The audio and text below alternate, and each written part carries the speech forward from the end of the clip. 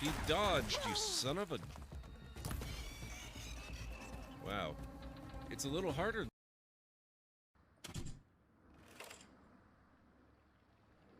Wonder if maybe the spear would be easier. Ah! Oh, jeez.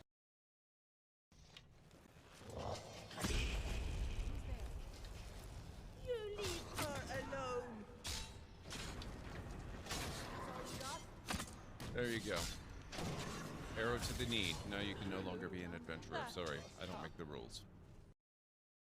No, I think we're gonna go with Galaxy, unless Defiant is... Actually, Defiant's not too bad. Let's stick with the Galaxy, though. That looks good to me.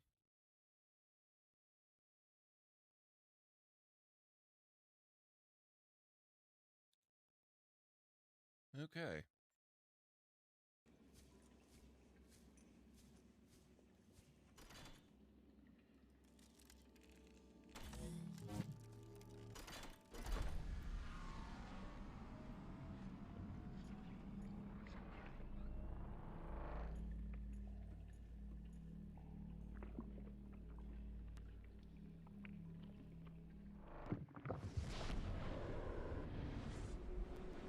Alright, here we go.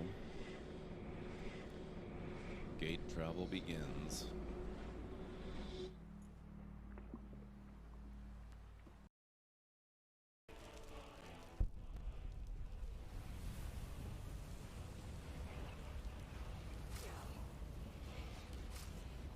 Do you mind?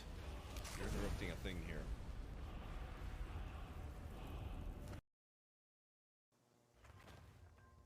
Wooden barracks constructed in Mayo.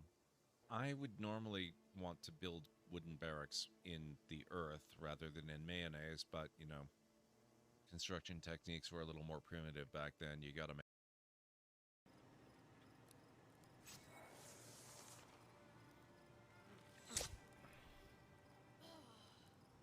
Oh, nice!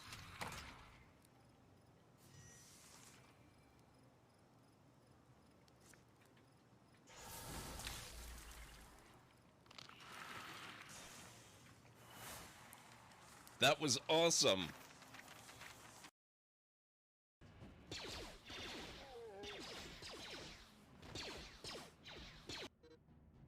Oh, shoot.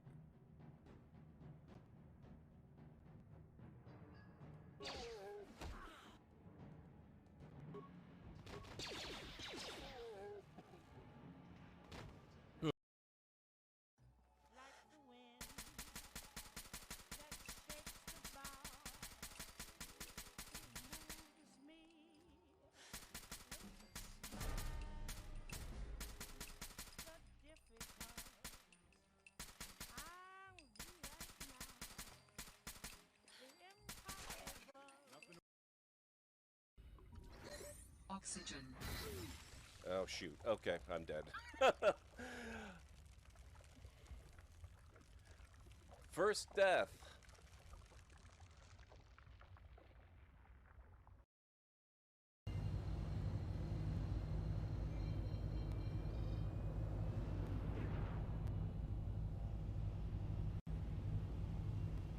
Whoa. Whoa.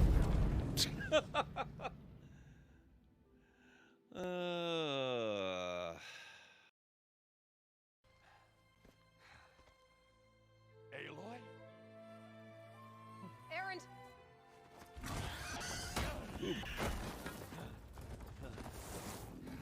I love how expressive they are in this one.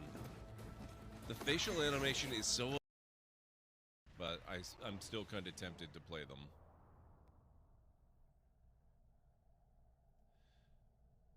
Okay.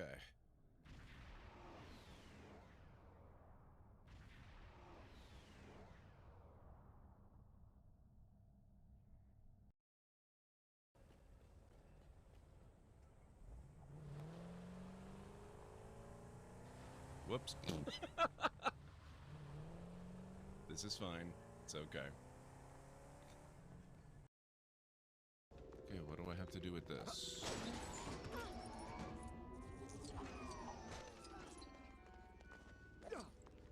Oh, I think that was just the thing that delivered the thing for the thing.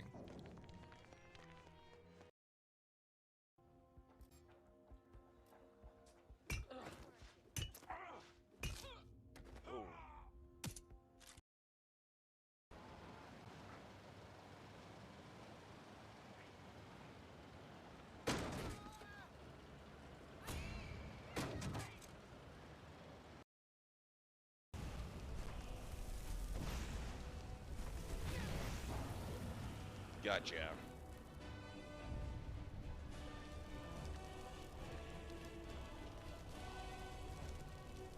Now watch a courier show up again.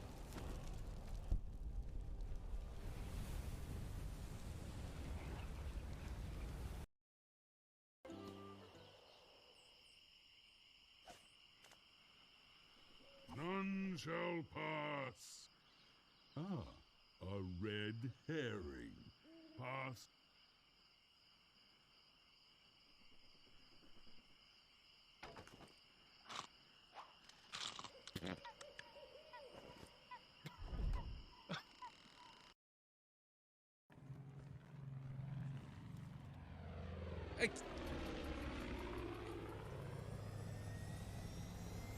Excuse me? What?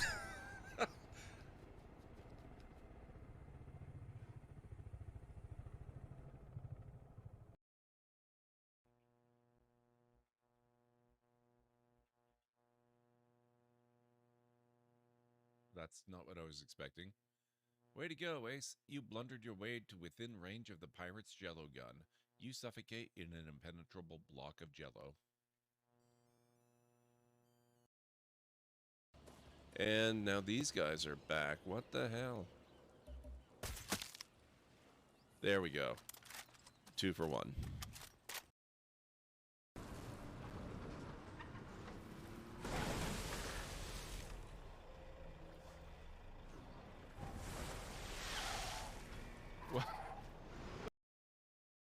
This room is in lockdown, but don't worry, I've got the override codes. You'll have to use me to unlock the door. That's an excellent idea. When you desperately need all troops available at your side, be sure to lock them in their rooms and force them to use an override that they. There's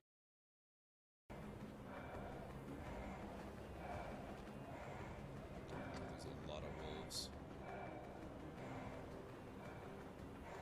I'm getting pretty low on oxygen.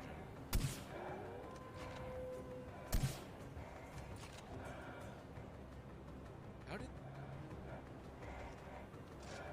I'd really love to know how that did not kill them.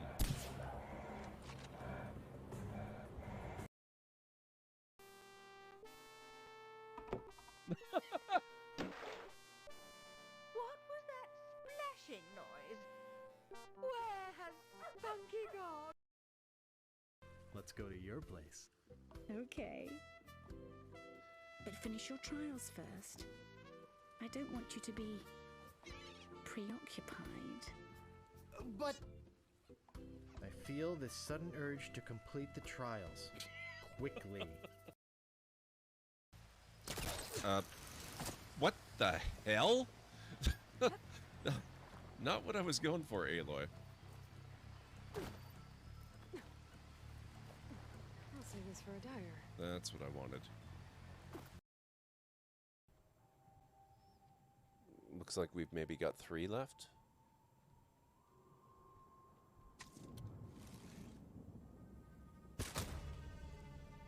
Did I say 3? I meant...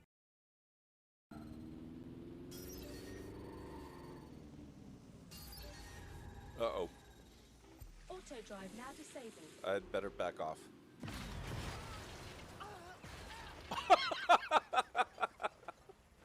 I did not expect it to get the Albion truck.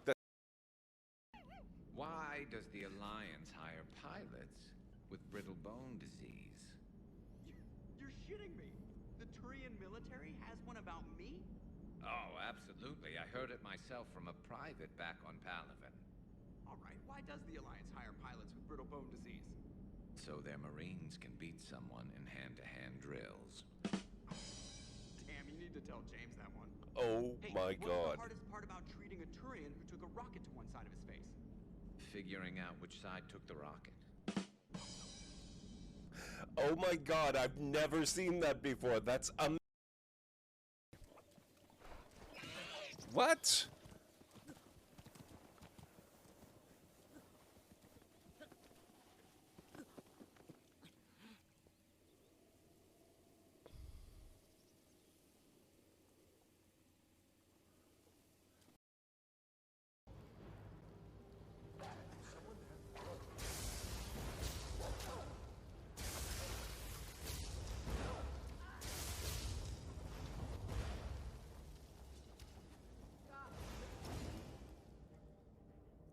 You guys handle the fighting. I'll just be here looting.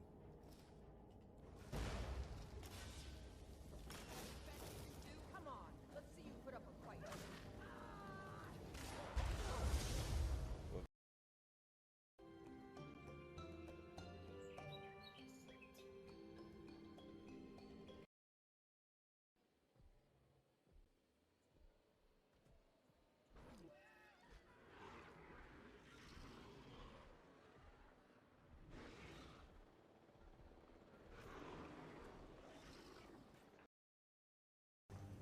Not that the game would ever throw anything really terrible at us. Look over there, and you won't drag down.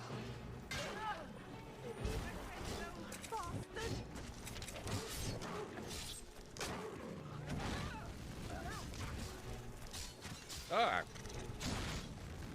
Giant Chaurus spider? What the hell? That's so disgusting. Ooh.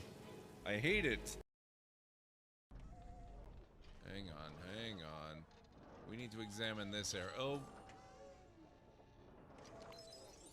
So uncivilized. No kidding. You said it, Obi-Wan. Uh-oh. My, aren't you the clumsy one? Because of your inability to walk without falling on your face, your helmet is now riding the elevator without you. You've blown your cover. The Sarians are sure to shoot first and ask questions later. I don't know, they failed to notice my hands. Maybe they won't notice my...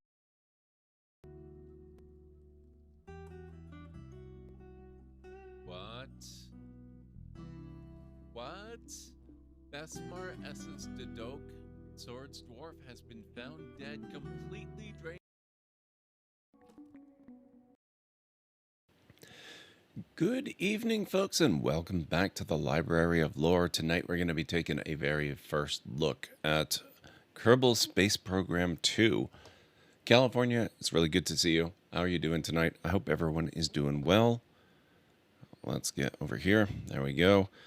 Now, I've never tried streaming this game before. Hey, Sketchy, it's going good. We're about to try launching the game. This is early access.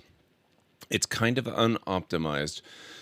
So I'm going to take a chance here, and I'm going to drop back down to 1080 instead of 4K on my main display.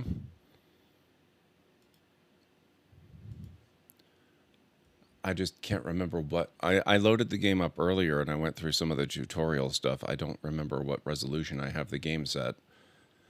Hopefully, it'll be okay. Let's try launching this. Where's Kerbal? Kerbal, where are you? Kerbal, there we go. Kerbal 2. How are you doing, Sketchy? It's really good to see you. Okay. We're going to see if we can land on the moon. Hopefully with a space plane. But I wouldn't mind trying to land on the moon even without a space plane. Oh, okay, that's encouraging. It's picking up the game.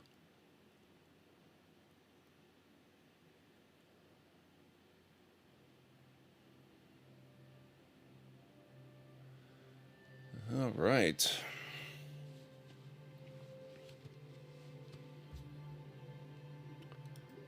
How's our settings?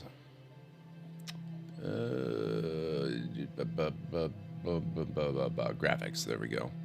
Oh, okay. Perfect. So it's already playing in 1080. That is beautiful. So let's delete that because that's dumb. And we're going to delete that. And we're going to delete the whole campaign. Oh, I already did. Okay, so let's do normal difficulty. We're going to call this library on stream. We're going to go with the agency flag in colors. That looks good. Might go a little more blue. No, come on.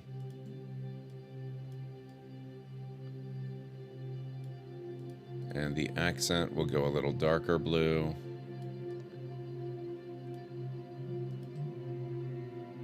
And we're going to start the campaign.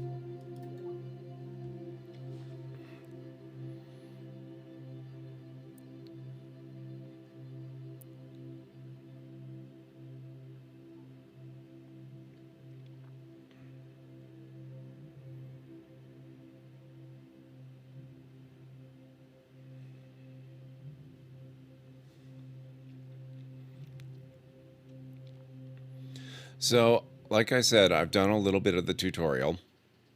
Oh, I love this. Can you guys hear okay?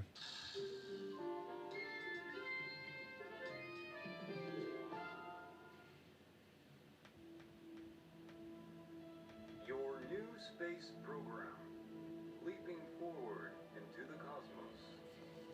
Since the dawn of Kerbal kind, we have looked to the sky and wondered what sublime mysteries lie hidden in the darkness, like jewels never beheld.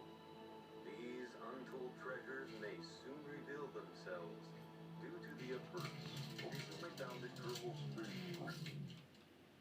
Oh my! I think that might have been the only copy of the orientation film. Oops. Slides, somewhere. Welcome to your first day running the Kerbal Space Program. This campus hosts the greatest ever gathering of astronomers, astronauts, and engineers. After years of focused effort, this collection of geniuses has created several very impressive buildings. Very important, that. We have all the necessary pieces to take our first steps off the ground. The best way to advance our technologies further is to get up there and learn by doing. All we need now is somebody to show us how to put all these parts together. Well, we also need somebody to help us out with the flying. We need a lot of help, actually. That's why you're here. My name is Paige, by the way. If you need any hints, feel free to visit me over at the training center. Everything in there is well padded, so it's a great place to get up and running. Welcome aboard. Sounds good.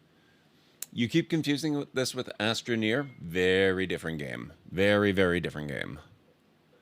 Hello and welcome to Kerbal Space Center. This campus has everything you need to turn your fledgling space program into the stuff of legends.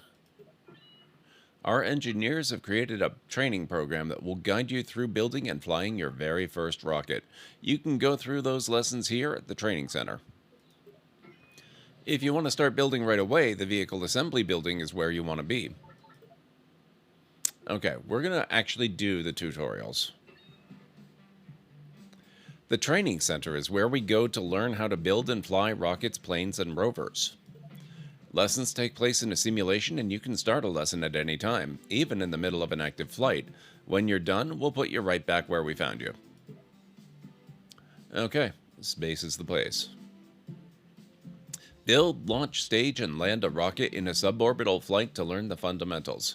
We all have to start somewhere. How do rockets work?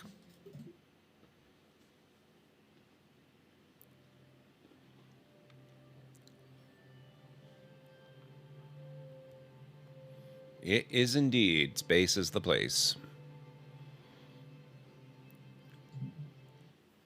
Space is the place.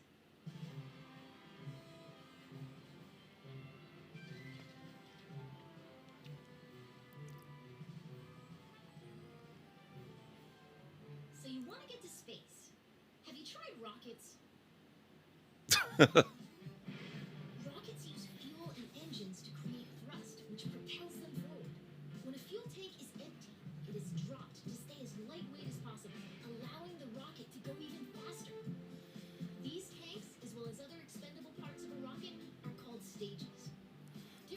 stages do different things. Often the first stage is very powerful, with just enough fuel to get the vehicle through the atmosphere. The second stage usually has a low-thrust engine that, while not as powerful, is more fuel efficient. After dropping the heavier first stage and leaving the atmosphere, the second stage engine pushes the much lighter second stage to orbital speed.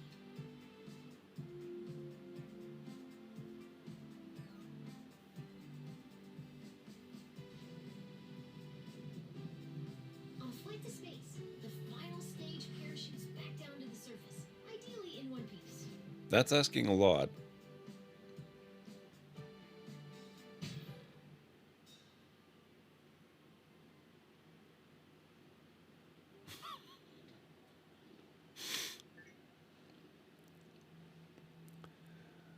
How's it going, Dova? Tutorial complete. Okay, so we can play now.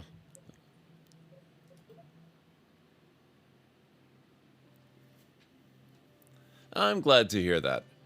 So anybody got any big plans for the remainder of the weekend? I hope you've all had a good start to it.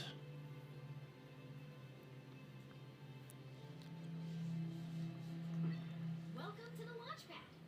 As you embark on your journey into rocketry, it's important to get all the crashing out of your system here in the simulator. It really cuts down on the awkward phone calls. Today you'll be launching into the virtual skies over KSC, where you'll learn how to control a rocket. Let's learn how to rotate the flight camera. That way you can see the launch from your favorite angle. Okay. Great. You can also zoom the camera in and out. Nice. Go ahead and pick your favorite view for this launch. Your rocket is ready for launch. Every good launch starts with a big green button and lots of fire. Most bad launches do too, actually. Start the launch sequence by selecting the Go button or pressing the space bar. And try to ignore the dangerous teetering of the rocket on the launch pad.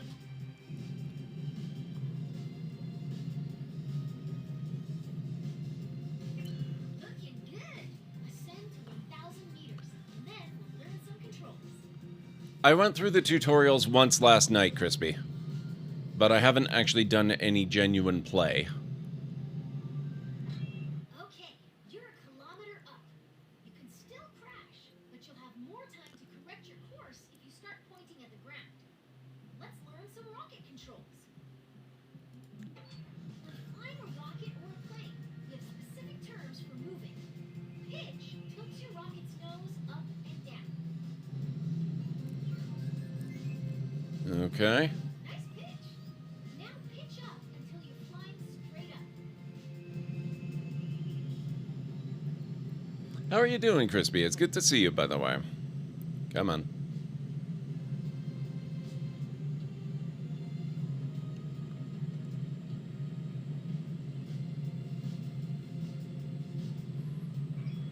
Let's move on. Yes. Yaw steers your rocket left and right. Try it now.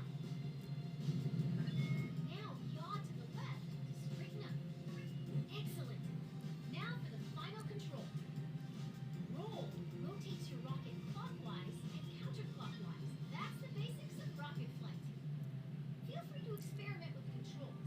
You can move on when you're ready.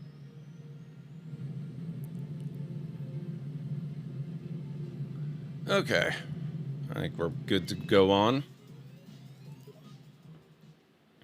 I've heard mixed things about KPS2. Really? What kind of... It's barely out. How can people have complaints already? Wait a minute. Never mind. This is the internet. Of course they have complaints.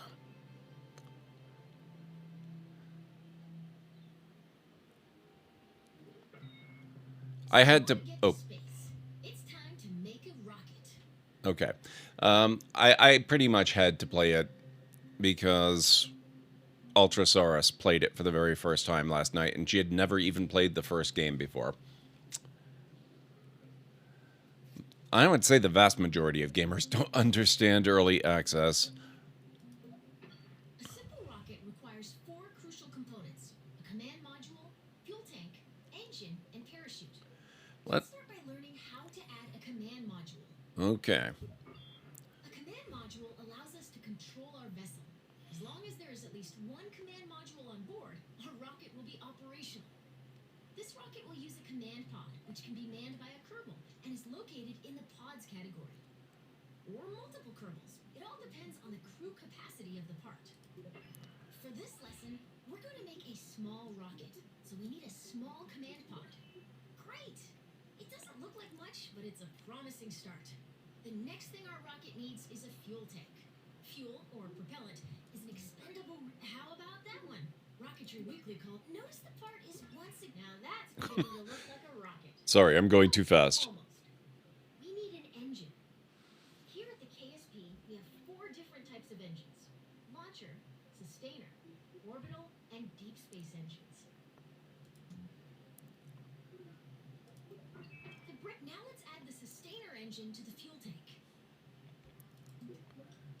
Okay. Excellent. Our rocket is looking pretty great. We just need one final touch. As is, our rocket can absolutely take flight. But if we want our pilot to survive... Not yet, Aaron, though. How you doing? We need to attach a parachute to the top of their command pod. Do we really need a parachute? I don't know that we need a parachute. Our one Kerbal rocket doesn't weigh much, so we only need an extra small parachute. Let's go with that one. Now, all we need to do is put it on top of the command pod. It won't do as much... Congratulations! You've just built a rocket. Are you sure you haven't done this before? Nope, I've totally never done this before, ever.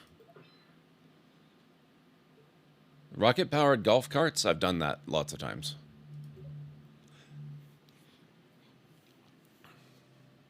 You know how it is, Reddit's gonna Reddit. That's true.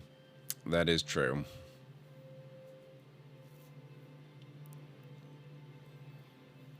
Yeah, I've been watching Ultra's VOD from last night. It's really fun seeing her go through and get help from chat and do all the things.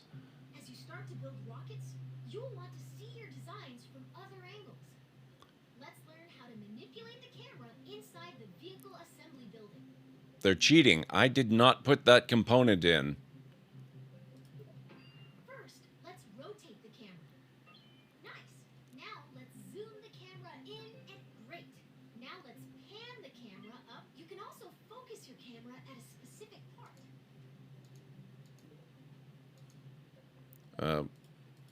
Oh. Middle click. If you want to view your rocket from the top, front, or sides, switch to blueprint mode.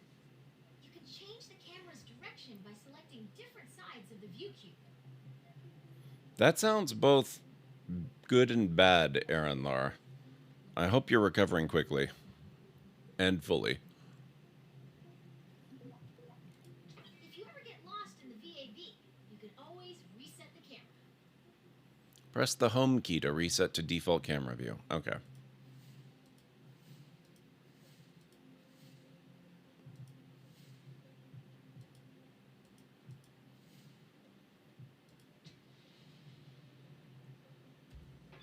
Nice. Now you can get at those hard-to-reach parts of your rocket.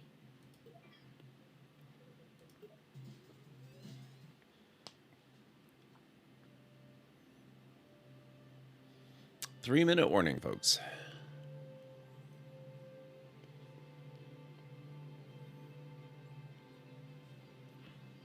So we're just going to go through this quickly. We'll do each of the tutorials, and then we're going to get started doing some weird stuff. Rocket's ready. Let's take it out for a little hop. Okay. Let's move this rocket to a launch pad. Welcome to the launch pad. Today you'll be flying straight up. Your rocket should do fine without any steering inputs. But if things get out of line somehow, feel free to intervene. All right, let's go.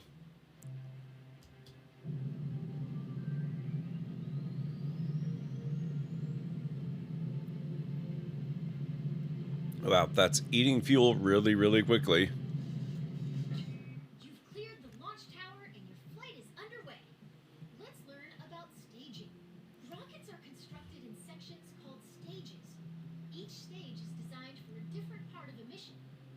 When a stage completes its job, it's dropped to shed weight. Okay. On your right, you'll find the staging stack. It displays all of the functions contained in each stage. every time you select the Go button, you'll activate a new stage, starting from the bottom of the stack. Each stage's fuel supply is shown on a bar next to the stage. Your active stage, stage 1, still has a little fuel in it. When it goes dry, you'll drop that stage by selecting Go. Okay. Your first stage is out of fuel. All it is doing is slowing you down.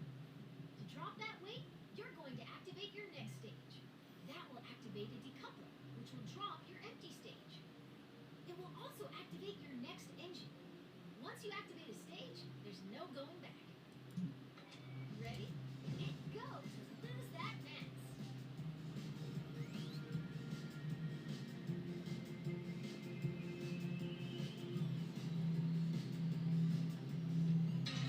Congratulations! You're nearly to space, and your next set of fuel tanks are empty.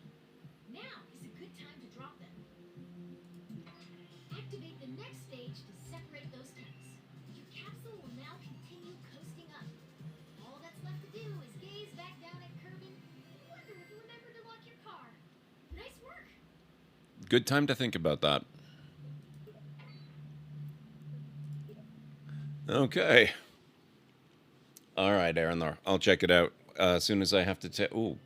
As soon as I have to take a break, which is pretty much right now, actually. So as soon as this part of the tutorial loads in and the talking stops. Your capsule has a lot of momentum. If you're curious how high up you are, take a look at your altimeter. You're so high that you can see the curve of the horizon. Okay, and with that, we will continue this in just a moment. I'm going to take a break, and I'll read your message, Aaron, and I'll be back in a couple of minutes. Whoa.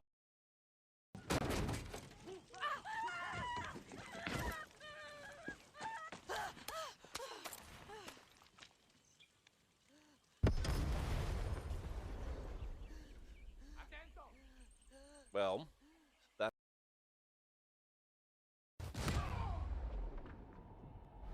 Another one bites the dust. That works. Boom Boom is down. What the hell?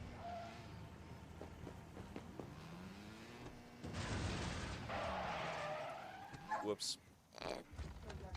Sorry, Boom Boom. Oh.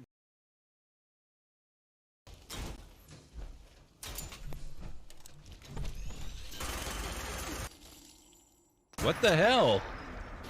Oh my...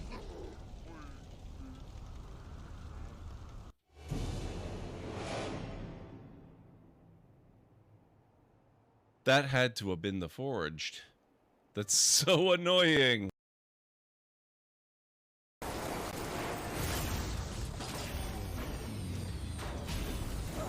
Whoa! Eyes open, dumbass.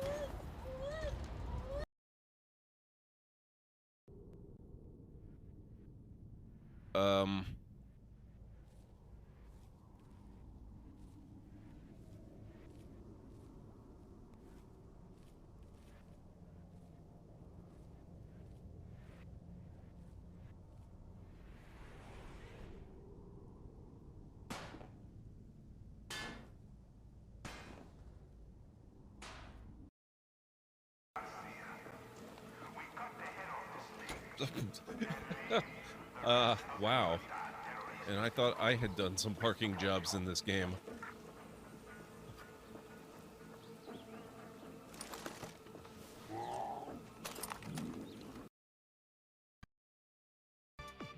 Here.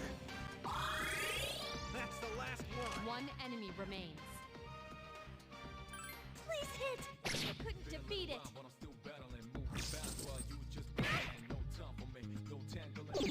Attack evaded. I've been waiting for this. I love it when they knock themselves over.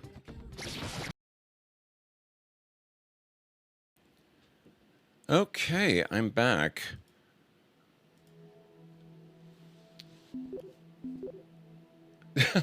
Actually, I don't even have the new RAM yet, Aaron.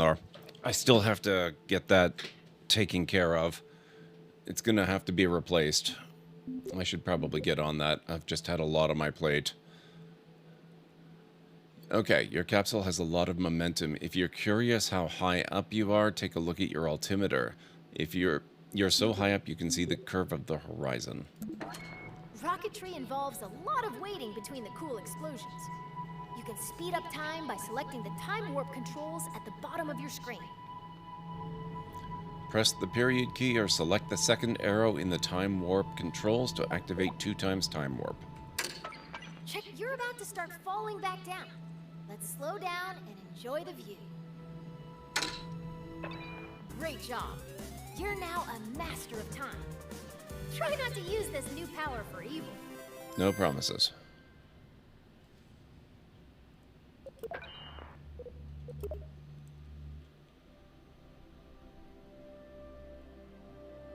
What do you mean, Aaron? Oh, no, one of the sticks is bad. I can get it to recognize 96 gigabytes, but never the full 120, and it's always the same stick that goes. But it's a lifetime warranty, so it should be okay. Wind resistance will slow down your capsule's descent, but not enough to prevent it from turning into a bunch of tiny capsules when it lands. That's why we've attached a parachute. If you deploy your parachute too early, it'll be torn off. If you deploy it too late, you'll do some unplanned underground exploration. The sweet spot for Kerbal is between 20,000 and 2,000 meters. Okay, you're low enough to activate the final stage that contains your parachute. Hit go to pop your chute. All right, there we go. Nice work. The parachute will trail your capsule for a bit without fully opening. Once you've slowed down enough, it'll open all the way by itself.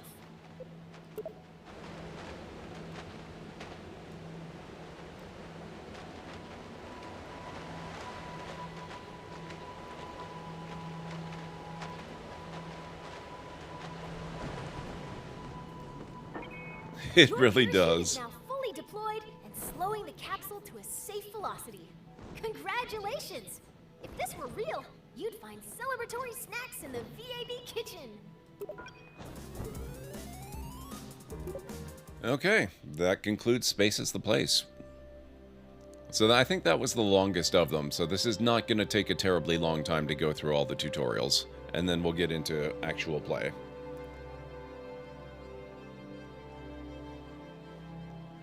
Training Center.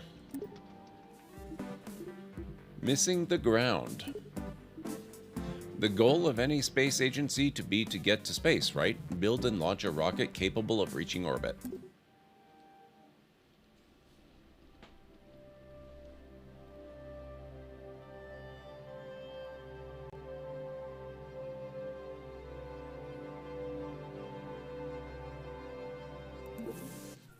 Missing the ground. If you want to visit space for more than a couple of minutes, you'll need to get to orbit. An object is in orbit when it's moving sideways so quickly that even as gravity causes it to fall, it keeps missing the ground. As long as that object isn't slowed down by anything, it follows the same path every time it goes around the body it's orbiting. Forever. If that object is a Kerbal, hey, it's recommended that they bring lots of snacks. So since your goal is to move horizontally at a high speed, why not launch sideways? On Kerbal, the atmosphere is like a thick soup. You waste a lot of fuel trying to fly through it horizontally. By launching vertically, you cut through the thickest part of the atmosphere as quick as possible. Most orbital rockets begin tilting toward the horizon soon after they leave the launch pad. This maneuver, called a gravity turn, uses the planet's gravity to turn the ship and reduces the amount of fuel needed to achieve a stable orbit. When launching near the equator, your gravity turns should point toward the east, since your vehicle gets a free boost from the planet's rotation. Thanks, planet! Once a vehicle is moving quickly enough that its arc will take it above the atmosphere, it shuts down its engines and coasts to space. Once it nears the top of that arc, the vehicle needs to fire its engines a second time to keep itself from falling back down to the planet. Doing this turns that arc into a nice big circle. Congratulations! You've missed the ground. And you're halfway to flying.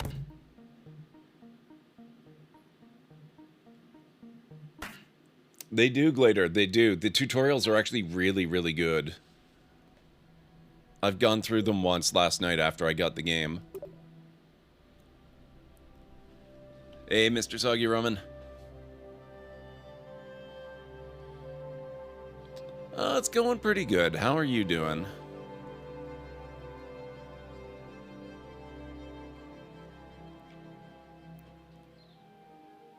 I hope everyone's had a good weekend so When far. you're making a rocket, it's often easiest to work top to bottom, tailoring each stage to carry the weight of everything above it.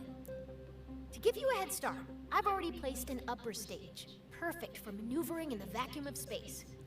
It could use another, more powerful stage to push it up to space from Kerbin's surface. Let's turn this vehicle into a multi-stage rocket. Anytime we intend to drop an empty stage after using all of its fuel, we connect it to the stage above it using a decoupler. A decoupler contains explosive bolts that, when activated by a staging action, eject the attached stage away from the rest of the vehicle. We like explosives. Add that decoupler to the bottom of your rocket. We need to attach a larger, more powerful lower stage to the bottom of your rocket. To keep things simple, I've whipped up a new lower stage in another workspace. You can bring saved vehicles and other sub-assemblies into an in-progress workspace by merging it. Let's merge my lower stage into this VAB workspace. Been great, though. Got through the first fourth or so of an Elden Ring randomized co-op. Oh my god. See it and you must equip a challenge run with a friend. Very nice. That seems awesome. Yeah, they're keeping it simple for now, Mr. Soggy Ramen. They will teach you about the ellipse and how to correct for it and all that later on. I think you also played some Star Citizen recently. I did. It was actually a huge amount of fun. I have some really neat clips from that one. Oh, did you actually get it, Mr. Soggy Ramen? Congratulations. I hope. Okay. Out in the real world, this list would show all of your saved workspaces. Here in the simulator, I'm only showing you the lower stage you need to merge. Now that the lower stage has been merged into your current workspace, you can see it next to the upper stage. Select the lower stage and connect it to the decoupler beneath the upper stage to create a single two-stage rocket. Perfect! Merging is a very powerful tool. Anytime you want to reuse a particular booster, lander, or other element from an existing rocket, merging saves you the hassle of making the same thing over and over. Okay.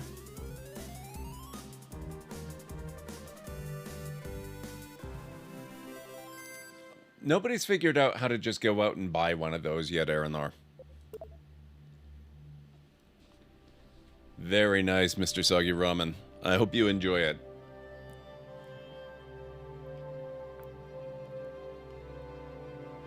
Yeah, with Star Citizen, I only catastrophically exploded a couple of times. I did have a few other catastrophic collisions, but they weren't actually explosive. Sometimes need an extra boost. In a rare case of rocket scientists naming something well, these additional rocket engines are called boosters. Boosters are attached to the sides of a vehicle to keep them out of the way of the main engines. Solid fuel rockets make great boosters. They produce a very high thrust for a short time. Let's attach some boosters to the sides of your vehicle. I'll keep hoping, though, someday someone will tell me where to get one. And if you find out, please let me know. We'll start by attaching 4 radial decouplers that will eject the spent boosters when they're empty. To make sure that these decouplers are evenly spaced and aligned with one another, you'll be using the symmetry tool.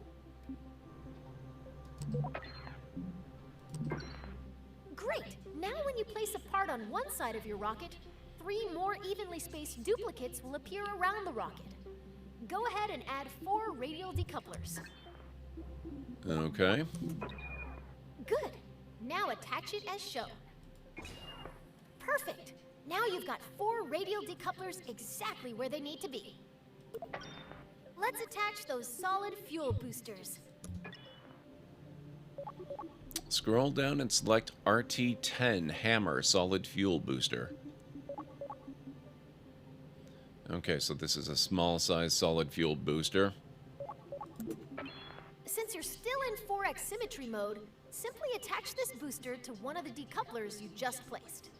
That will attach copies of... Great job! You've finished your orbital rocket. You can symmetrically place up to 8 parts at once.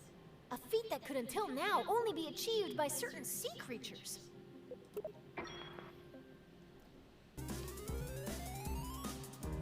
Did you fall through the geometry of your ship while in Quantum? No, that's never happened.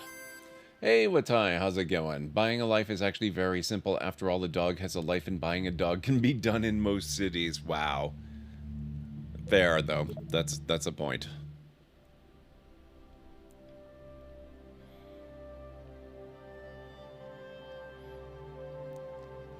I managed to explode inside the hangar the first time I tried to take off, Glader, because I realized once I took off that I didn't know how to ask for launch clearance, and so the doors were closed, and I was trapped inside. Before you launch a rocket, you need to plan the order of your staging events. Nobody wants to start out their flight by popping their parachute, right? Most parts that can be staged are automatically assigned to stages. Their activation order can be seen in the staging stack. You can change when staging events occur by moving them between stages. You can also add, remove, and reorder stages. Best of all, you can do this in both the VAB and in flight. Yeah, it was fun. The other catastrophic explosion occurred towards the end of stream. I took off from my home planet, which is a gas giant, so it takes a long time to get out of orbit, and I went to try and do another investigation mission, and I got there, and I don't quite have the hang of controlling the ship's speed just yet. Let's just say I got to the station a little too quickly. The staging order begins at the bottom of the staging stack. You want your boosters and main engine to fire together for maximum thrust. The solid fuel boosters are currently in the second stage. If we don't change anything, the boosters will ignite late and detach themselves at the same time. This would be embarrassing for everybody. So let's move the boosters down to stage 1. Okay. Your solid fuel boosters burn very hard and very fast, so they will run out of fuel first. Even though your main engine and boosters will activate at the same time, you want to drop the empty boosters before you drop your main engine. You'll add a new stage above stage 1 to do one thing. Activate the radial decouplers to jettison your spent boosters. Okay. Now move all 4 radial decouplers from stage 4 to your new stage 2. All done. Your remaining stages are set up so that stage 4 will activate your orbital stage's engine. Stage 5 will detach the orbital stage's fuel tank when it's empty. And stage 6 will deploy your landing parachute. Thanks to you, this rocket is ready to fly. Ready's a strong word. Gotta love firing the boosters, then immediately dropping them while they're going. I certainly don't know anything about how that might play out.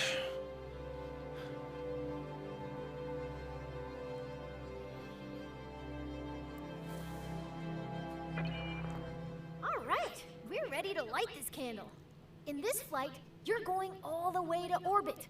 I'll walk you through the process of launching, executing a gravity turn to get moving sideways, coasting to orbital altitude, and doing a final burn at the top of your arc to establish a stable orbit.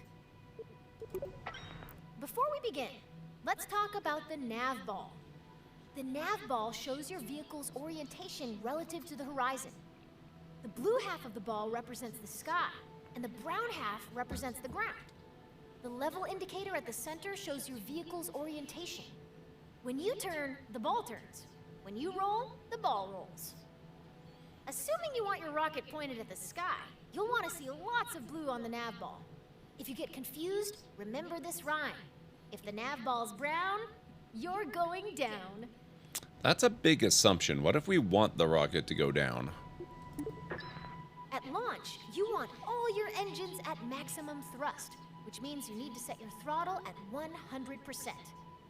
Your solid fuel boosters are way ahead of you on this. They have no setting other than full throttle, and they can't be shut off once they're lit. Once you hit the go button, they'll go full tilt until they run out of fuel. Still, your main engine's throttle is in your control. You can see your main throttle here. Left shift gradually increases your throttle. Left control gradually decreases your throttle. Z and X instantly set your throttle to 100 or 0% respectively. Left click on the throttle will set its level where you clicked. Okay. Your fuel levels are visible within the staging stack. Right now you can see that your main engine and 4 boosters are all topped off and ready to rumble. It's time to go. At the start, all you need to do is fly straight up. I'll check back in with you once those boosters are empty. Good luck! Okay, let's go.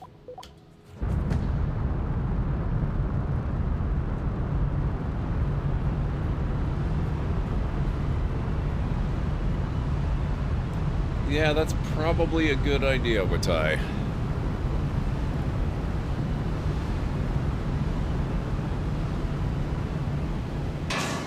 All right, solid fuel boosters are empty. Let's drop them. It's time to start your gravity turn. A gravity turn uses the pull of the planet's gravity to help bend your vertical ascent into a horizontal arc. It's the first step to entering orbit. For our first flight to orbit, we're going to start our gravity turn up to where the air is thin, at an altitude of around 10,000 meters. To show you where to aim your rocket, I've placed a target marker on your nav ball. Okay. First, we need to get to 10,000 meters.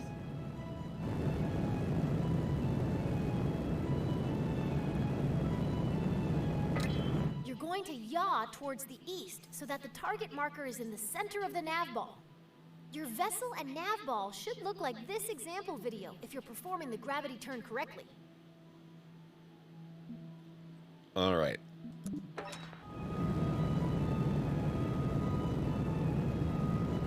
Nope. Keep going.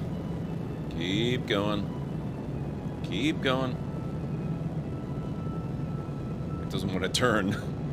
Oh, okay, we're going. Well, it shouldn't matter now.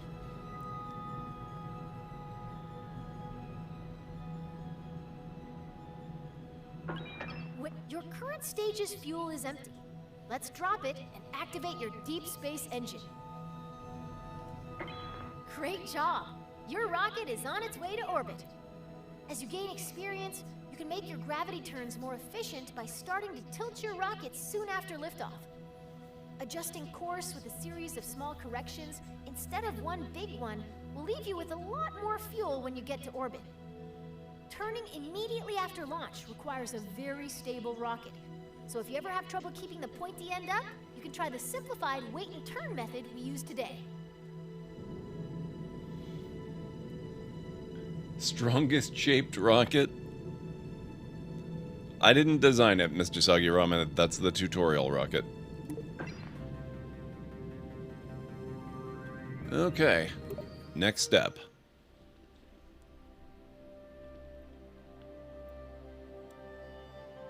Yeah, I would be driven crazy by that, Watai. I think it definitely sounds like a new keyboard is in the cards. Right now, we're on a ballistic trajectory. If no further adjustments are made, your rocket will eventually fall back down to the ground. Our objective is to turn this arc into an orbit. The process of turning your trajectory into a circular orbit is called circularization. Partial credit to the rocket people on that one. It does have the word circle in it, but it's really hard to say. It's not that hard. When planning and executing orbital maneuvers, you'll want to switch to map view, where you can see every part of your current trajectory. The blue arc passing through your vehicle is its current trajectory, the path your rocket will follow if you don't touch the controls anymore. Our goal is to make that arc into a circular orbit. After you've coasted nearly to the top of this arc, you're going to point forward, and then you're going to ignite your engine. If you time this burn right, you'll never quite get to the top of the arc, as it'll keep widening in front of you until it wraps all the way around the planet. Circularization. See? Easy. Let's break that down a little more. The top of your arc has a helpful tag in map view. It's called the apoapsis, abbreviated as AP. You're going to max out your throttle before you pass this point. We're paused at just before the apoapsis. We want to go faster in the direction we're already moving, so we need to make sure our rocket is pointed forward. There's a handy marker on your nav ball, called the prograde marker. That represents your forward direction. Use the Stability Assist System, or SAS, to point your vessel at that marker. You're all lined up and ready to go. The next step is to go max throttle. It can take time for your arc to fully expand into an orbit. If you look closely at where your trajectory meets the ground, you'll see it moving toward the horizon. Let's zoom out a little bit so we see this better. I'm surprised how big this behemoth of a console is. Yeah, it is pretty sizable, but it's really fun. Once your trajectory reaches all the way around the planet, you'll see another marker on your orbit. This is the periapsis, or PE, the lowest point in your orbit. It'll always live on the opposite side of your orbit from the apoapsis, or highest point. By burning prograde near your apoapsis, you increase the altitude of your periapsis, the lowest point on your orbit. Redaction time. It's pretty good to see you. How are you doing? What's going on? It's been a bit.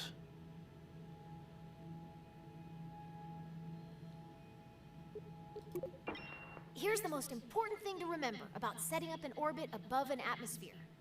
Your periapsis must be higher than the atmosphere, or your rocket will start to slow down every time it dips into the Okay, your orbit is fully out of the atmosphere.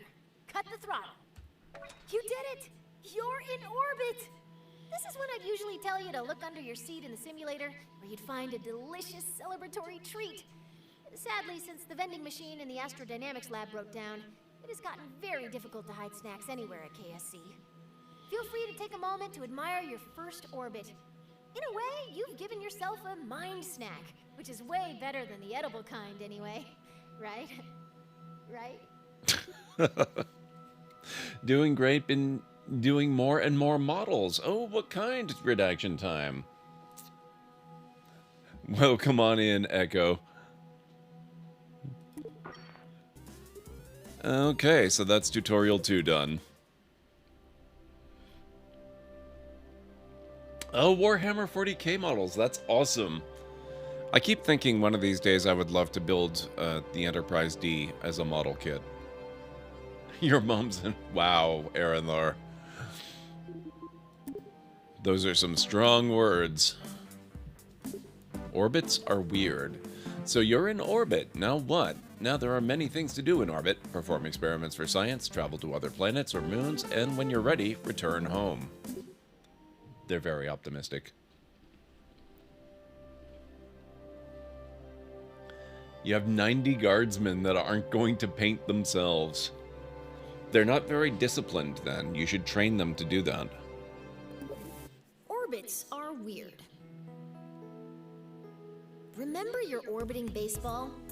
What if you wanted to make its orbit higher? Well, it's a baseball, so grab your bat and try to hit the ball to a higher orbit. Your first thought might be to try to deflect the ball upwards. Unfortunately, hitting the ball upward bends its orbit so that it hits the ground before it can return to you. What you need to do is hit the ball in the direction it's already moving, adding to its already high velocity. Now that you've sped the ball up, why isn't it flying any higher? It just keeps whizzing by at the same height it always did. After all, I said that making it go faster would make it go higher. What gives?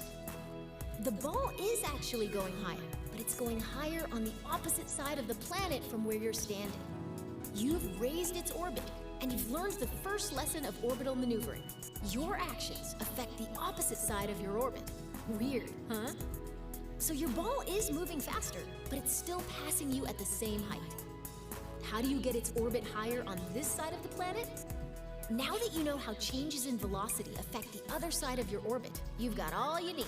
By adding velocity to the ball at the highest point in its orbit, you raise the lowest point in its orbit and make it circular again. Doing good, Echo. Just kind of getting started. I've gone through the tutorials for this game once before last night. I'm just doing it again to kind of reinforce it, and so that people in chat have a chance to see it, because it's really funny and informative.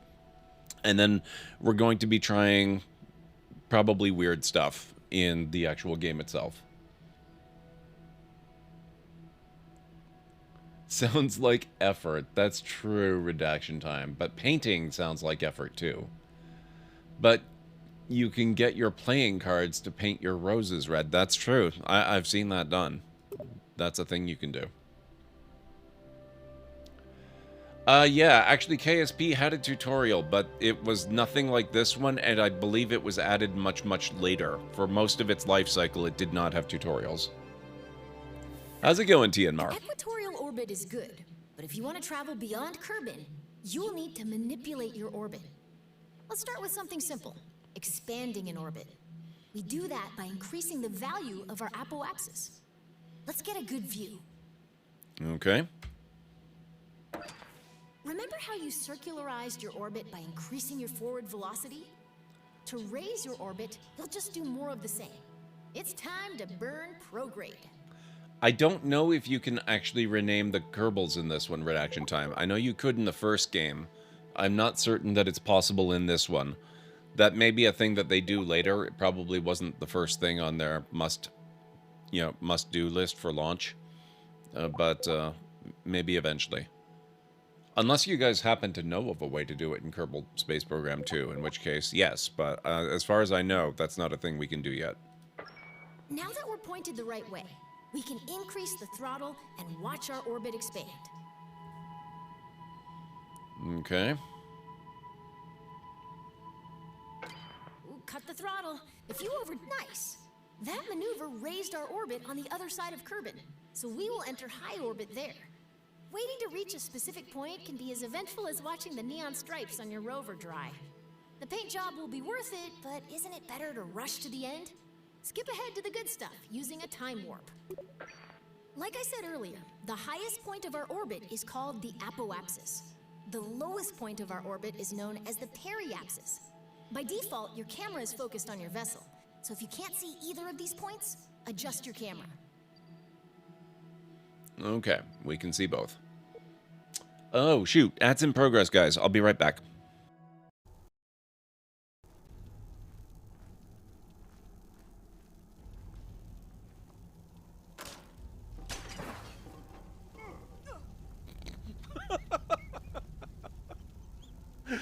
Oh my god, that was... I like that.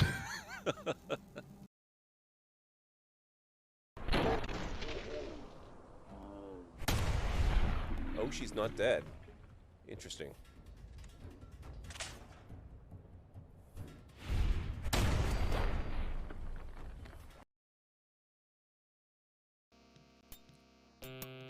Pardon me, this program is too stupid to glean your desire from such a wonderfully crafted sentence.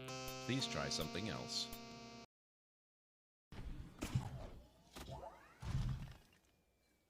Oh... What the hell, game?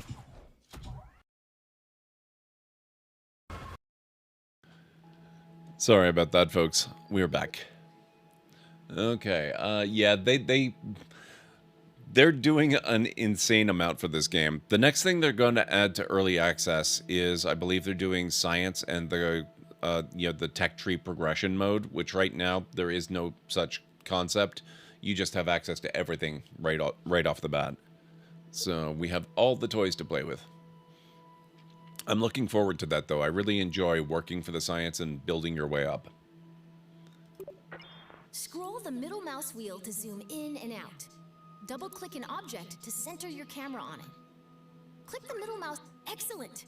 You can time warp to any position on your trajectory by selecting a point on your vehicle's current path, and then selecting time warp to point. Thank you, Aranor. Now you're way up in the sky, so high that if you circularize your orbit now, you'll be in high orbit. Wow, the black starry void looks so small from here. Wouldn't it look big from here?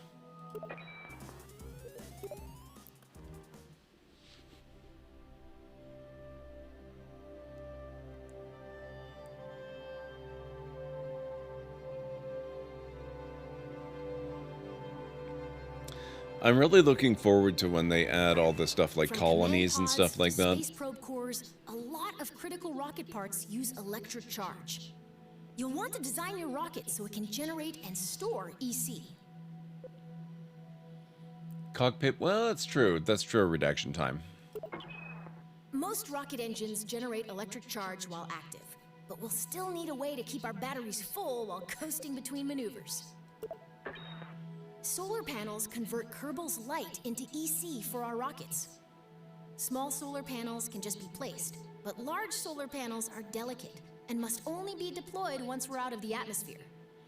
I've equipped this rocket with 2 deployable solar panels. Here's a hand crank. Get to work. What? Just kidding. There's a handy button that opens all of them with a single click. Give it a try. That's better. Great. The solar panels are now extended.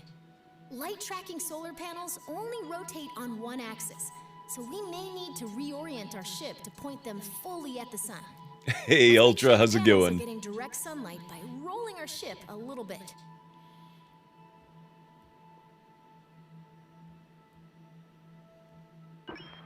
Excellent. The solar panels are soaking up all of those sweet photons and giving our rocket some much-needed EC. You can see the status of any solar panel within the part manager in the electrical parts menu. You can either access the app directly by clicking the app button, or you can right-click a part to directly access it in the part manager. I'm doing pretty good, Ultra. It's good to see you. Can we get shout-outs for Ultra? She's a fantastic streamer who played Kerbal Space Program for the very first time last night. And by Kerbal Space Program, I mean KSP2, this game.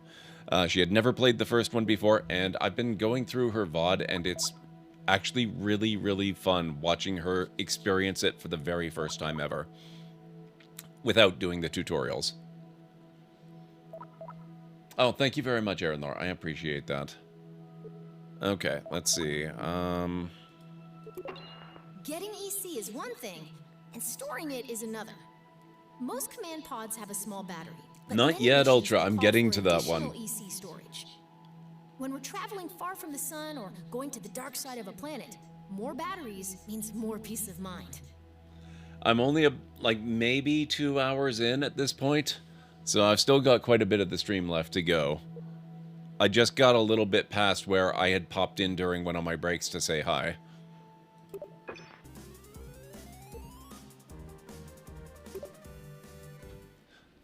So you never got to see any of this stuff. We're actually doing the orbit tutorials right now. A lot of the, it's surprising actually, a lot of the tutorial is devoted to orbital mechanics. At some point, the crew will run out of snacks. Did you know a Kerbal is 99.9% more likely to crash when hungry? That's when it's time to head back down to Kerbin, a planet known for its plentiful snack options. First, let's get a better view for this operation. Okay. Remember how we burned prograde to raise our orbit? To lower our orbit, we burn in the opposite direction, retrograde. SAS can really help us out here, so let's turn that on. It's probably good that you're doing the tutorial. I don't know what button it is, but it just deletes your craft and doesn't even give you a confirmation button? Oh god. That's probably feedback they would like to know about. Okay, let's turn SAS on. Now flip retrograde, the opposite direction to our rocket's movement. When we get into position to fire our engine backwards, we'll slow down. All right, the rocket is aligned to retrograde. Increase the throttle and burn until our trajectory is just past the atmosphere. Can you not undo that once you've done it? As we decelerate, watch what's happening to our periapsis. Once it enters the atmosphere, this rocket is on a path back to the ground. Don't ease off the throttle yet, though. We're gonna keep burning until our trajectory intercepts the ground. This should give us a good idea. That's it. Let's stop our burn. Now that we're on a collision course with Kerbin, we need to turn that collision into something more survivable. What? This process of crashing without dying is called landing. Our upcoming stage will activate a decoupler, dropping the engine and exposing a very important heat shield. Why don't you do that now? You had already launched? I mean, if that were just in the VAB, that would make sense. How can you just delete your ship when it's actually on an active mission? That they definitely need to hear about that. Oh my god. Okay, stage the rocket. Let's get out of map view for this. Great. We're on our way down and our heat shield is exposed. Have you ever wondered what a marshmallow feels like when it catches on fire? You're about to find out.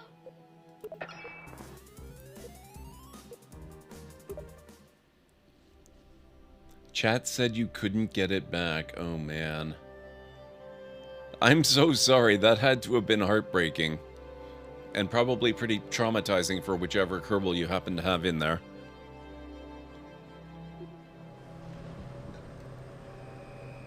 Okay, I think this might be the very last tutorial now. Orbital transfers.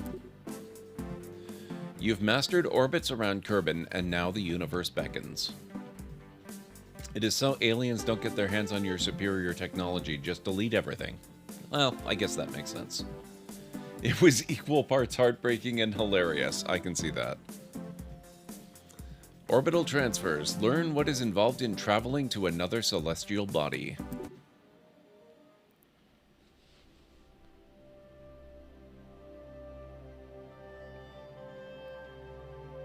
No problem, Ultra.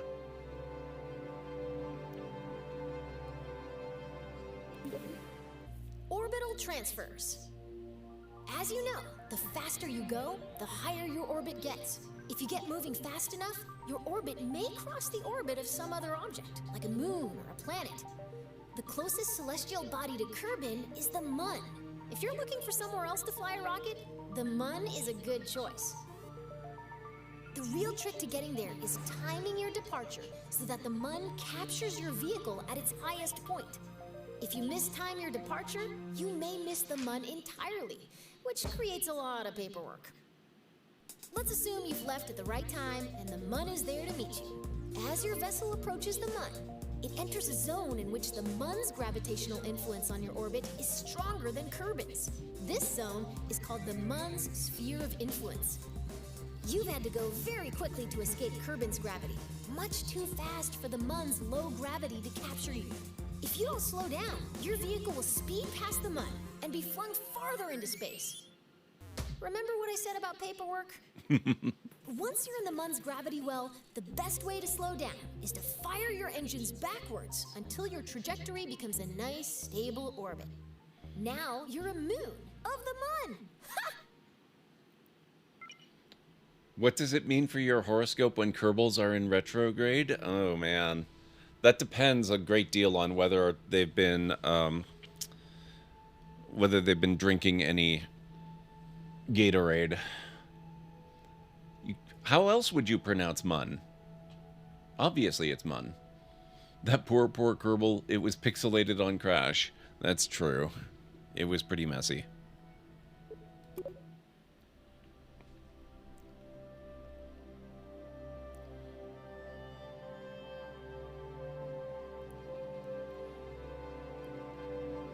I guess I always just pronounced it Moon. Our rocket is in orbit over Kerbin and ready to fly.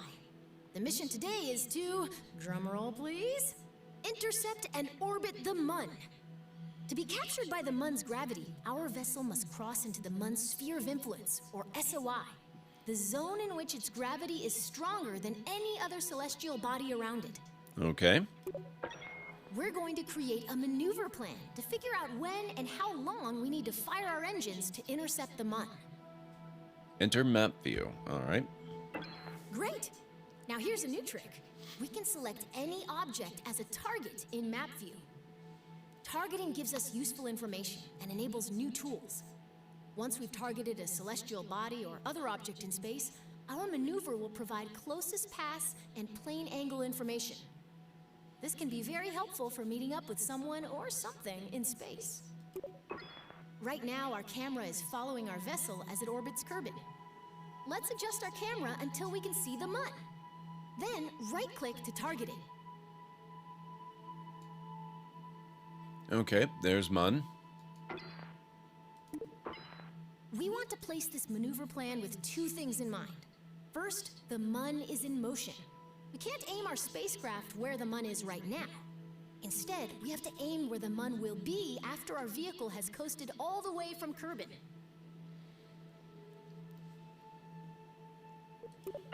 Second, remember how increasing velocity raises the opposite side of our orbit? Since we're placing this maneuver plan where we intend to start our burn, we should place it on the opposite side of Kerbal from where we intend to intercept the MUN. It was a different symbol, but you got there, yes.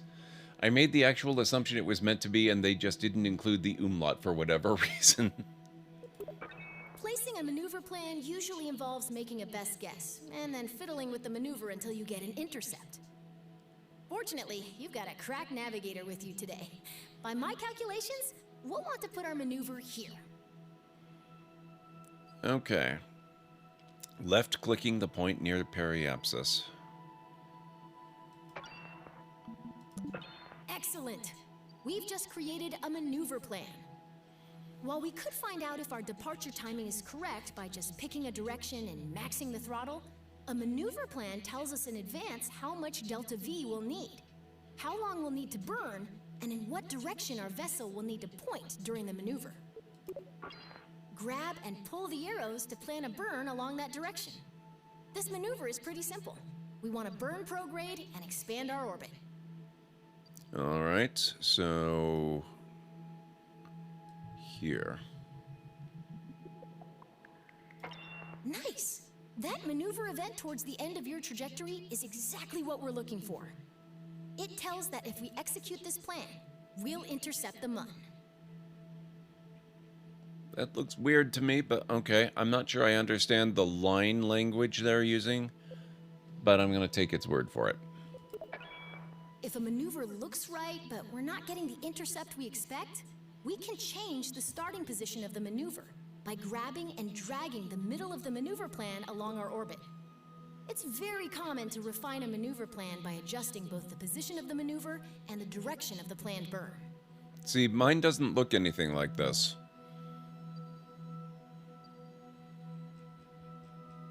Mine kind of looks like we're burning all the way around here. We're orbiting the sun. Hey, CD, how's it going? I'm doing pretty good. How are you? It's good to see you. Could we get a shout out for Crystal Dragon as well? I'm not sure I did that right. Let's see if I can adjust this a little bit.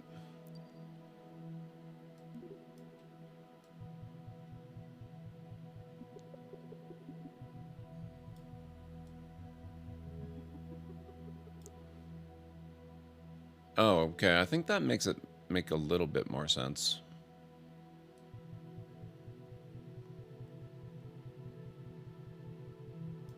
Yeah, we're just kind of going over that way. Thank you, Aranor. I appreciate that. That's right, you're playing Celesta. How is Celesta treating you? I love that game. I need to get the DLC for that one and get back into that at some point, but that's going to be tricky because 2023 is such a crowded year for big releases. No problem, CD. No problem at all. I hope everyone's having a good weekend, by the way. Anybody have anything awesome going on? If we don't want to maneuver at all, we can delete the plan, either by right-clicking the gizmo and selecting delete, or through the burn timer. Maneuvers are invaluable when leaving Kerbal. Feel free to come back and practice anytime. I'm probably going to have to do that.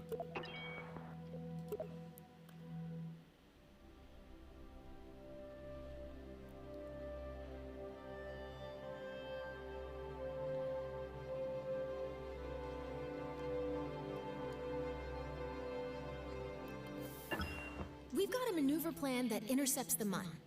Now we just need to execute that maneuver and fly to the Mun ourselves. Enter map view. Okay. Whenever we have a maneuver plan, a burn timer will appear. The timer shows you how much time is left until we need to execute the maneuver. I've paused the simulation for a moment, so this number won't count down quite yet. The timer also tells us how long we'll need to burn our engines at 100% throttle in order to complete the maneuver. Now let's take a look at the nav ball. A new marker has joined our old prograde and retrograde markers. This is called a maneuver marker, and it shows us the orientation of our planned maneuver. We'll want to make sure that this marker is in the center of our nav ball during our maneuver burn. Luckily, we can aim at this maneuver marker by selecting the maneuver button on your SAS controls. Orient your vessel to maneuver using SAS. Okay. Now your vehicle is properly oriented. And through the magic of SAS and more math than I'd like to admit, our vessel is properly oriented. We're still far from our planned burn, so let's speed things up. Been playing it a ton, absolutely loving it, loving the co-op campaign I'm in with my friend. Don't know for sure because it's my first time through the campaign, but I think we're nearing its end. That's really cool. I've never actually finished the single-player story in that, which is another reason I need to get into it.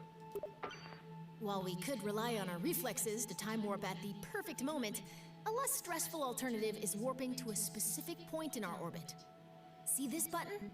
Select it to warp automatically to the moment before our maneuver begins.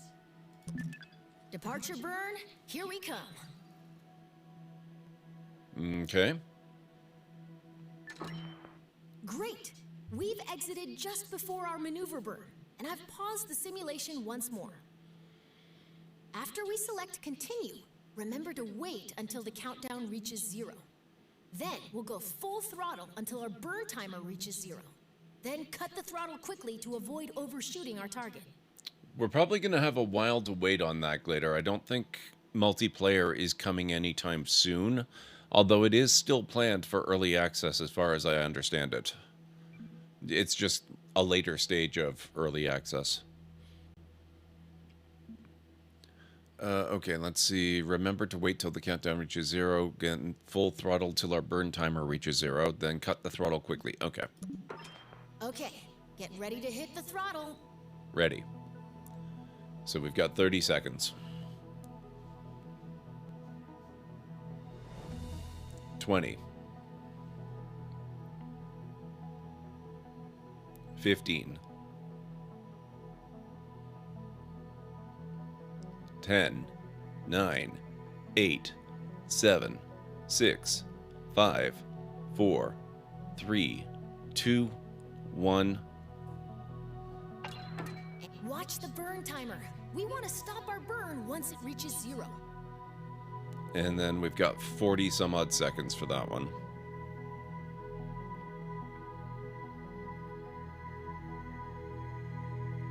30. No, I never thought of that, Ultra. 20. 15. 10, 9, 8, 7, 6, 5, 4, 3, 2, 1. Everything's looking great work. You've successfully executed a maneuver, and now we're on our way to the Mun. Yep, that's where we're going. We have to leave the planet behind.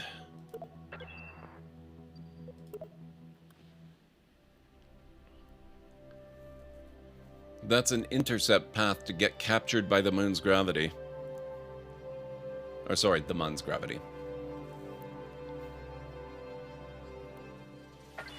It's going to take a while to reach the Mun, but don't let the wait fool you. We're now moving faster than any Kerbal has ever flown before. When we enter the Mun's sphere of influence, we'll be going way too fast for the Mun's gravity to capture our vehicle. It gets really annoying when she starts counting down the individual seconds. To orbit the Mun, we'll need to burn retrograde once we're inside its SOI, or sphere of influence. This will slow us down enough to keep us from being whipped into interplanetary space.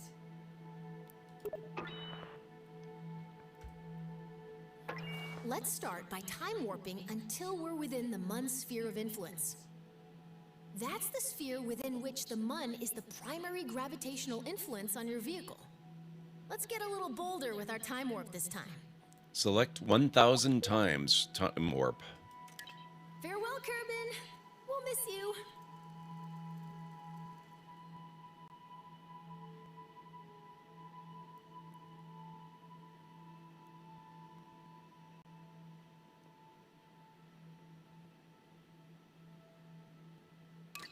Welcome to the Mun sphere of influence. Let's slow down to normal time so we can create our capture maneuver. Okay. Did you notice that we've got a periapsis above the Mun, but no apoapsis? That's because we're going too fast to complete an orbit before sailing past the Mun. Don't worry, we have time to adjust. Our objective is to slow down enough so that both apoapsis and periapsis are within the Mun sphere of influence. Alrighty. Remember the rule of orbital opposites. Because we want to lower your apoapsis, we'll need to place our maneuver plan at the periapsis. Let's get started. Open the context menu by left-clicking the orbit near the periapsis icon. So right here. Create a maneuver plan. In order to reduce our apoapsis, we need to slow down by burning backwards, or retrograde. This is a little like deorbiting over Kerbal, but we're going to stop burning before our trajectory meets Mun dust. Okay, create a maneuver that will orbit the moon or the Mun by pulling on the retrograde arrow. Okay, so let's move this over here.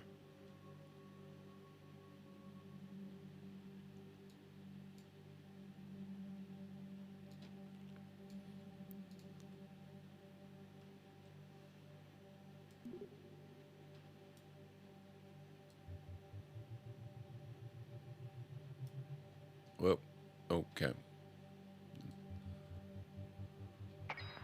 Maneuver plan set.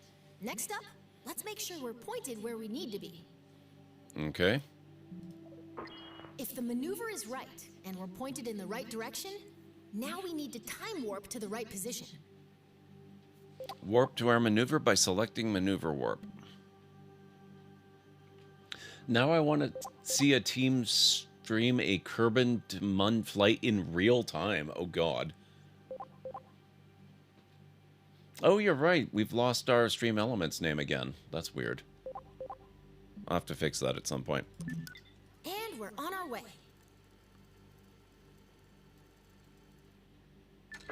Almost there. When the countdown reaches 0, throttle up to start your capture burn. Okay, hang on. Where are we? Oh, okay, 30.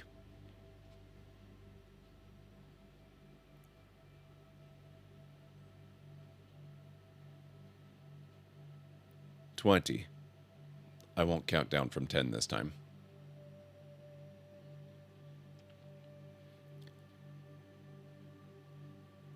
$10. 5. Okay, there we go. Keep burning until the burn timer reaches 0. Shut the engines now. Fantastic. That was some fancy flying. Looks to me like you're about ready to try this for real. I don't know about that. We'll see. Tutorial complete. That you need to slow down in order to be captured by another celestial body. Where to create a maneuver to be captured. I'm still a little fuzzy on the whole orbital maneuver thing, even having done it twice now in the tutorial. But I guess we'll see how it goes. Yeah, updates. You'll be able to play in a couple of hours. Alright, guys. So that's training. Let's go to the VAB.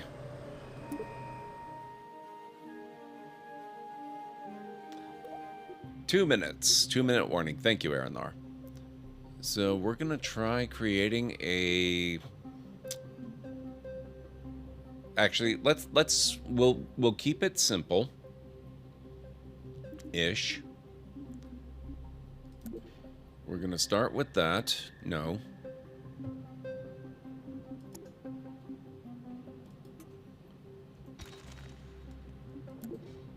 No.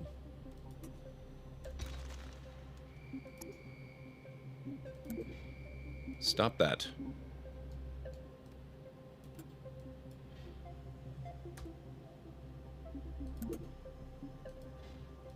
Go away.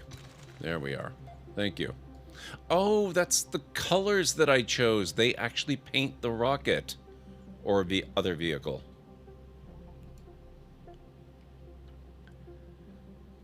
Now, the time thing is not, you know, always accurate, but hopefully that's about right. Okay, so we've got our control module. We're going to... Oh, actually, let me take another quick look at that. What size is that? That's small? Alright. So we're going to clearly need some adapters. Where's... adapter? Small to large.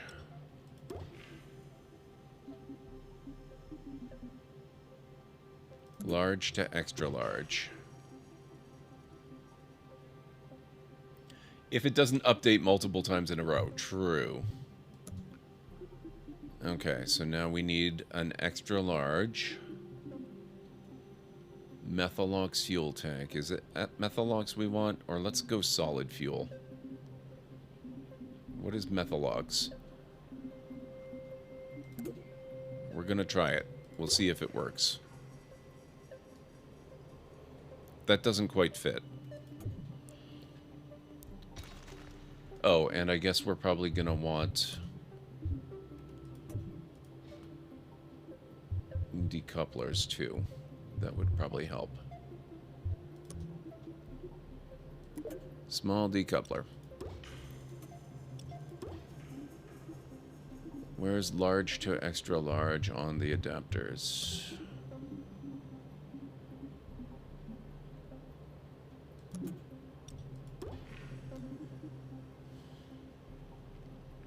Oh, ads in progress. Be right back. I don't think I've ever had this happen before.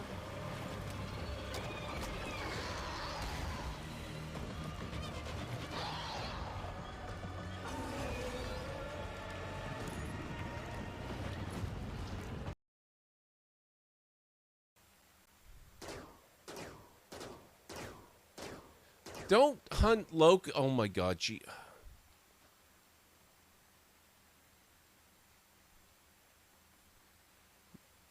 She hunted Locust and killed her.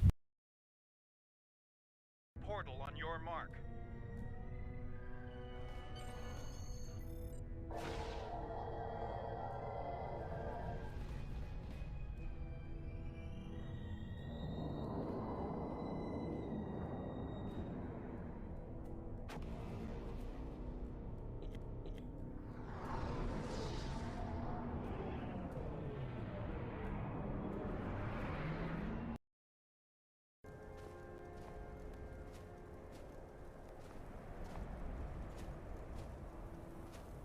Oh, hi.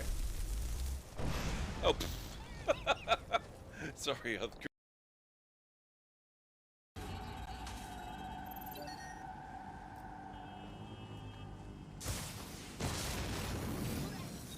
Done.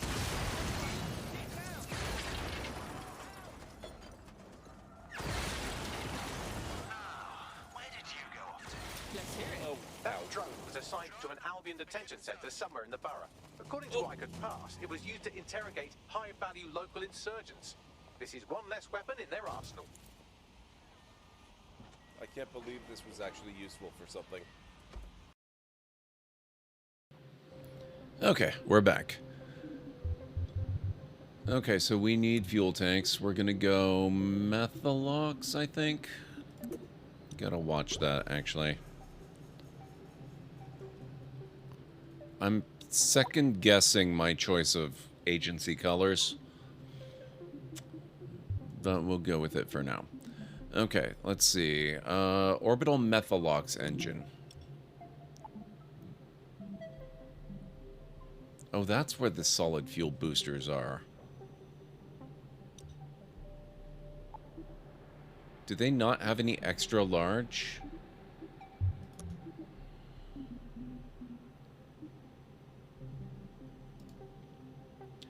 Hey, Vikings. Thank you, Aranor. Thank you, Mr. Soggy Roman. No worries. No worries, Space. KSP2, we just did a whole bunch of the tutorials. And we're now starting to look at making a ridiculous rocket just to get things rolling, because you have to go ridiculous in this. Okay, we're just going to do that. And we're going to need some stability.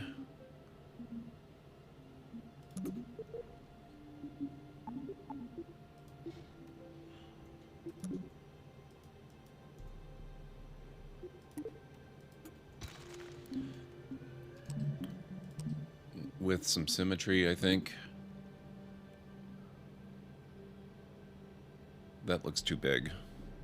Let's go with this one instead.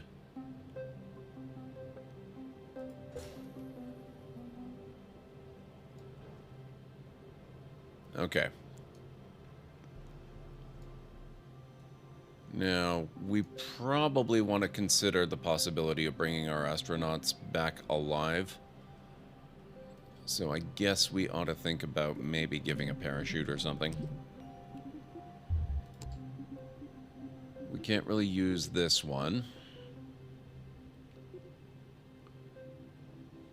So we'll go with this one. This is a familiar one. I think we've used this before. So we'll put that right there.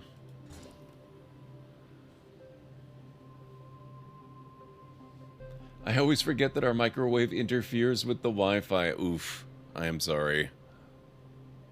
Okay. This is entirely reasonable and in no way a ridiculous attempt.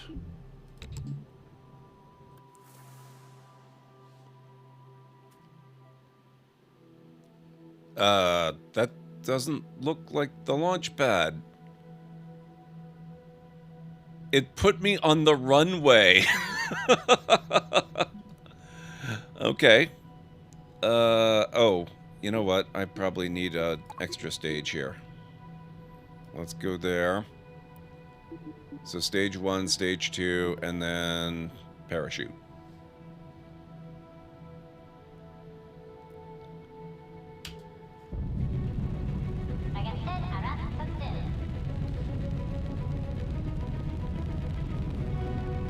This is gonna go great.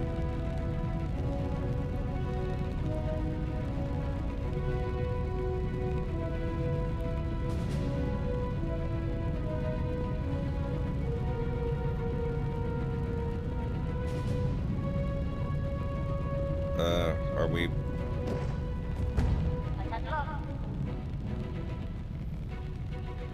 Okay, I think we have a problem here.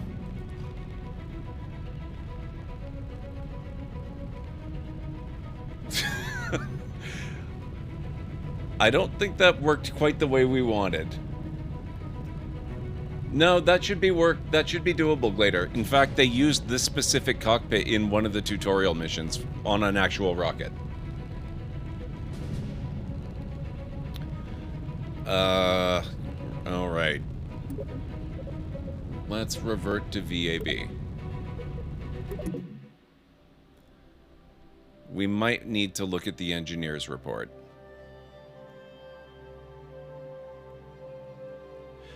No, I'm sure it put us on the runway because I used a spaceplane cockpit, but I don't think that's why the ship is not actually functioning. Not a clue, Mr. Soggy Ramen. That's the kind of question that a competent engineer would ask.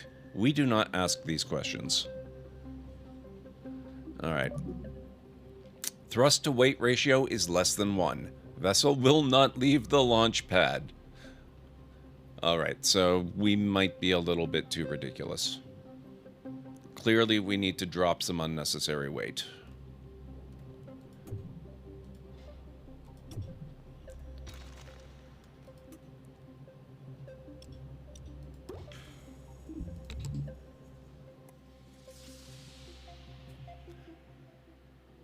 Oh, that's a very good question, Glader.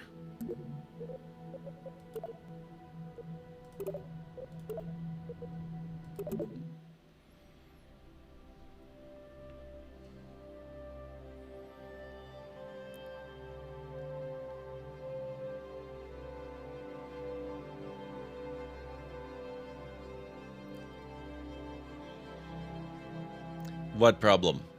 Our ship is perfect. It will work flawlessly.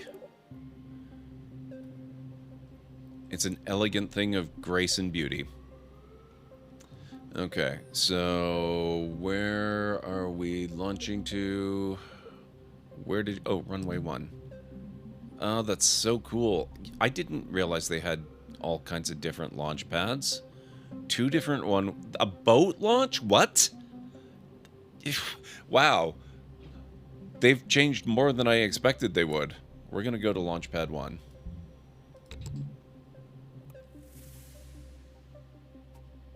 Oh, it was just trussing to keep everything looking nicer.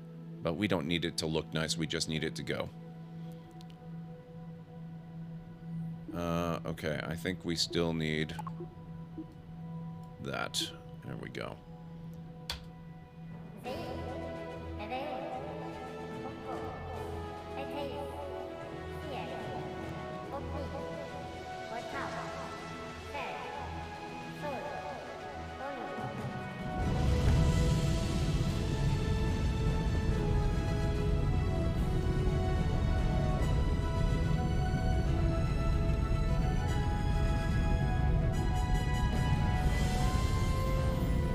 Well, it looks more impressive when it's on the proper launch pad.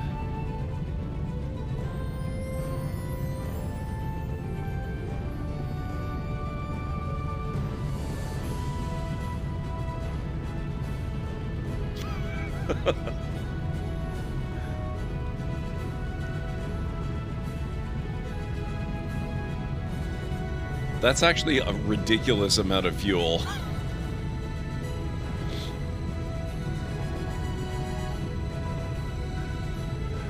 Like I said, Ultra, that's the type of question that competent engineers would ask. We do not ask those questions here.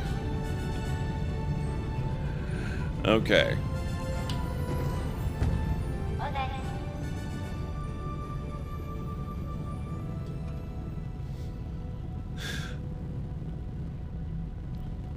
Not trying to be the classic sports car, just the junker that reliably gets you to work. Reliably is asking a lot, CD.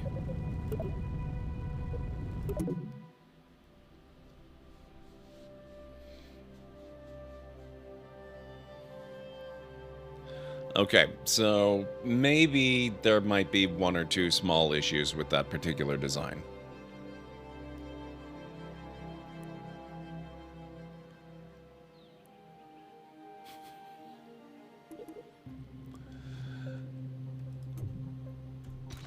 Okay.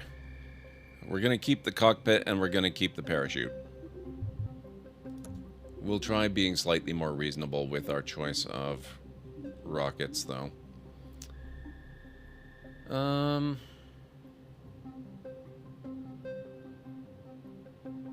We'll go medium. Let's do small to medium conversion. Where are... There we go. Small to medium. That's tiny to small. We want... That's... No.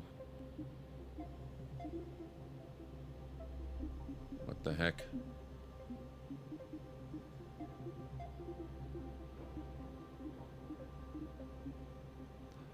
Why does it skip small to large? That can't be right. That's got to be mislabeled. Okay, so we're going to do that. Now, we can't use these because those are Methalox engines. We need... Wait, what? Oh, no, but...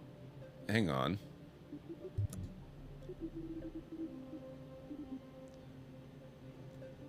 The JFT 10,000 is the largest methane fuel tank commercially available anywhere. If you want to build an aircraft that can circumnavigate the globe... Ah, okay.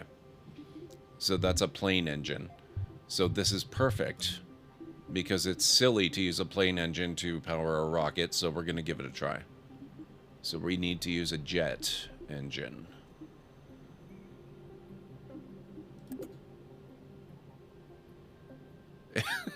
And they don't attach the way I'm hoping they will. So that's... oh, good. Oh, actually, you know, that might explain why I had trouble finding the right adapter. Let's get rid of that adapter, and we're gonna go with one of these.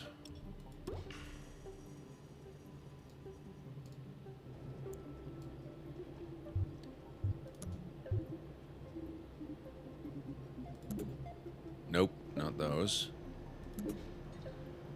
JX4 Whiplash.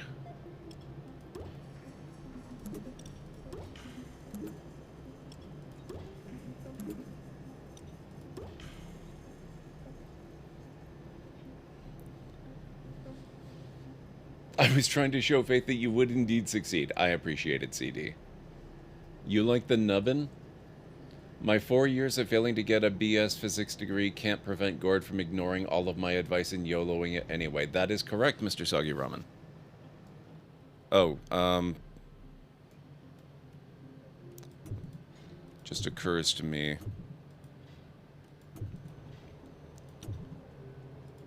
Having a fuel tank is still a good idea. You can only push silliness so far.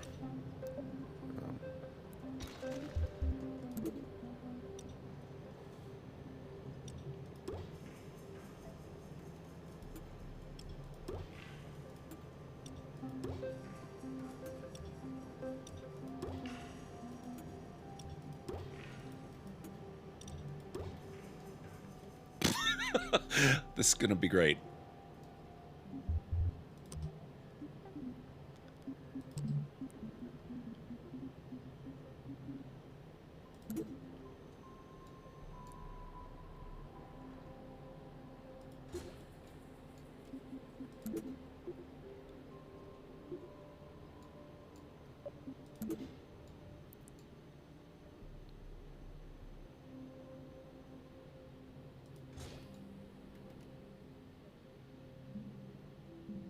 That doesn't look quite right.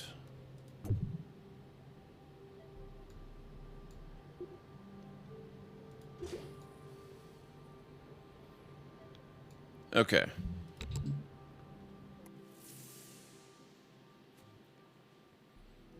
We don't remember things, Mr. Soggy Ramen. We just go for it.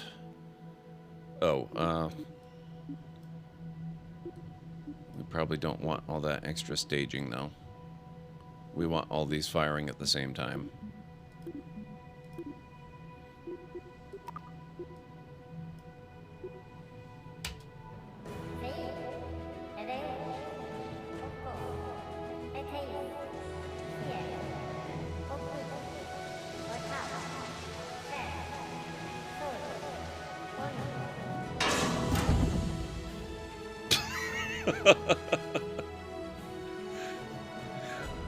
Is it just me, or is failing sometimes a lot more entertaining than actually succeeding?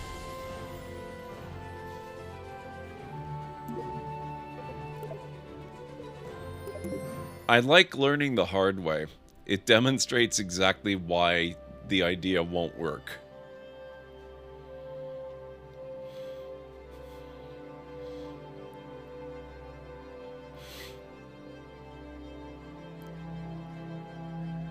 Okay, maybe we'll skip the plane parts, or at least the plane engines. We won't go with the methane, so we'll get rid of those. But now we know what methane is for, so that's a plus. We're gonna skip all of this stuff and go... What? Oh my god, that's loud. Jarrod, 44 freaking months. That's amazing. How are you doing? It's good to see you. Morning, fellas.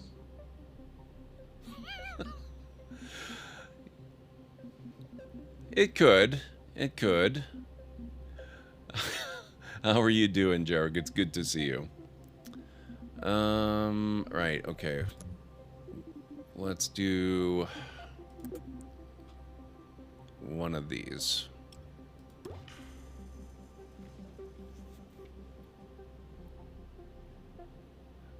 Hey, Anstara, no, I certainly did not.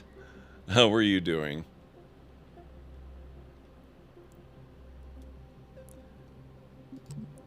Okay, and...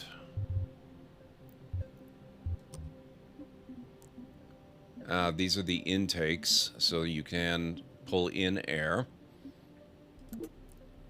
which we don't need. Oh, Jareg, okay. Well, I won't speak for Jareg then. First, oh, we could use stabilizers instead of actual wings. That's a thing we could consider.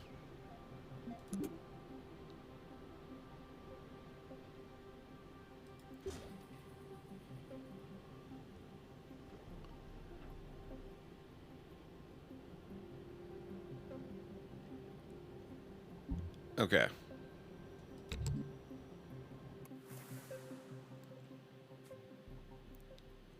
Oh, the text-to-speech. You'll have to take that up with Morgan.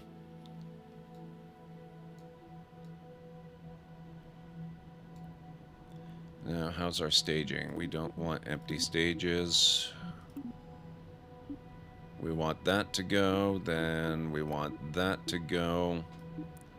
Then we want that to go. I don't know why we're starting on stage 4, but there we are. This game is very entertaining, Anstara. We have so far failed to get off the launch pad twice. Sounds like a plan. The thrust-to-weight ratio of solid fuel rockets are really high. See, this is a learning opportunity, Mr. Soggy Roman.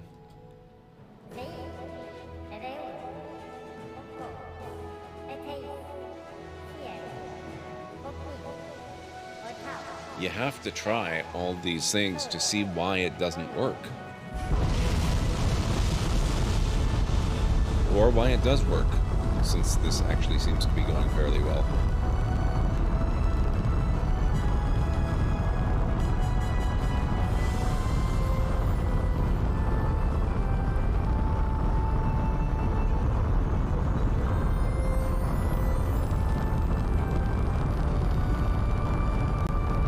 I will say I like that we're not getting all of the horrible instability that we got in Kerbal Space Program 1.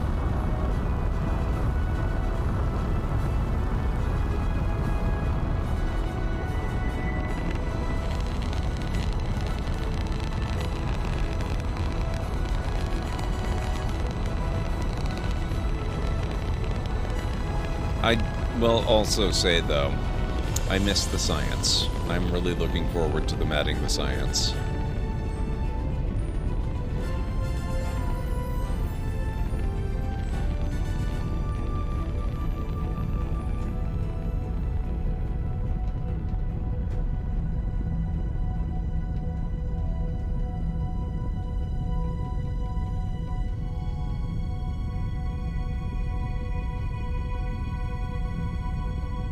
Okay, I guess we are thoroughly in space now.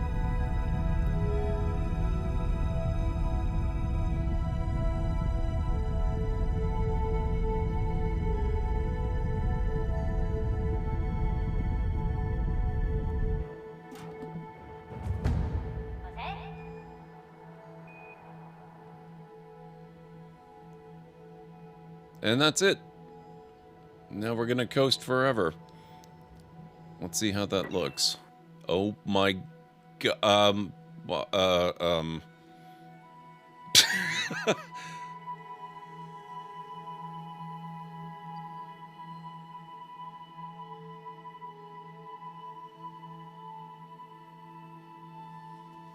we might have used too large a rocket.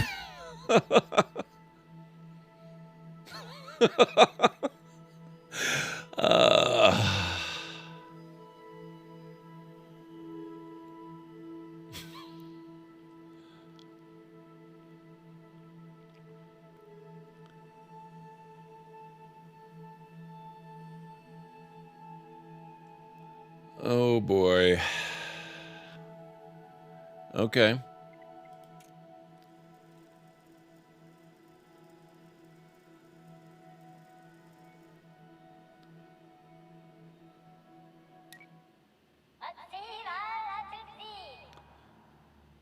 Your vehicle is out of fuel.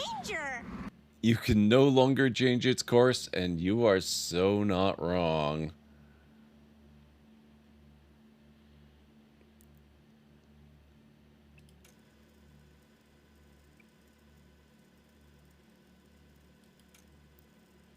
I'm sure we'll make it back to the planet eventually.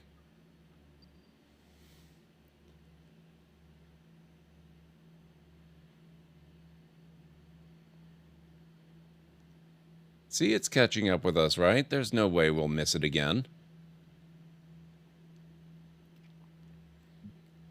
It's only been a year.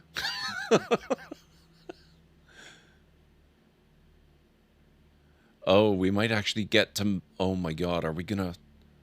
No. No, okay. Moho's going too fast.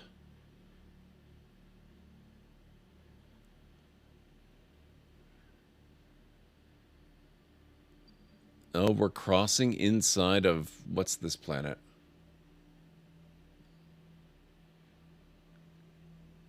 We crossed inside Gilly's orbit. It might take a few years, but we will get back to Kerbal.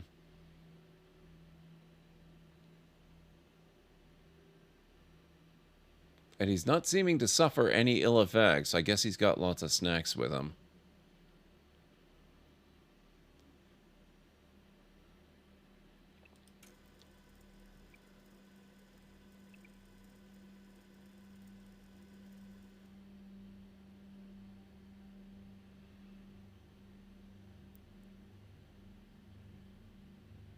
Oh, we're catching back up. We will get there.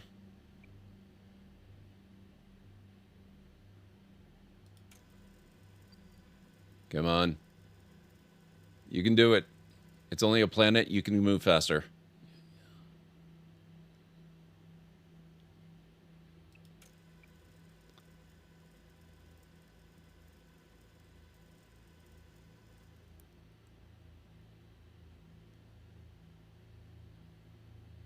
One of these days.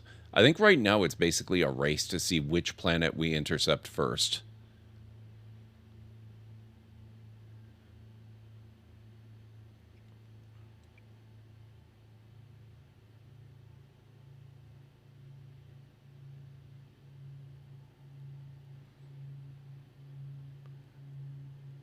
Oh, wow, that was very close, actually.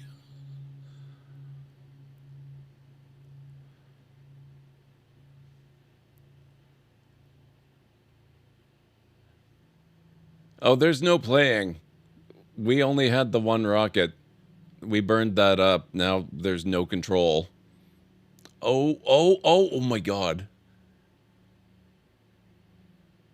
That was... We approached so freaking close to that one.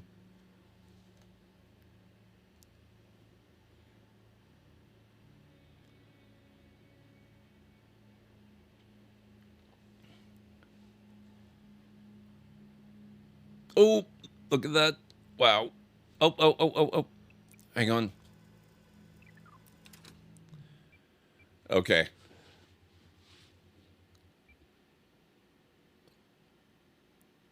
I think we might have to revert this, but that was amazing. We achieved solar orbit. Okay, let's see. Pun or dad joke.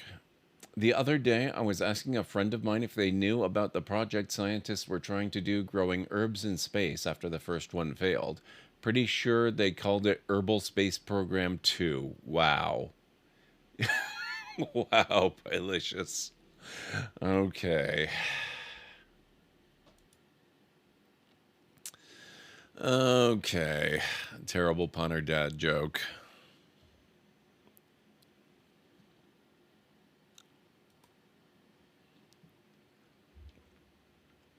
What do you get when you divide the circumference of a jack-o'-lantern by its diameter? Pumpkin pie. There you go.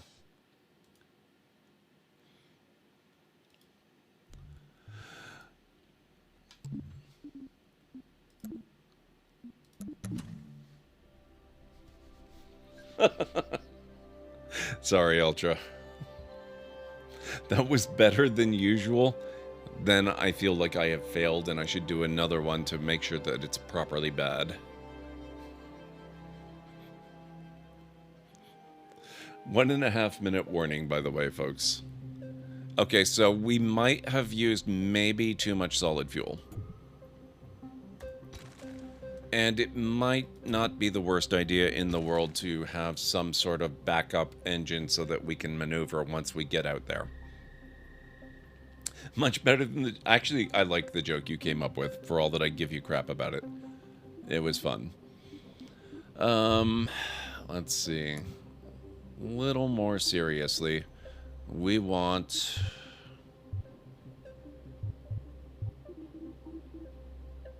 We probably do want Methalox.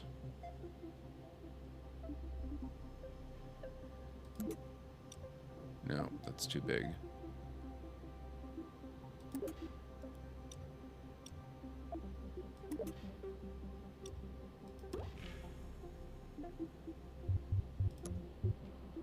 And we'll do a small Methalox engine.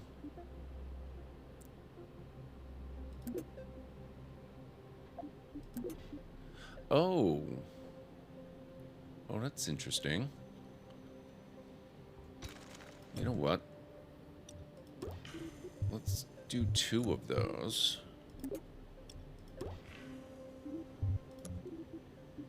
And we're gonna do symmetry here.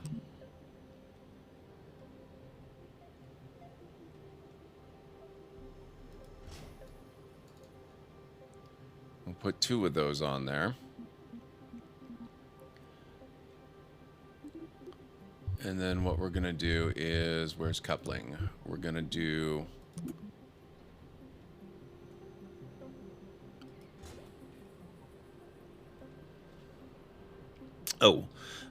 what we're going to do is we're going to take a quick break and then we'll come back and finish this build after the ads are done. I don't think I've ever had this happen before.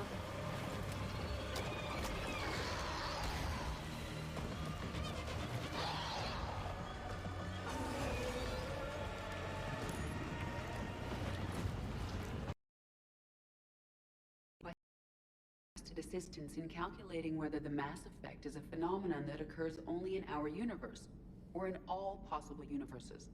It may be that our laws of physics only occur in a finite area, a bubble, if you will, in an ocean of other possibilities. I am speculating whether, if you went far enough out, or created enough energy, you could reach a place where 1 + 1 = 3. Everything would change. All energy, all matter, all the underlying math of the universe would be unrecognizable to us. Why? What were you thinking? I'll get back to you. Back. That ant go.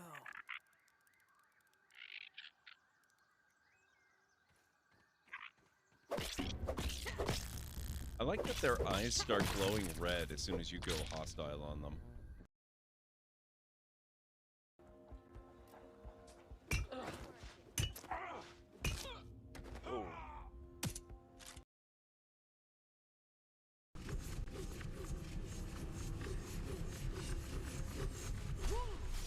Whoa! Okay. That didn't help as much as I was hoping it. Okay, we're back. What ad was that, Pylicious? Thank you. Okay, so we've got our connectors. We're probably going to want a couple of smaller solid fuel boosters to get out into space. Mini boosters. Like, we'll just do these.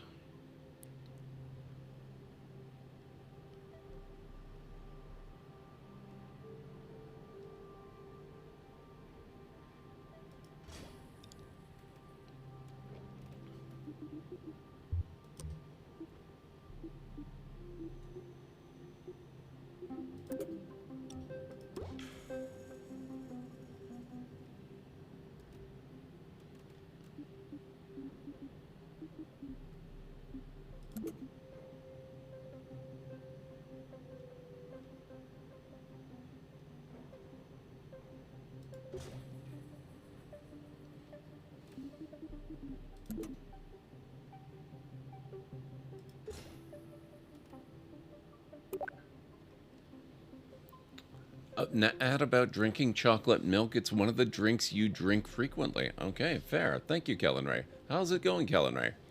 The wife got her approval for permanent residence the other day, and not one word of a lie, 3 hours later, got an ad for new residence. Oh no. I wish I could say that was more surprising.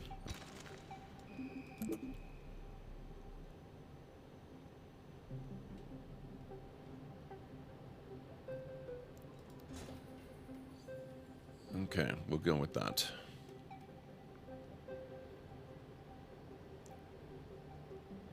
That looks fully reasonable, doesn't it? We're gonna find out. Okay, so we've got solid engines, both of them. That's the first stage. Second stage, blast that away. But at the same time, that... Actually, you know what? I think it's okay to have those as separate stages. Fourth stage... Yeah, that's reasonable. Fourth stage, except we want a fifth one. So we want that there. Okay. Still suffering under the crushing weight of this darn flu, giving it one more day, and if I'm still experiencing tongue swelling, ooh, man, Callan Ray, that's not fun. I hope it goes away on its own, or at the very least, I hope they're able to help you with it if you have to go in. You got very targeted ads back when you were on Facebook and in an EVE Online group. That doesn't shock me. Okay, let's see about this one.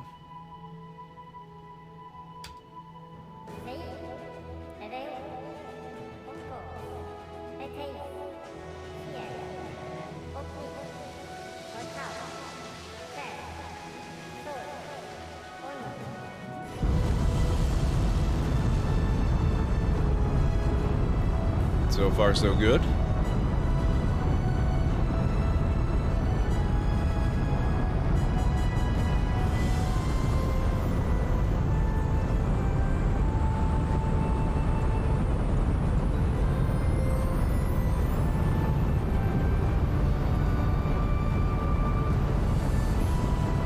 Or maybe running through fuel a little bit faster than I might have hoped.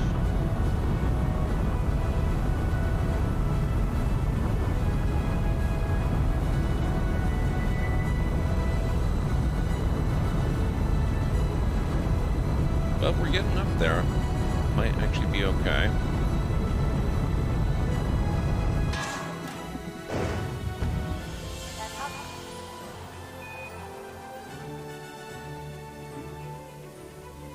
$20,000.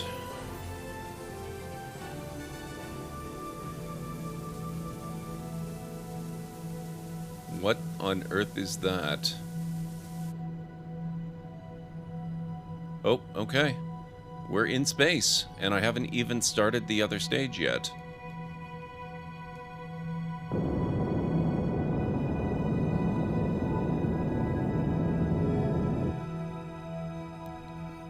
Alright, where are we?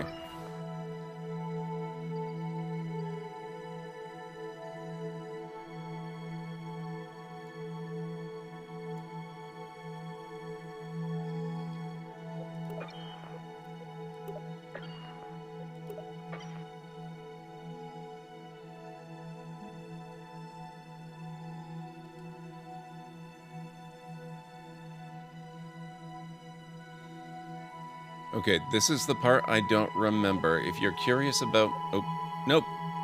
I didn't mean that. If you're curious about... I always want to hit spacebar to... Oh no. Oh crap. Oops. Okay, never mind. We're not doing any more maneuvering.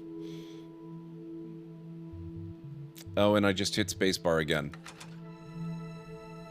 I don't think it registered, so... yeah, we just ejected our maneuvering rocket, so now we're just gonna go until we crash back on the planet. I want to pause by hitting the spacebar. And that's screwing me up more with this one than it was with the original Kerbal Space Program. Is there a way to... Yeah, there probably is, but I don't know if I want to mess with it too much. Let's speed things up a little bit. Or a lot.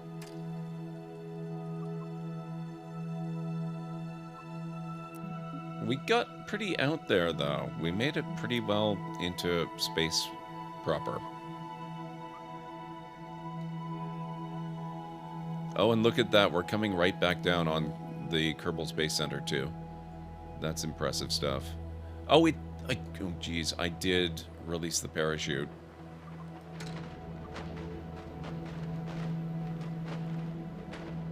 Hopefully it doesn't actually tear off.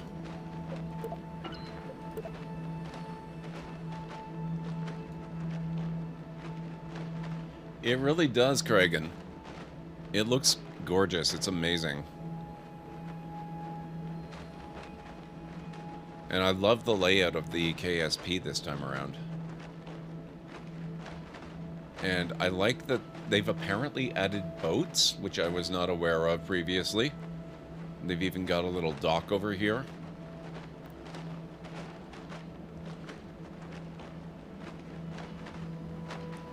Okay, parachute, you can deploy anytime here.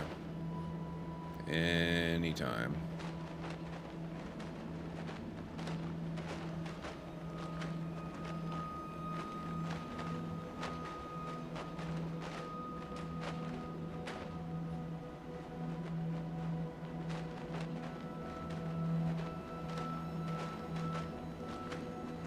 It is going to fully open, right? At some point. That would be good.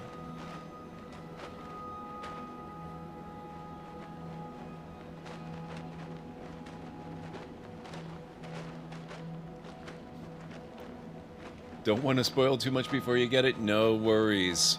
Have a great time with it.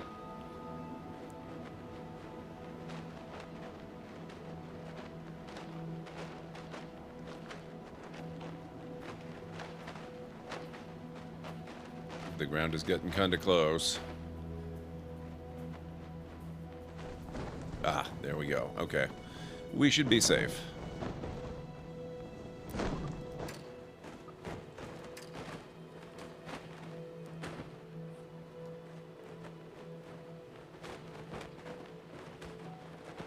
We might be able to roll all the way home from here.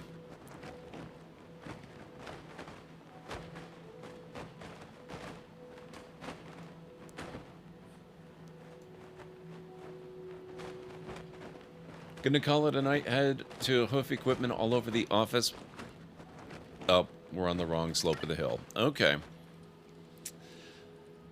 On your weekend off. Ooh, that sucks, Vikings. Drop a lurk. Have a good rest of stream and a good night. Thank you so much, Vikings. I appreciate that you dropped in. When you've successfully landed or splashed down, you can recover your vessel here. When you recover your vehicle will be recycled and your crew returned to KSC for their next mission. Now, I need to figure out how we actually select the crew member. Oh, I love that you can see them inside the vehicles, too. That's one of the things I like about this plane cockpit, is that it gives a really good view of the pilot. But it feels weird using Bill instead of good old Jeb. It doesn't feel like Kerbal Space Program unless we're putting Jeb in mortal jeopardy. Okay, so we don't need to revert this one. This was just flat out successful, unless you take into account that we kind of wanted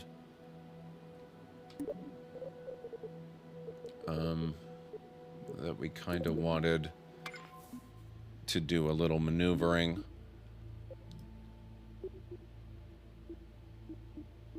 Fly safe 1. Oh, I should probably also name stuff. You can find any tracked item here. Selecting an object will show the information panel. This would give you detailed information, really handy for planning missions to new celestial bodies. You can perform actions on your vessels here too. This is a place to be if you want to change what vessel you're actively flying. Okay, we want to recover. Bravo. Okay, mission time 13 minutes 15 seconds. Highest altitude 75,000 meters. Highest speed over land 20 meters per second. Highest speed overall 874 meters per second. Ground distance covered 3 meters. Total distance traveled 60 kilometers. Highest G-forces experienced 222.6 Gs. Mortal Jeopardy. How's it going, Baconstein? Oh boy. Okay. All right. That was awesome. Let's go back to the VAB. Oh, wait. No, I don't want to revert. Don't revert. Oh, because revert to VAB. We don't want to revert. Let's go to the VAB without reverting. Okay, that was actually a really cool vehicle, and I just realized that we just recycled it, and now I don't have it anymore. Oh well, it was not difficult to put together. That means we need to make a Mark II. Unless maybe... Oh, you know what? Look at that. It saved it for us. That's so cool. Can we rename them?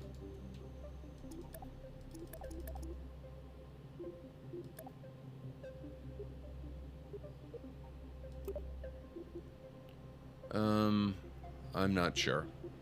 But if I want to use it again, we have the plans. That's really nice. I like that a lot. Okay, so...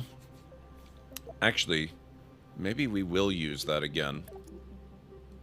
Let's load that.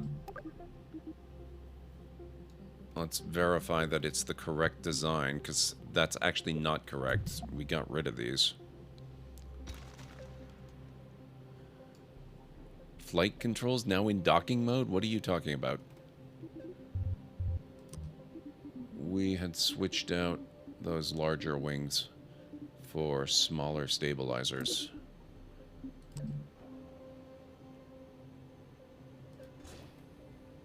There we go.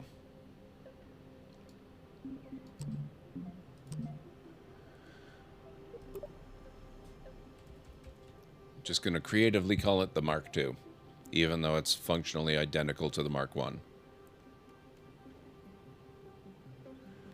Alright, now, who is piloting? Where do we assign that? There's got to be a way, right?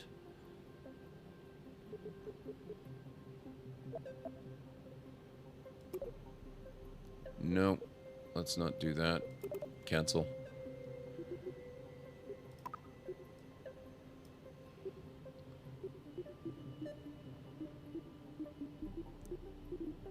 Staging looks good.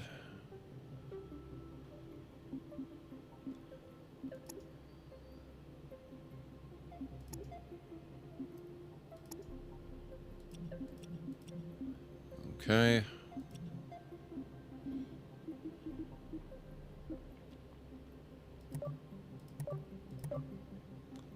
Oh, Kerbal manager. Okay, Bob, you had your chance. Jebediah Kerman.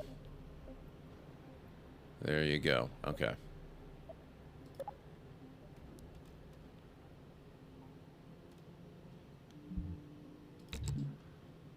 We're going to try launching again, this time with less premature ejecting of active components that we wanted to use.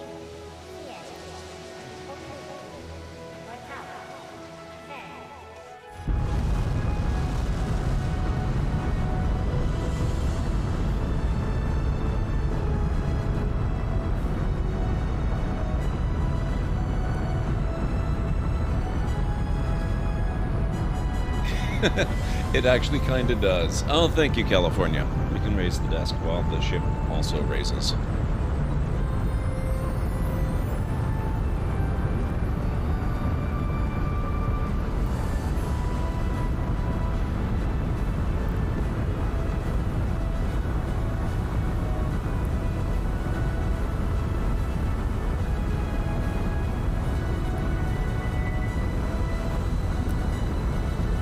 What I need to do is figure out if there is an actual assigned key for pausing the game.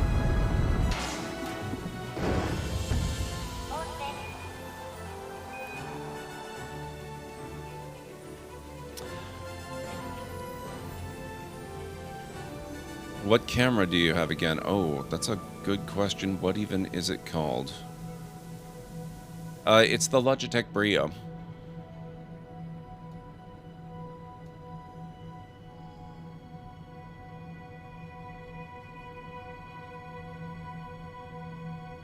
Why, did it do something fancy? Or bad? And then, no, I don't want to make it space.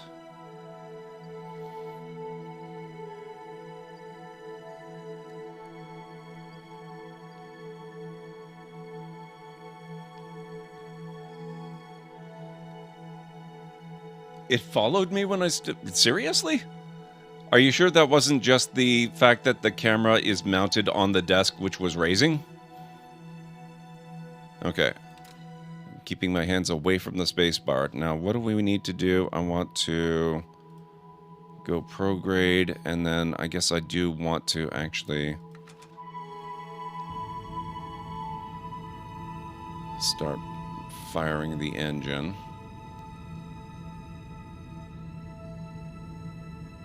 I don't know if we have enough fuel for a whole lot of maneuvering.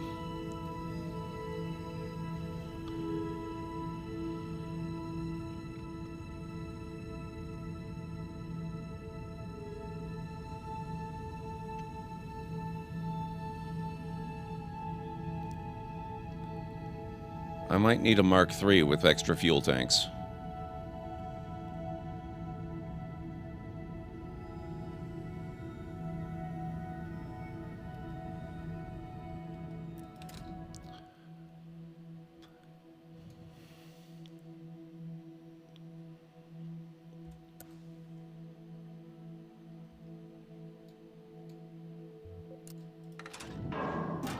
Okay, I did it again, but that was what I was actually going to do anyway. Because, yeah, I don't have nearly enough fuel to achieve an actual orbit with this vehicle. So we're just going to follow it around and see how it goes. Oh, oh.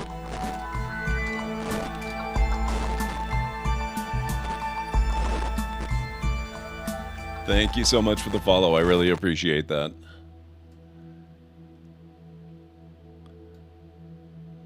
Oh my god, look at that. They've even got freaking internal lighting inside the cockpit. Ugh, this is beautiful.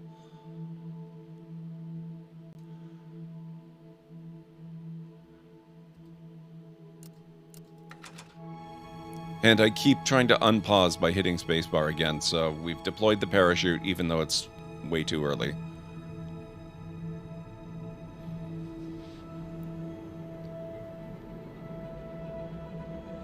So, let's see if we... Oh. That's what I was afraid of. Bye-bye, parachute.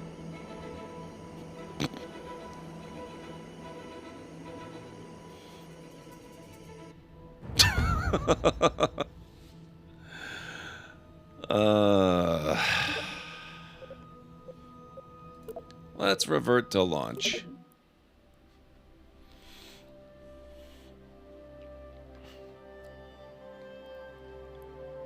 Actually, let's not revert to launch. We'll revert to VAB. We're gonna have to do something about the whole fuel situation, I think. I thought I was gonna have enough, but clearly that's not working out. Okay, so revert to VAB.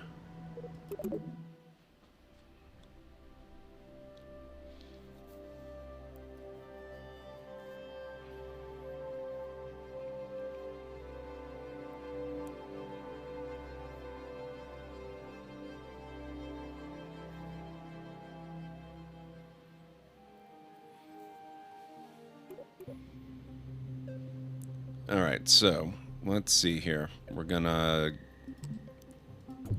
ditch these. They can go away.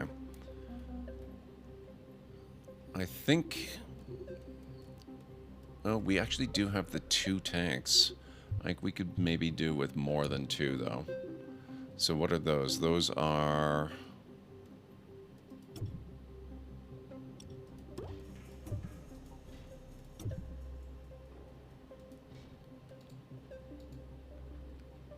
How do I get more information on an object once it's placed?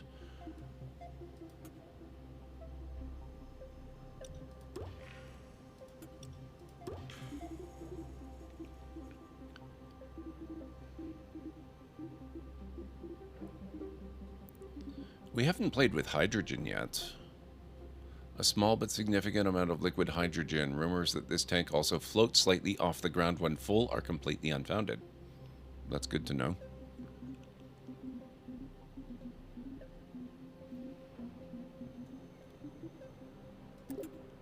Okay, I guess it's got to be this Methalox fuel tank then. So we'll put that there, and maybe actually...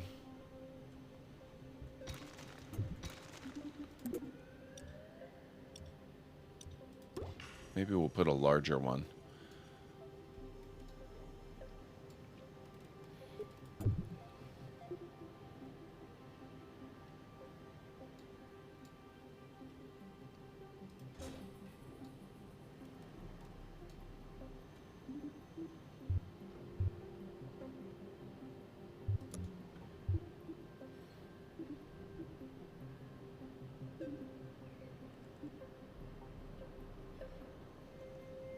Small but versatile Methalox engine features a full 3 degrees of thrust vectoring, making it a good choice for smaller rockets.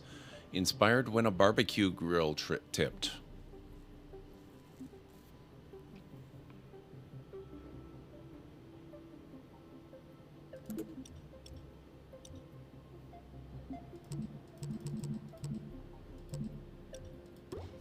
There. We'll see how this goes. Now let's check the staging. So we have no...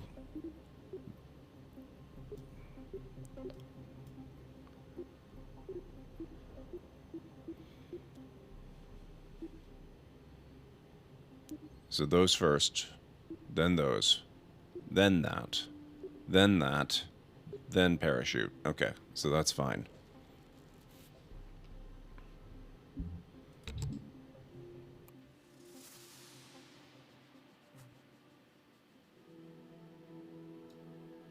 It's impressive that they get it to balance like that. All right, Jeb, let's go.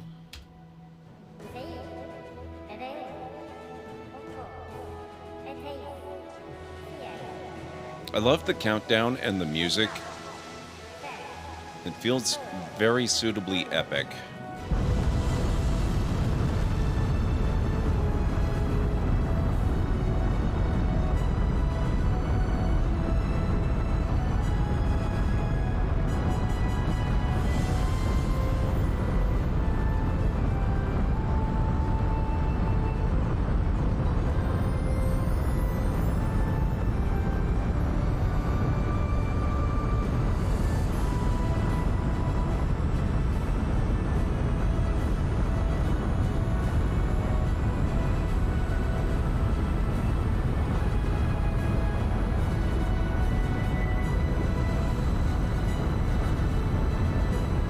We might have a problem now. I just realized we just added an enormous amount of extra weight to the ship. We're not gonna get nearly as far up. We got about half the height. We're only into the middle atmosphere.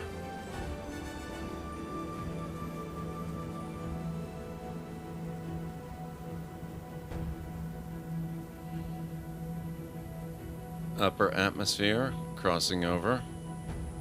It's still climbing.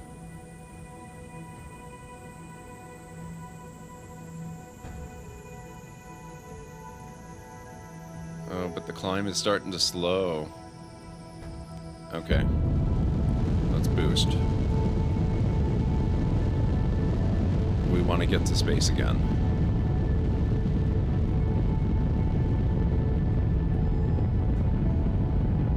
Oh, damn it. I did it again.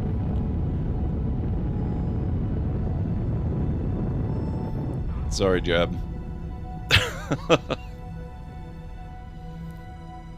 Well, he's gonna make it to space at least.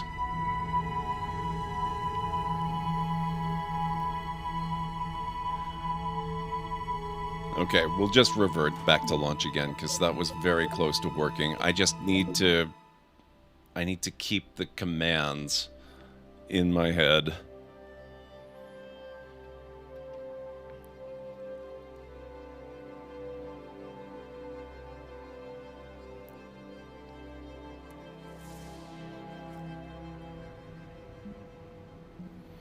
I'm pretty sure I saw a little, you know, loading message the way they have, and it said never learning Eve. That's gotta be throwing shade at Eve Online. That's hilarious. Alright. Let's try this again.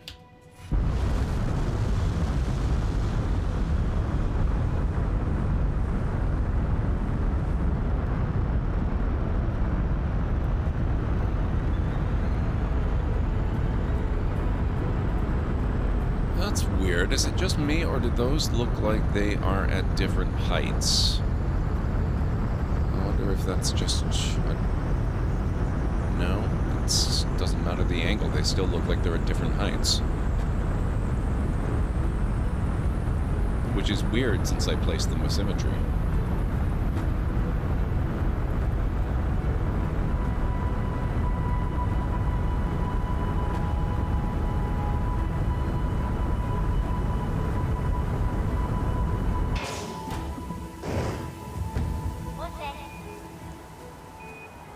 Alright, there we go. Keeping my hands away from the space bar this time.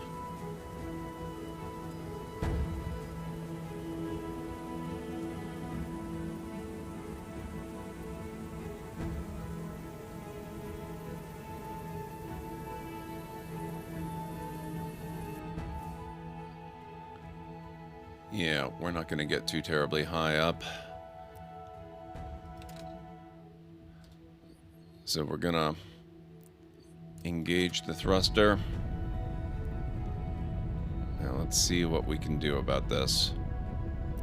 Actually, before we do that, let's go back here.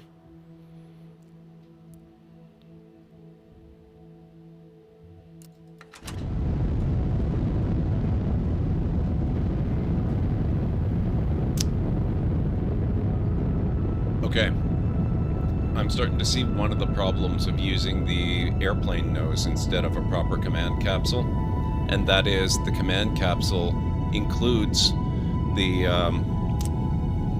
equipment needed to maneuver, and the plane cockpit does not. And wow, we've already burnt through all of the fuel. And it's... hang on. Nope, still not enough. So we're going to get way out there, but we're coming right back again. So we're going to have to redesign it, and we're going to have to put a reaction wheel in.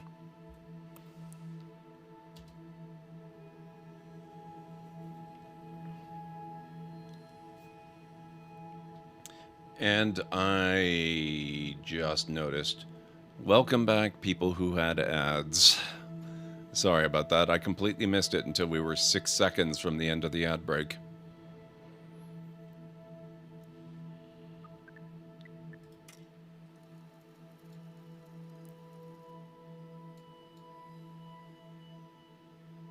Where did we put the planet?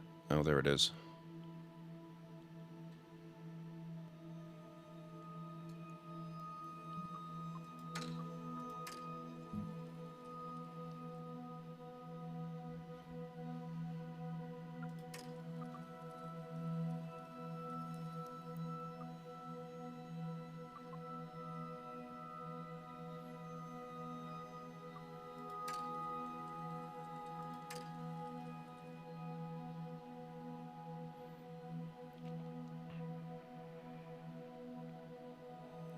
Let's see if we can land successfully.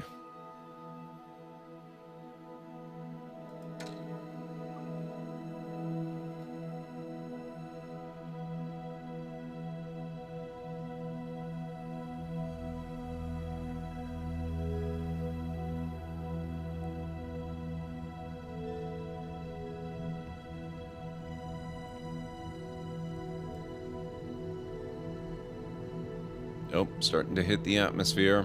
Oh, another problem. There's no heat shielding.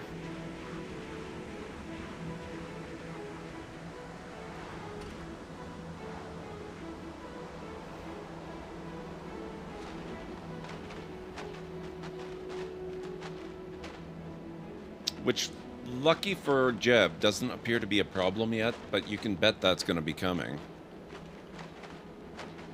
Heat doesn't exist in the game? Yeah. He should be dead if it did, so I believe it.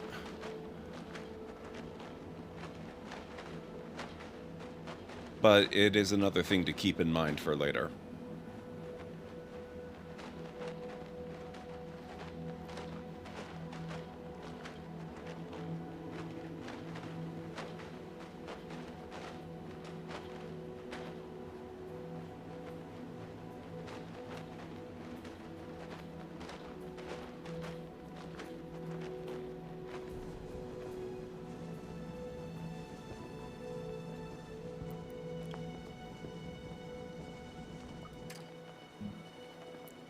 Okay, let's speed that up. It's actually having a little bit of trouble with the ocean. That's interesting.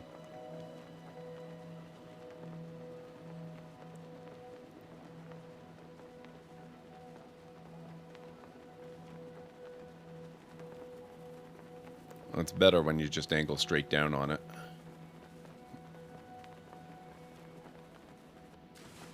There we go. Okay, I assume that's going to improve eventually too.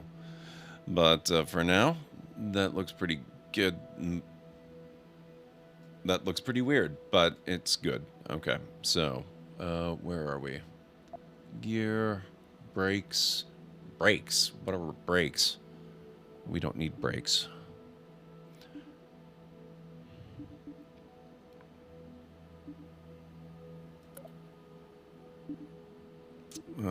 No. Okay.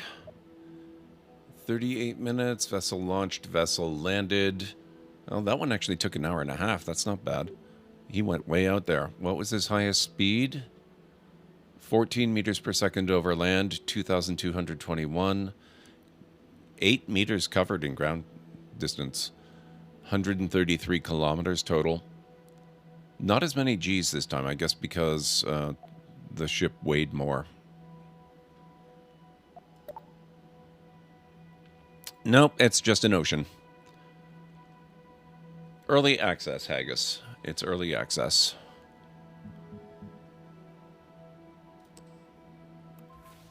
Okay, so let's recover. Mastery in motion. You can always be better. Wow, thanks. Okay,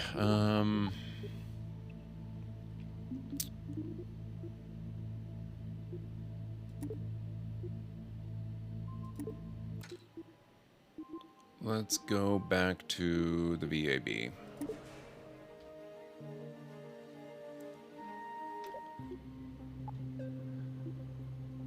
So we're gonna pop back. Oops.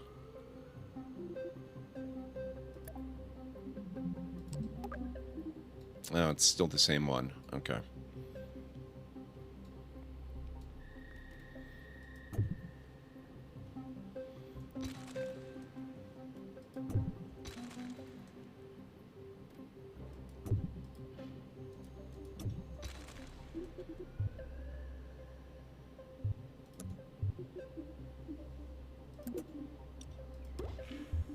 We'll try just doing 2 of those.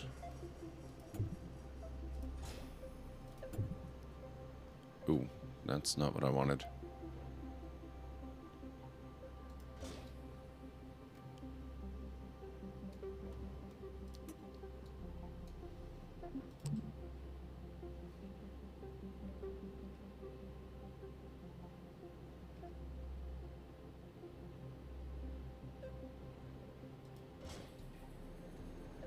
Okay, that looks good. Except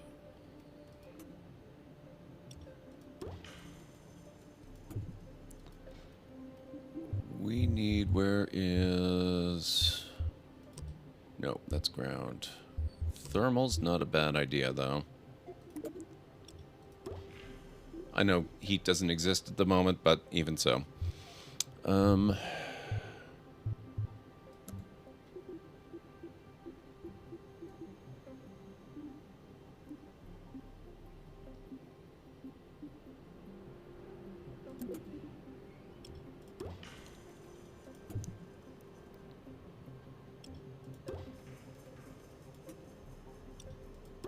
There we go.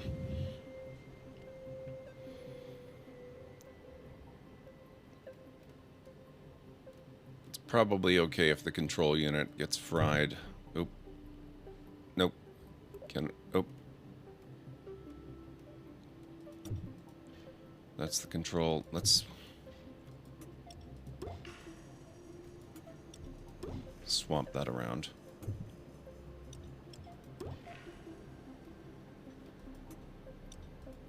There we are. So we've got control, we've got heat protection, we've got it all connected to eject. We still need an engine, though.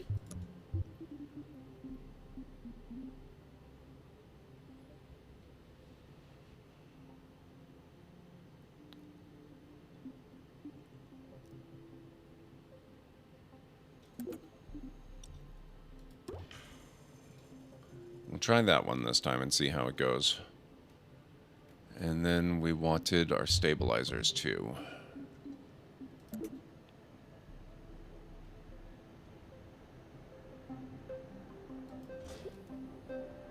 Okay, let's try saving this one. Existing saved vehicles to overwrite. We don't need that one.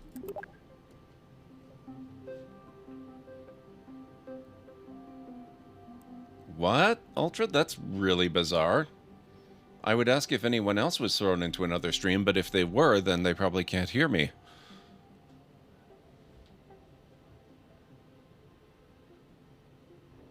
I have no idea, Ultra. Is it possible maybe you hit like a back button or something and ended up on somebody's stream that you were watching before? Okay, let's check the staging.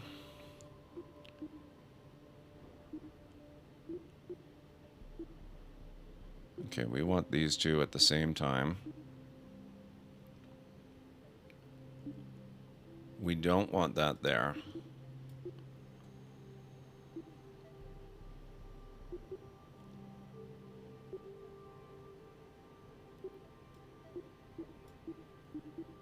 So those, then that, then that, then that, and that. And we don't need that. Never seen this person in my life? That is really weird, Ultra. Only thing I can think of is an accidental click on something that made you unintentionally load the other stream somehow.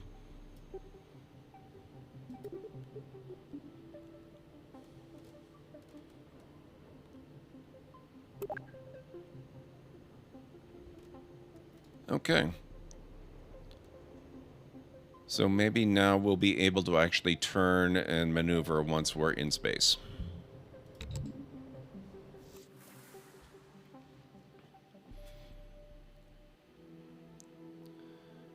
Oh. Wow. Okay. It hadn't occurred to me that time was going to pass. That's really cool. Now we're doing a night launch.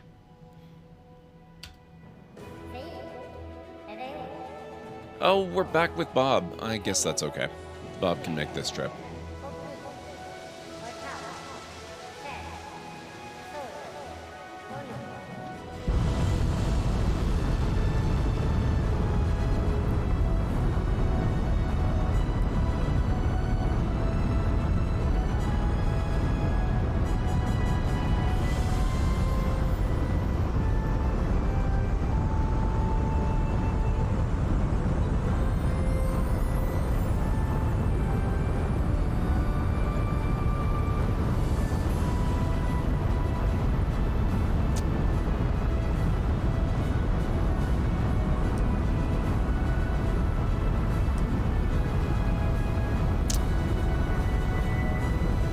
You know what? I still have no ability to maneuver.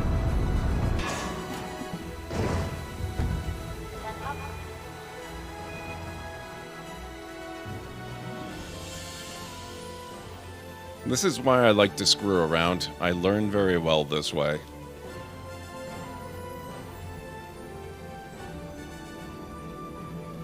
Oh, it's absolutely intentional. They had to program it that way. It's definitely intentional. I just find it interesting because it hadn't occurred to me that that might be the case.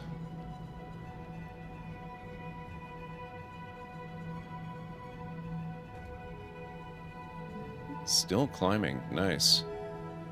I don't think we're gonna make it to space without burning again.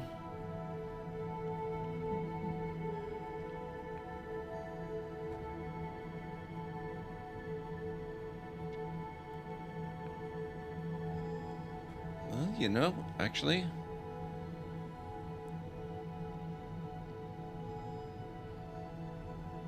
we might... No. Oh, okay. That's not happening.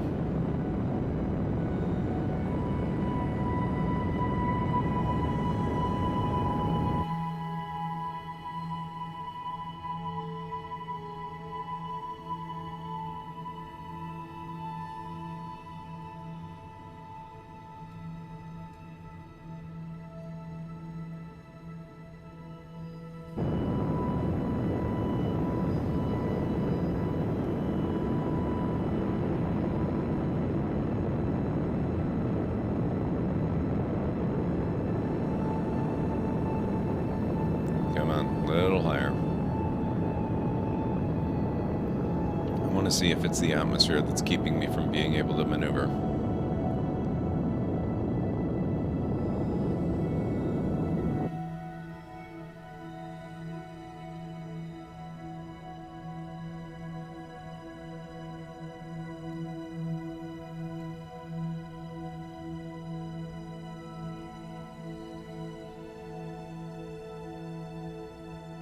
Okay, we're in space.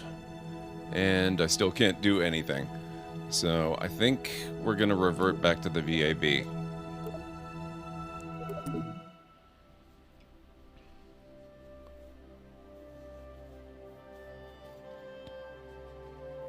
I probably need to read up a little bit more about the other control options.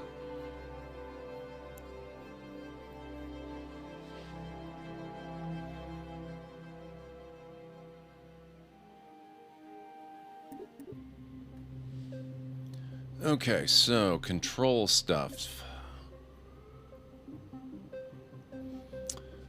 The RC-001S is an autonomous remote guidance unit with a small, thin profile. Equipped with an internal battery and built-in reaction wheel, it is an excellent choice for return. Okay, that sounds more like it's a remote control than what I had in mind.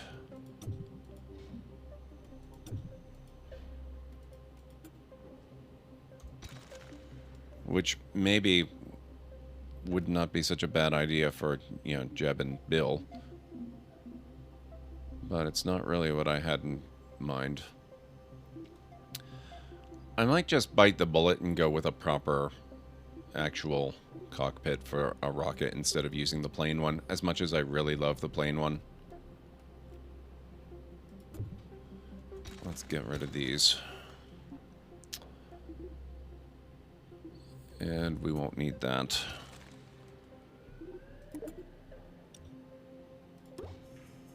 We'll pop that on there and give it our standard parachute. It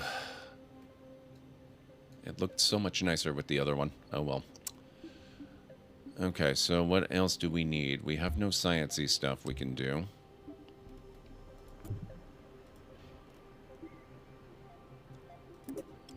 Oh, whoops. Wrong size.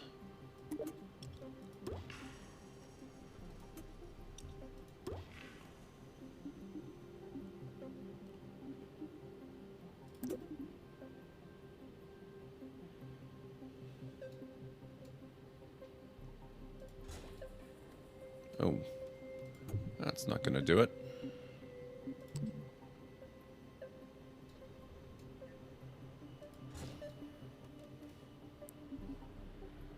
We'll see if those burn off or if they actually survive the trip.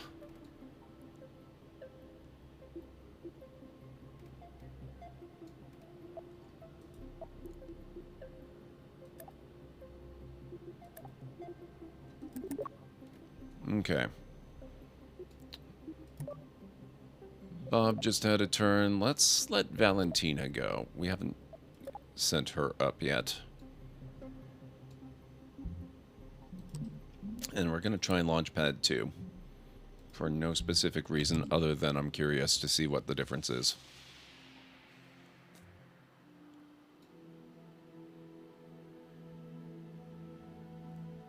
Alright, not much of a difference. That's alright. Oh, let's check. We've got 2 solid engines, then we eject the engines, then we get that engine, then we eject the whole thing, then we fire the parachute. So we're looking good.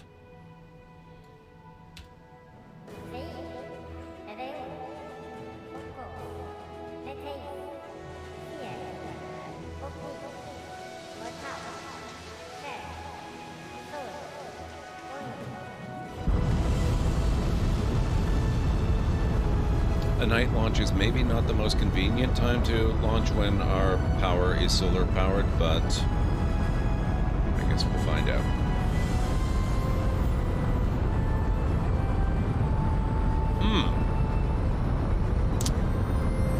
Still can't maneuver.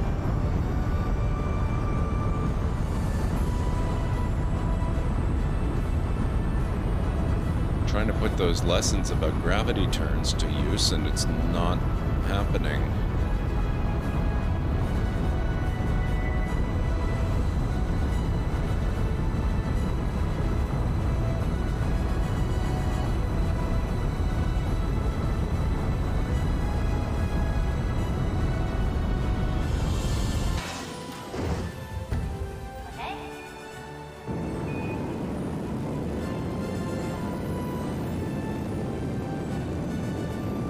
Oh, shoot.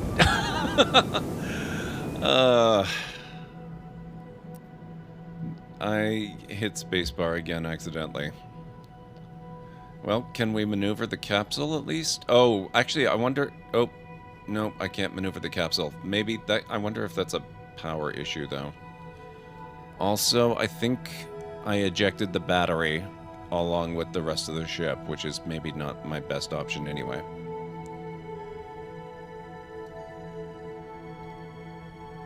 Well, I mean, the bug could be with the way I've got the ship set up. I wouldn't put it past me.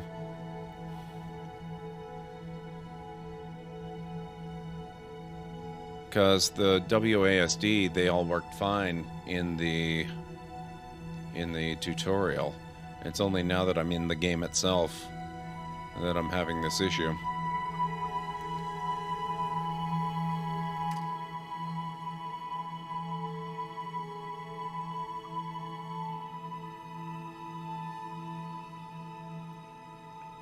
Okay, we're falling back down. Sorry, Valentina.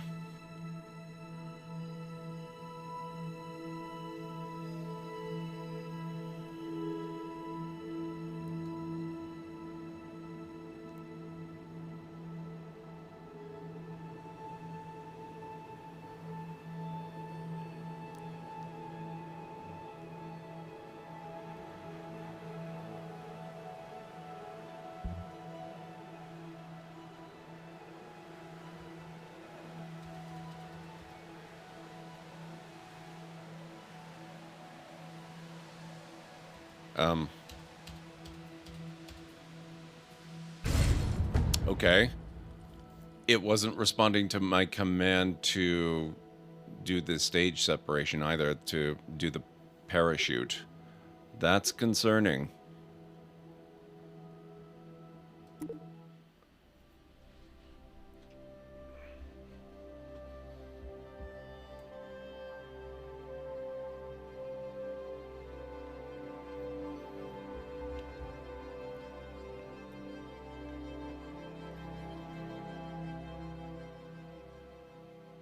Not sure what to make of that.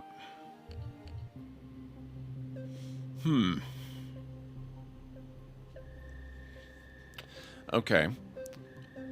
I think what we're going to do is we're going to completely ditch this. All of this. Can I...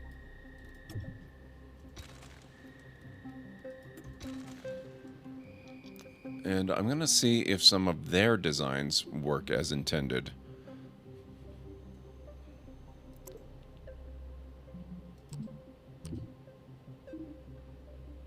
Wow, that's a heck of a rocket. What are these? Those look like science modules. Are those payloads? What's in here?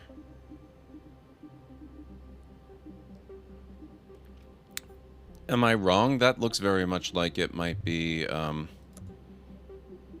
mystery goo. I mean, they're more spherical. Oh, no, they might be monopropellant. Oh. Oh. Oh. Oh.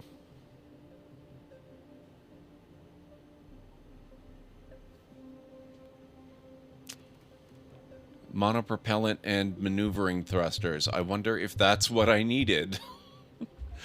That might be exactly what I needed, now that I think about it.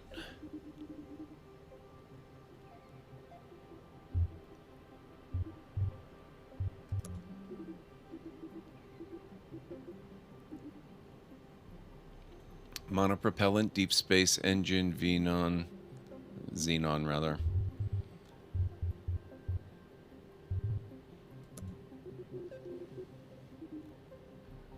The FLR-10 is a very small inline monopropellant tank, perfect for craft requiring just a little RCS thruster boost every now and then.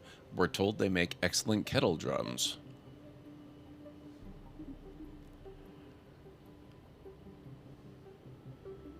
Okay, let's give this one a try and see how that reacts.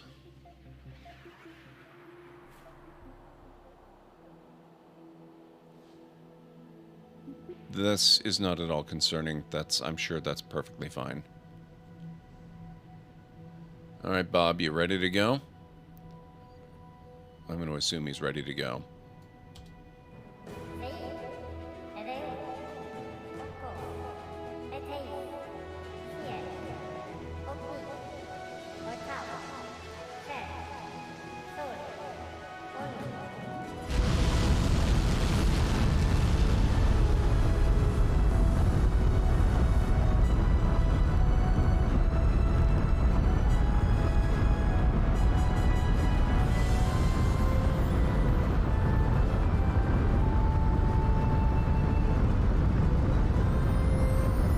Okay, you know what I'm noticing right away? I still have no WASD control. So something weird is definitely going on.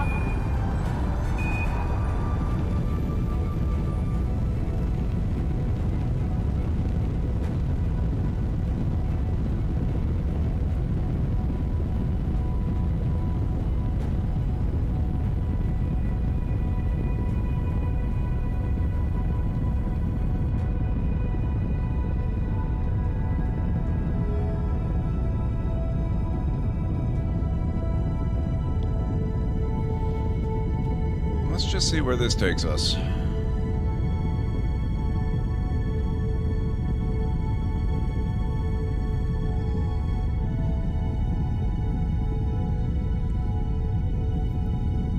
Well, we're definitely well out into space.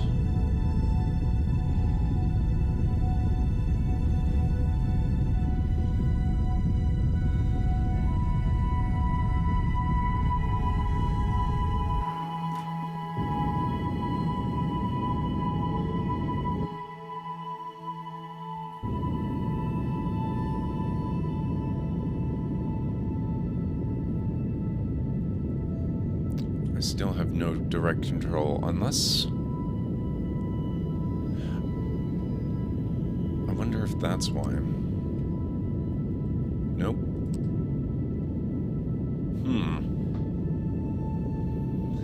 Okay, well, we'll see where this takes us in a minute. We've got ads starting in just a few seconds, so I'm going to take a quick break. I might be a few minutes, 3.5 to 5 minutes this time, and then I'll be back and we'll continue on.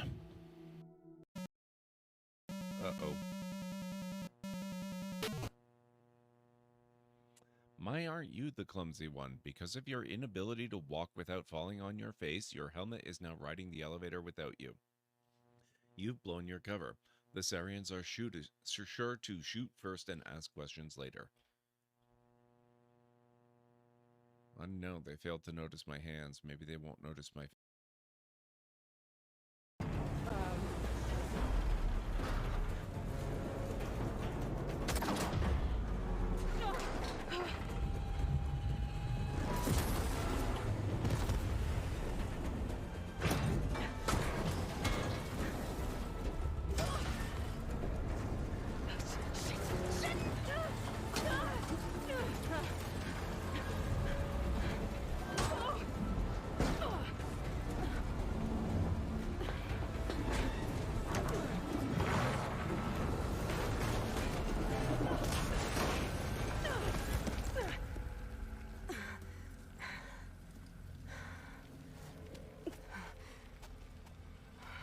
No problem.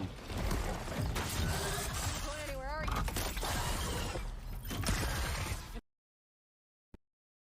Oh boy.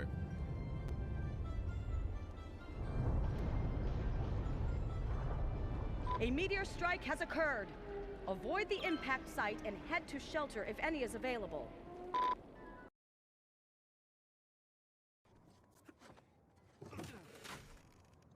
This way! Hey, nice move!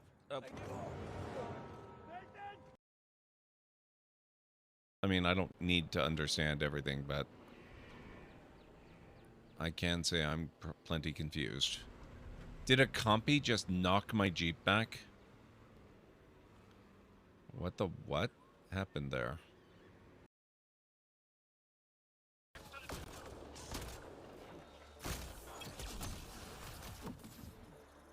We need to get out of this heat zone. I'll show you exactly what I'm talking about. Hello. Yes, what is it? You didn't need that shoulder, did you?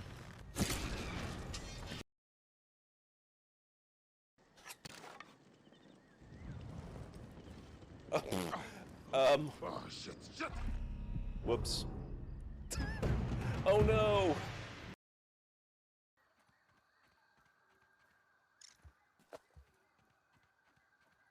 Something's moving something around pretty here. Some kind of... Oh, that's a spider. Get out of here. You know, I'm actually starting to regret even putting on level 1 arachnophobia. The 8 legs are kind of a nice giveaway that, hey, there's a spider.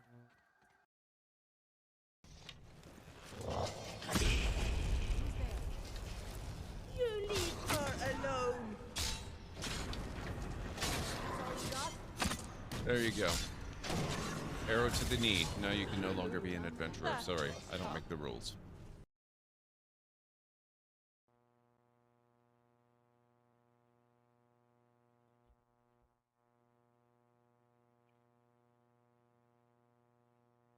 Oh my. Now you know why they wanted to close the hole behind you. You have become the unwilling victim of the dreaded cave squid. Tough luck.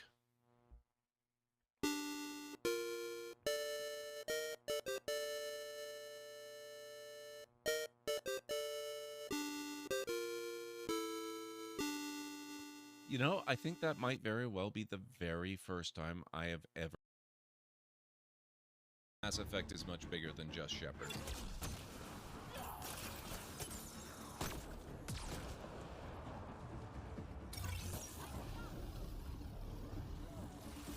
That's it.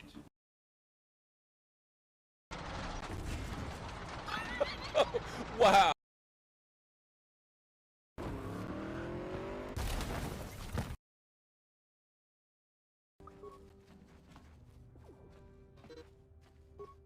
What's on your mind? You got it.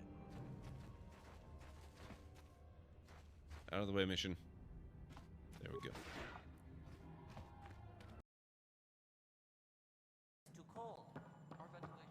Okay. This is kind of encouraging. How's everything looking on your end? I'm playing on Ultra Max, everything set to the highest level it can possibly go to. It looks real good on my end. I do have the resolution set to 1080. I'm playing on 1080. So I don't know, we'll see. Detonation. Oh, I forgot that detail. We're on a timer.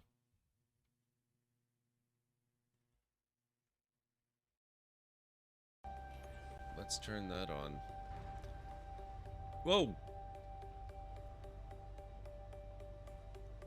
That was awfully close by. Oh. So, I guess those are the quote-unquote dead Ewoks.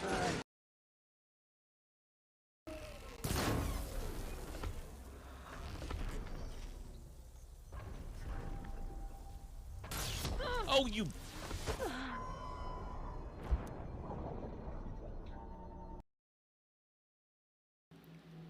All right, I'm back.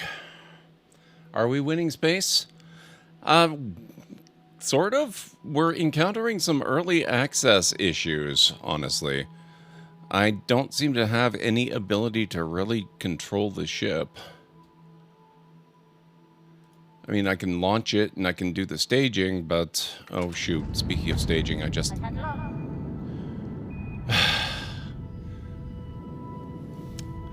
Yeah, you're supposed to be able to maneuver with WASD to make it tilt, roll, yaw, all that fun stuff, and absolutely nothing. Nothing whatsoever.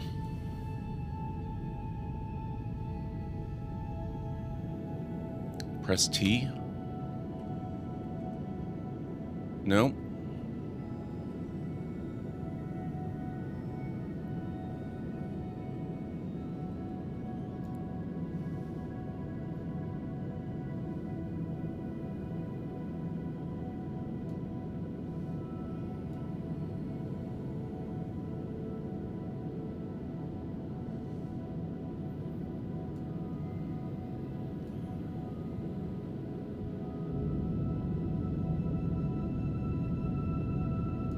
Well, it's doing something now, but I think that's just because RCS is turned off.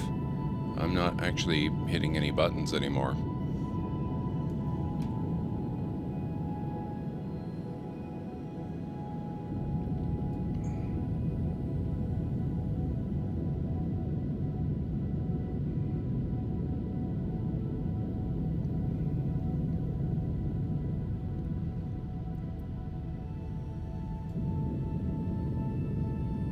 Yeah, that's stability mode.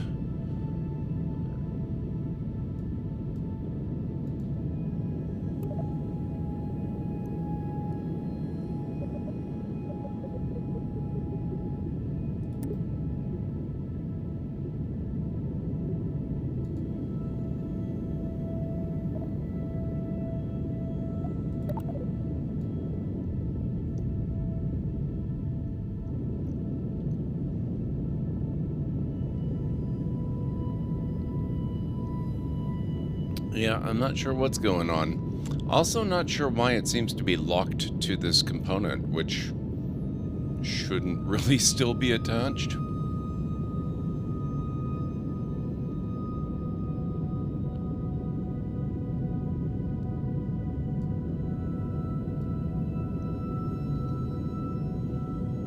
Something definitely seems a little bit weird. Not to mention the fact that I'm reasonably sure that should have been out of fuel some time ago.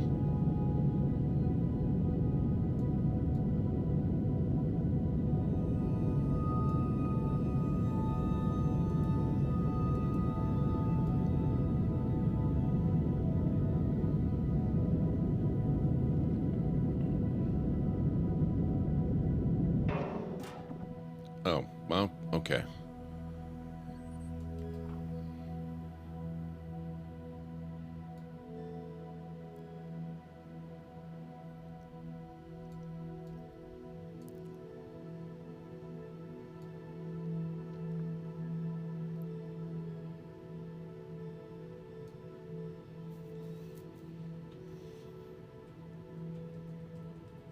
Nope, I can't do anything with this either. Reaction wheel is active.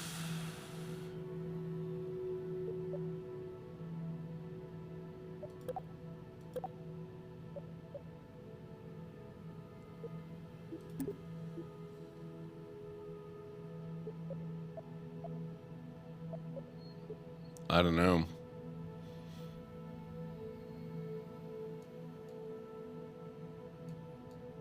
That's real strange.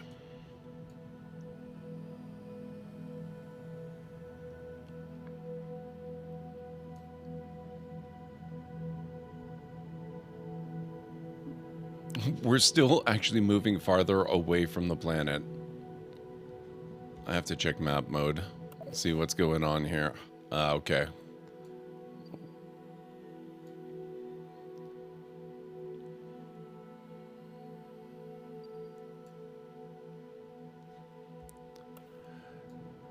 One way that I can turn it, I guess, I can do that.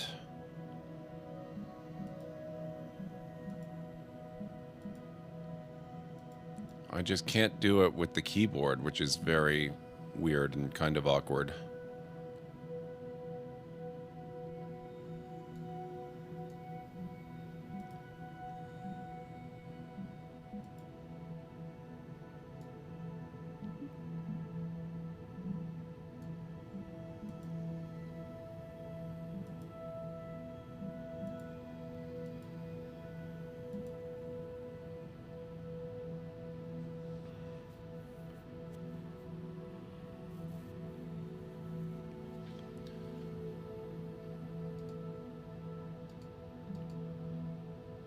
Radial out, anti-normal, retrograde, radial in, normal. Maneuver, target, anti-target. Well, I have no control, so we're gonna come in the way we come in. This is my only way of controlling.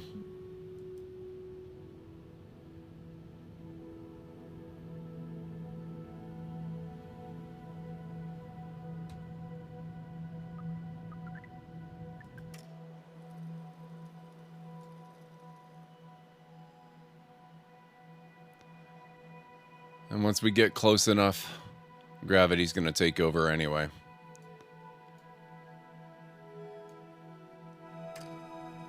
Like that.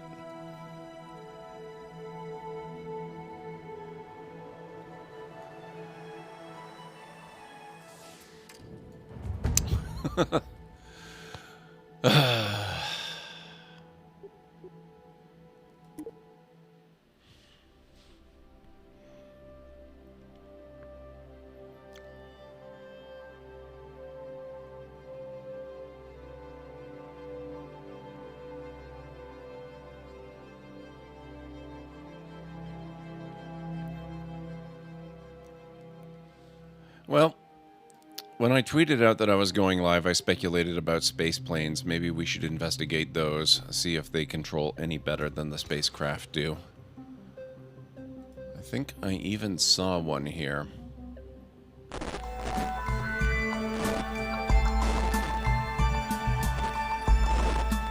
Thank you so much for the follow. I really appreciate that. Welcome on in.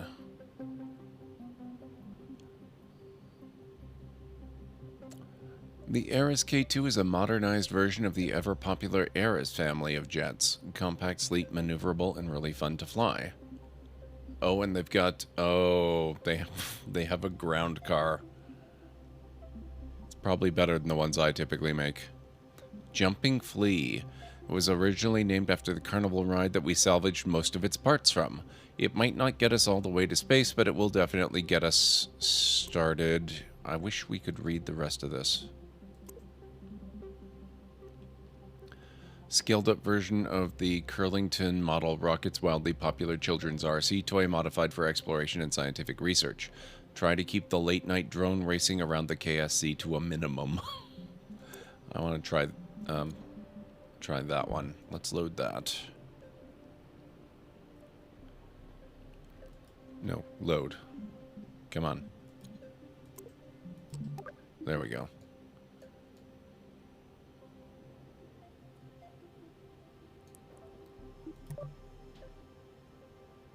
Oh, does that not need a pilot? I guess that's designed as a drone.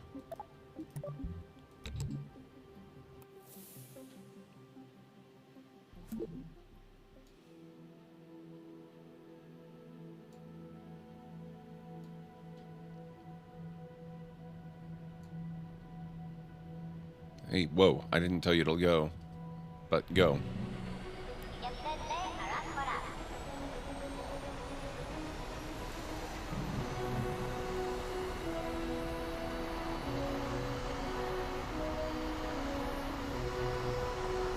No, even with this, I have no ability to control it with the keyboard.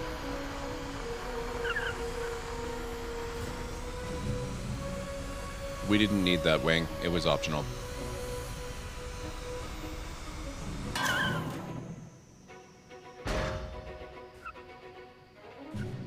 That thing, we didn't need that either. That was decorative. Yeah, I'm impressed. I didn't think nearly as much of that was going to survive. Oh, this is going to make my rocket-powered golf cart stuff so much more fun once I can control stuff with the keyboard.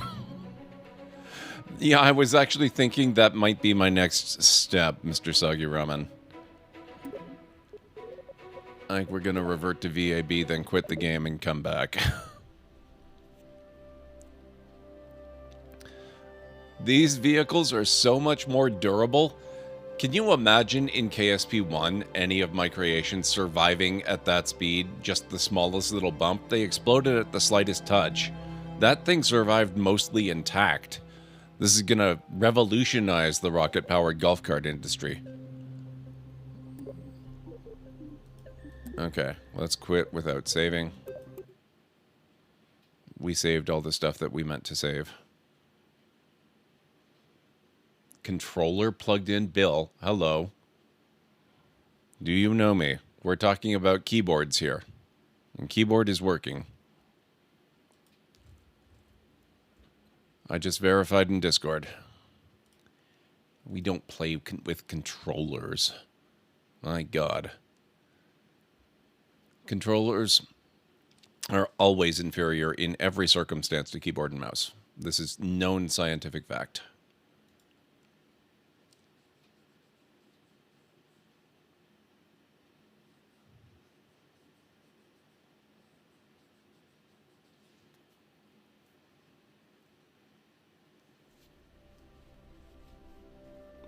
Okay.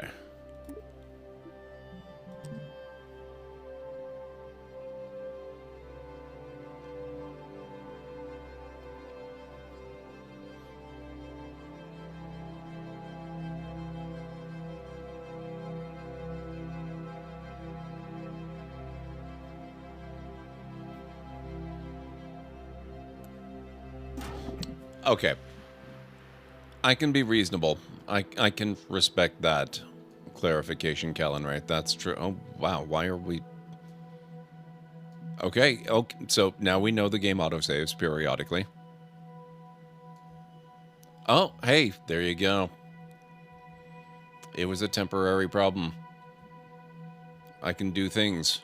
We can do stuff. We're gonna revert to, can we, no, wait, why can I not revert? Okay, fine.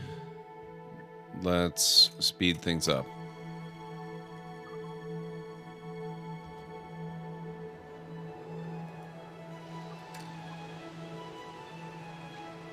Parachute deploys, parachute actually does not tear off this time, that's good.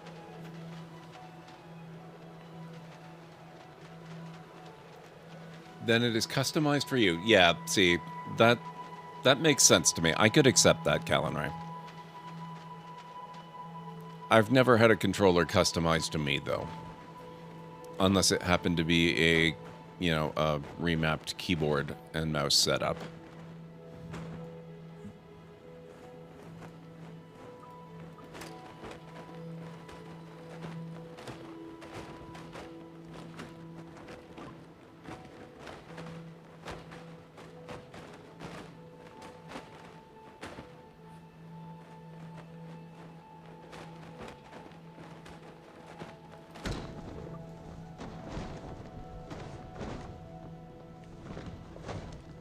I see you there, Ultra.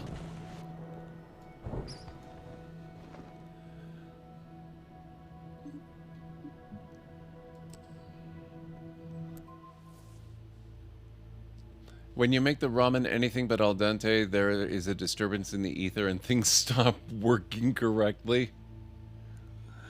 I saw you start up KSP2, Ultra.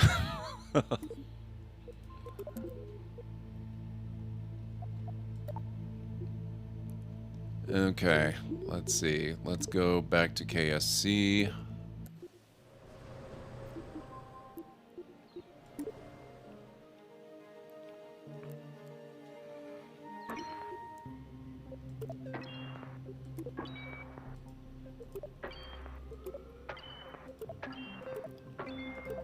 Okay. Now I'm really curious.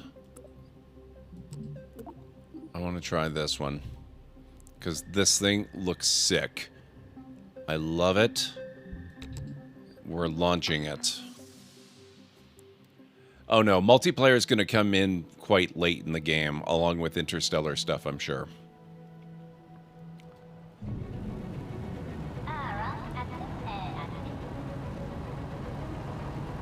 Okay, it's surprisingly slow to turn.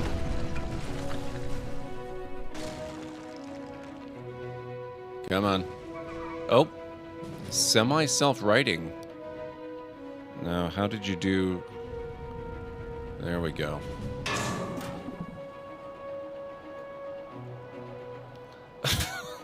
Alright, it's got some issues. I like what they're doing with it, though. I like where they're going with this.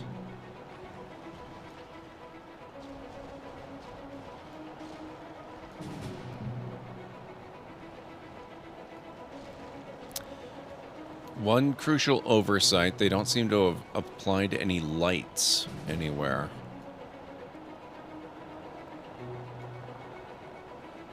No, they don't have a whole lot in this yet, Mr. Soggy Ramen. They've basically just got, you know, a majority of the parts and then some from KSP1 implemented in a similar kind of thing, but there's no career mode, there's no science yet.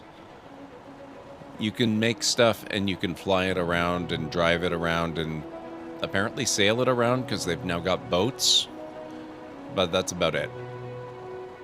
You can't do science, you can't go to other solar systems, you can't make colonies yet, you can't do multiplayer.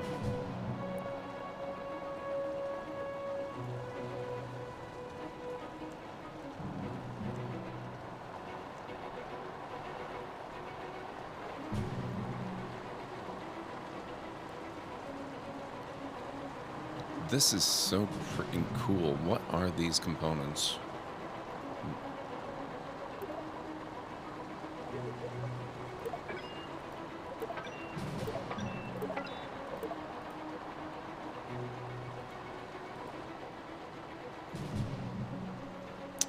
MPC 250. That's not terribly descriptive.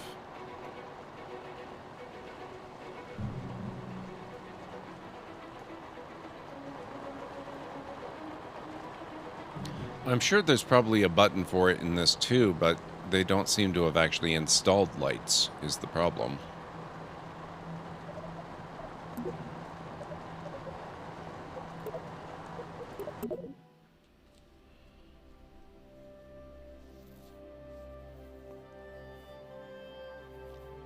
I've already reverted back. It's fine.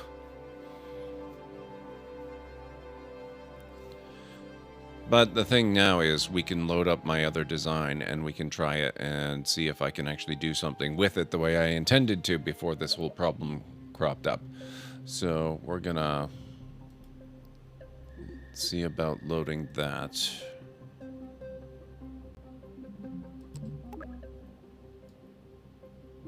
Is that the right one?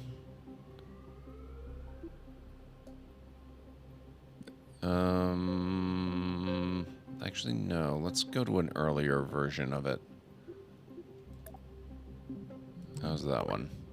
Yeah, let's do that one.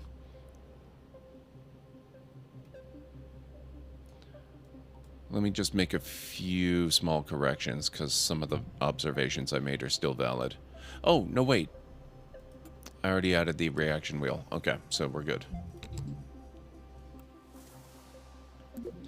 What's your favorite kind of ethnic food? Mexican, Chinese, Italian, Middle Eastern, Antarctican? You'll have to tell me about Antarctic food sometime. I would have to say Italian.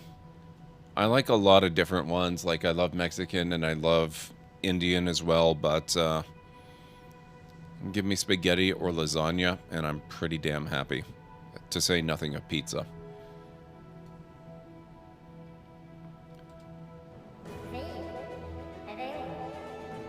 Oh,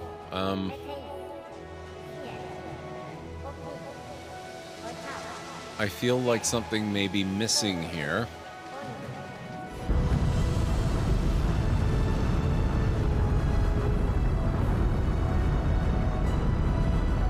And yet it's working anyway.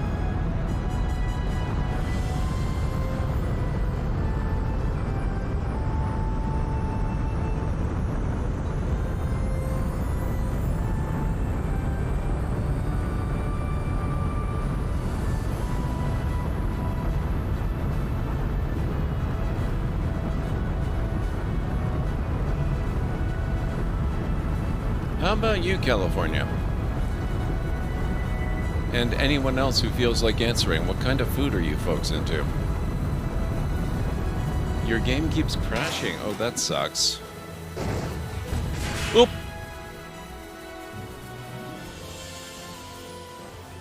Oh, oh, oh, oh boy.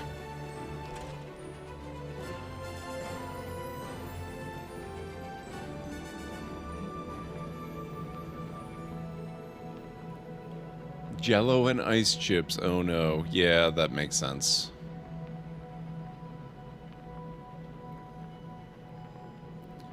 I may have chosen a poor time to launch the parachute.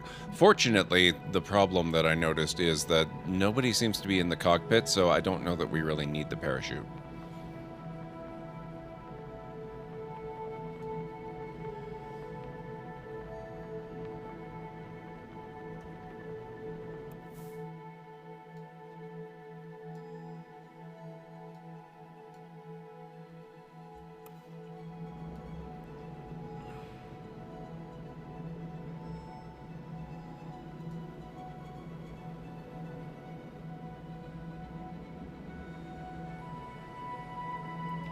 We'll see if it ends up tearing off or something. Oh my god, look at the space views. This is... I love this game. This is so cool. And it's going to be one of those ones that just gets better and better.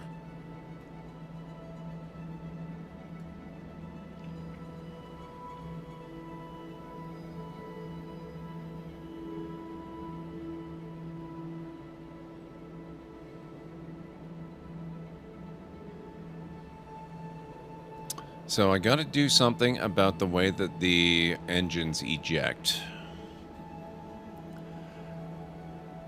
Bulgogi, I don't know what that is. Thai yellow curry sounds really good, provided it has no seafood. Really authentic hummus. Had it in Israel? Okay, I don't know if I've ever had hummus, actually. Italian, Mexican, Chinese. Not sure if you've even had any others. Chinese, always a favorite, of course, too. And some Japanese food, although I have to be exceptionally picky about Japanese food because so much of it is seafood, which is just a no-go. American comfort food is the best. Well, if it's comfort food, then obviously.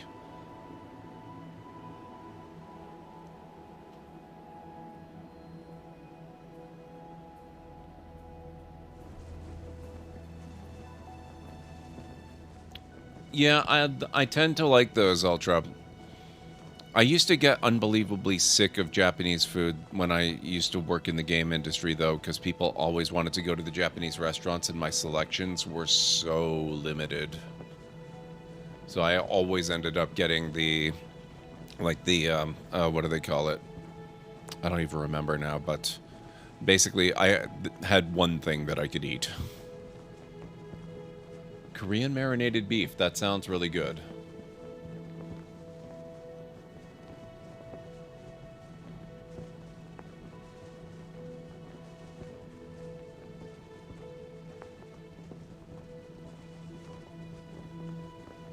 Okay, let's speed this up. We don't have to sit and watch this in real time.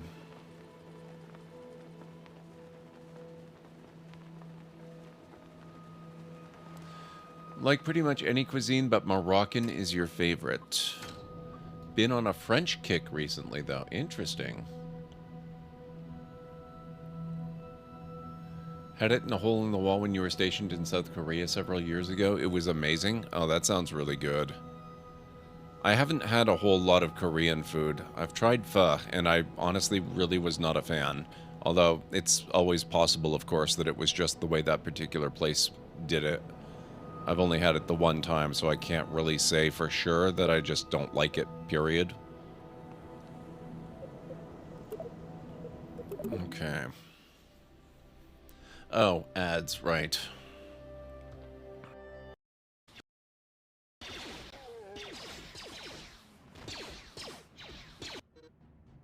Oh, shoot.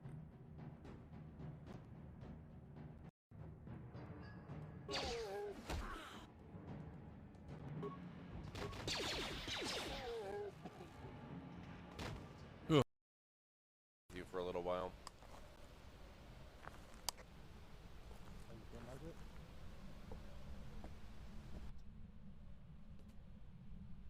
Wow, that looks so creepy.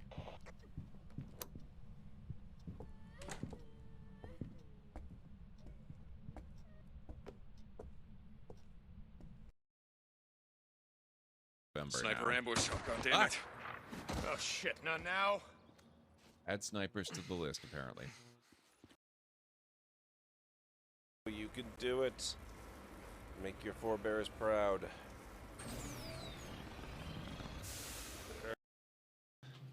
Okay, sorry about that, guys. I'm back. Let's try a minor tweak of the design of this thing. We're gonna pop this back into symmetry mode. And we're going to pop these lower down so there's a better chance of the main rocket escaping.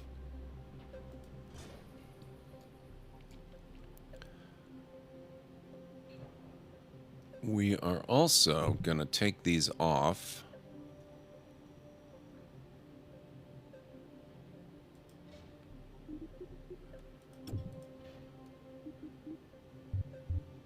What are those? Those are the solid fuel boosters, right?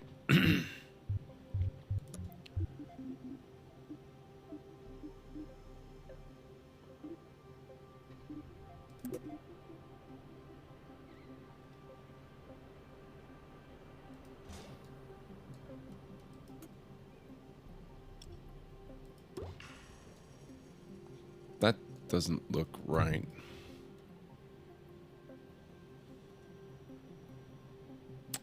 Oh, you've had no sleep the past few nights? Yes, Ultra, please go get some good rest. We'll give that a shot. I hope you're able to get some better rest, Ultra. Thank you so much for stopping in and hanging out for so long. I really appreciate it. Let's ditch those.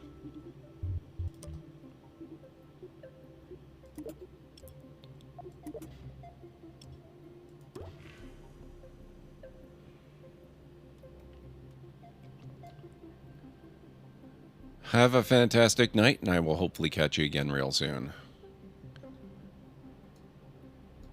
Okay, there's no way this can possibly go wrong, is there? I think this is good.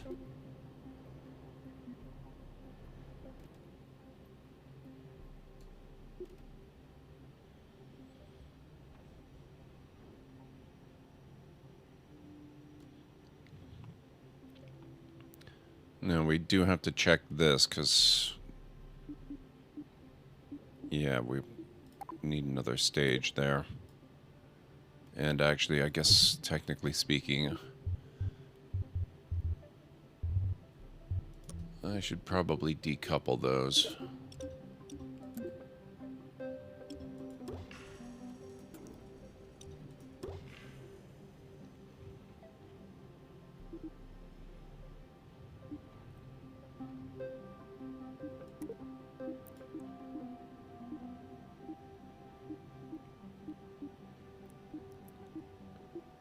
Redetaches those, then that fires, then that fires. Yeah, okay. Now it looks good.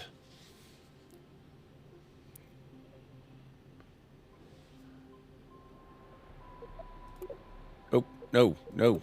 Wrong button. Save.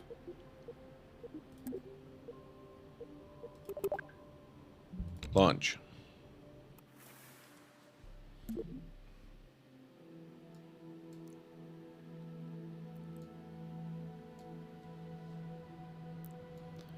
Okay.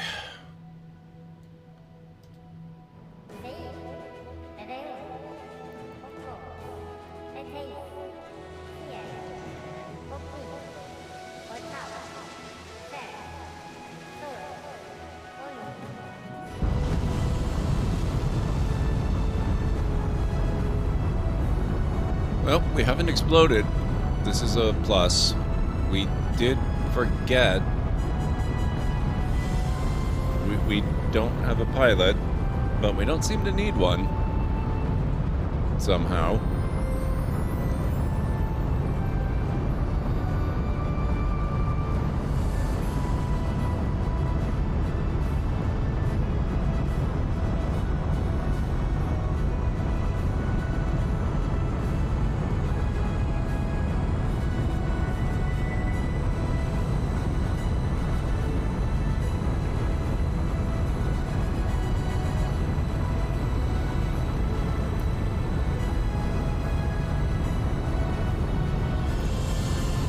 Okay, I think the rocket is so tall. I'm actually having... Oh, yeah, I was... Oh, God. Oh, boy. Okay.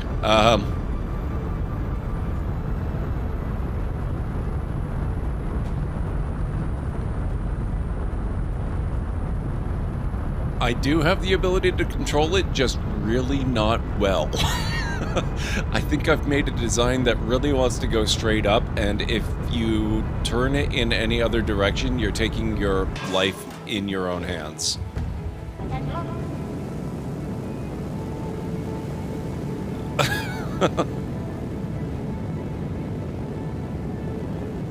Fortunately, there is no life to be in anyone's hands, so we're okay, but yeah. At least the staging seems to be working okay.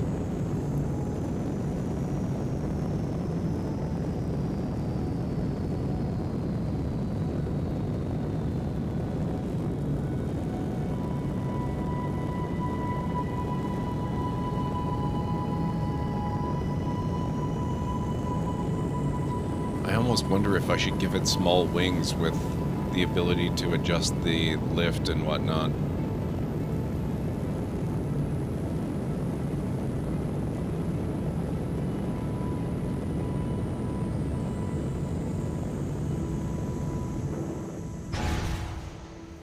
Boom.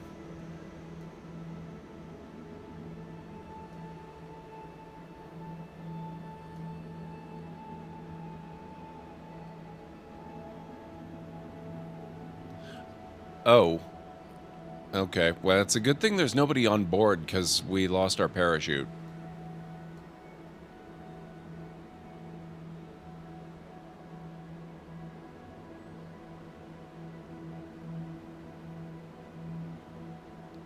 Free? Yes, California. Healthy? No, not at all.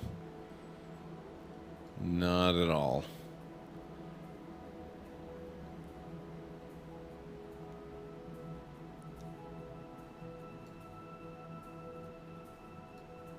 I'm impressed at how well it's maintaining its stability here in light of its rapid descent. Boom. Okay. Well, let's go back to the VAB on this one again.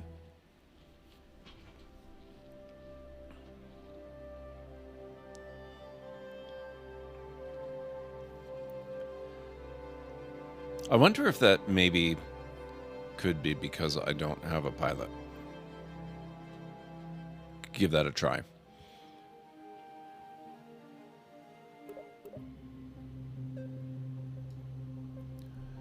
Okay, let's see. Who wants to volunteer?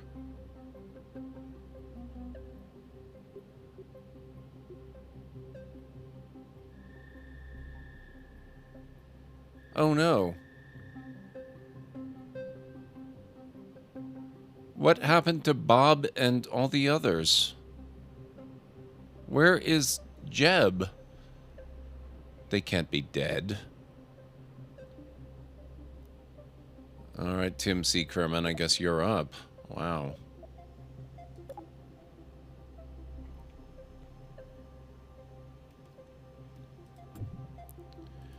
Okay, so that is the reaction wheel.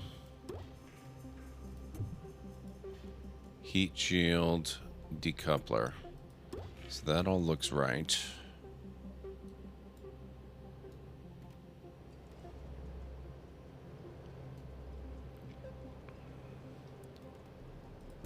So if I were to take that and add another...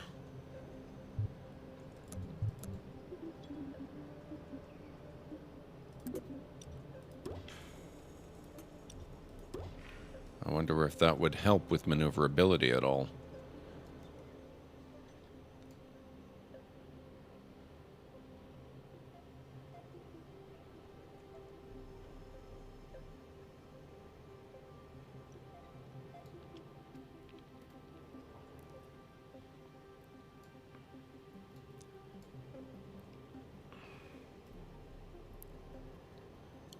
Okay, let's pop those off, and we're going to look at our aerodynamic options.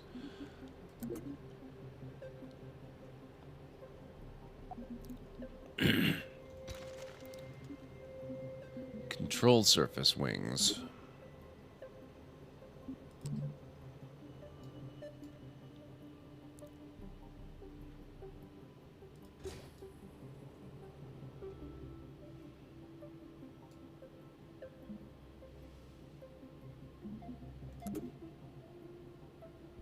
That might be a little too large.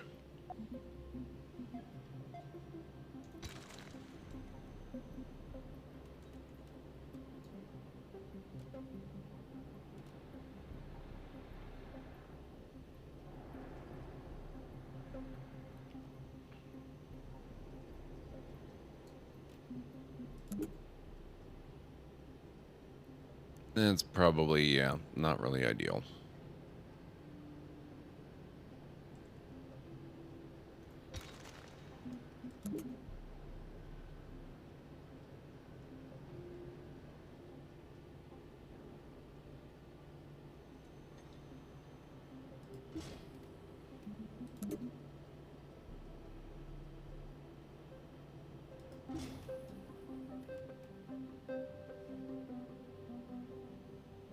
Oh, that doesn't look quite right.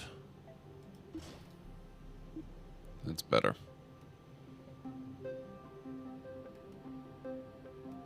But I probably don't actually want to do that. Let's try this.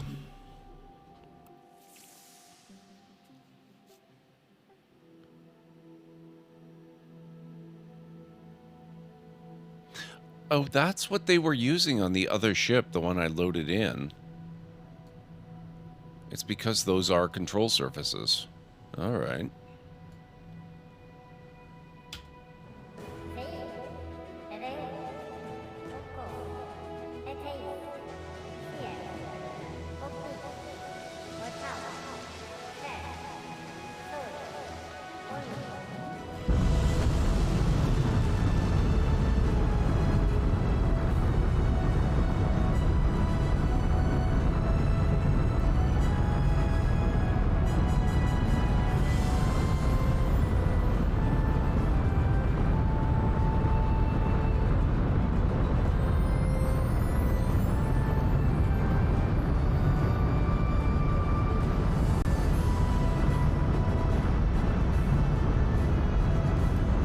Keep going straight for a while. I'm not going to push. I've already turned us a little bit to the east. Just a touch, probably less than 1 degree, honestly.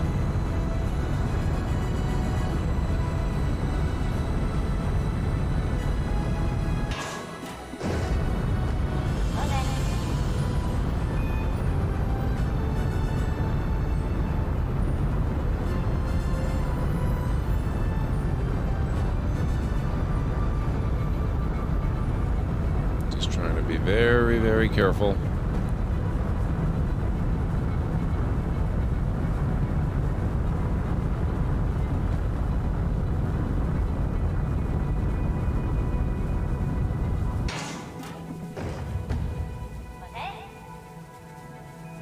And now let's try coasting up.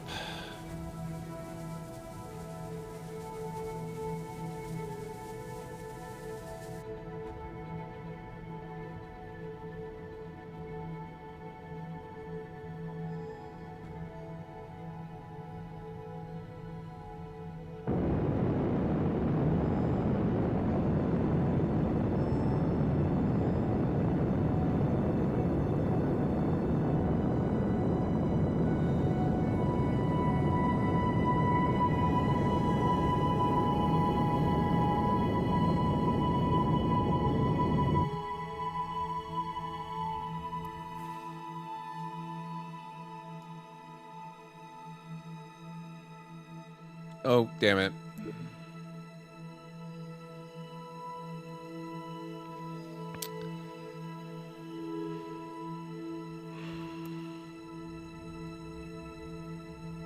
I did it again. I separated instead.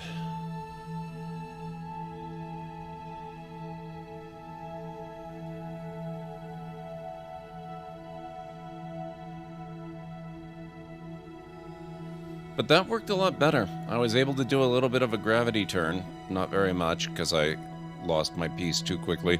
But I was able to eject everything without destroying the ship. And I was able to maintain control a lot better. So I'm going to call that success. Now let's see if we can get Tim C. Kerman here, back down again safely and alive.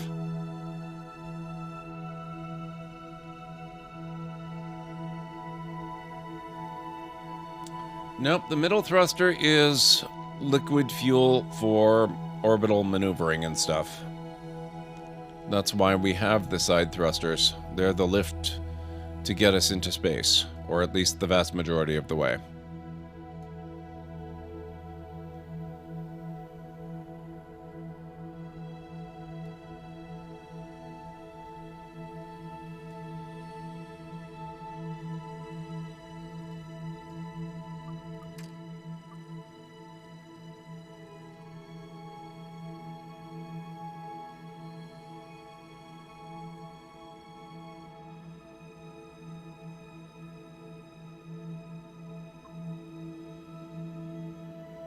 And into the atmosphere we go.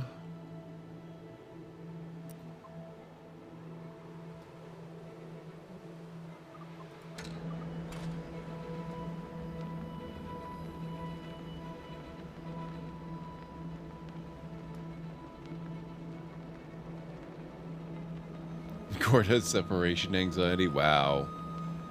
What do you mean by onion?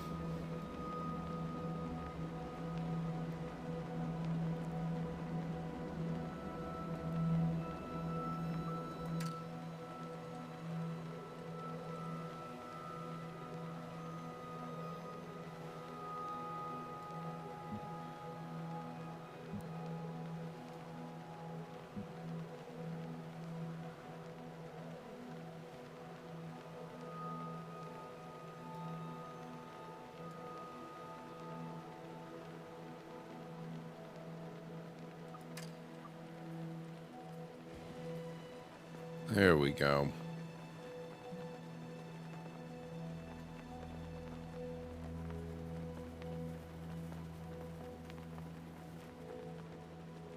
Oh, maybe the reason I don't have any of my Kerbals is because I keep not recovering them. I didn't think I would need to, though. Let's go to the tracking station and see if we do have anybody out there. Crew, Tim C. Kerman, okay.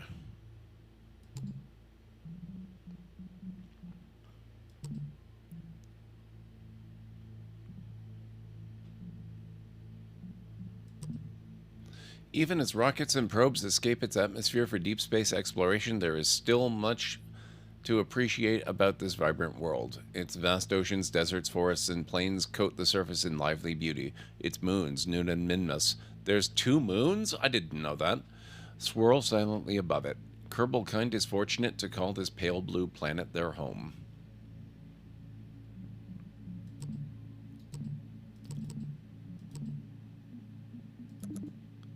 Okay.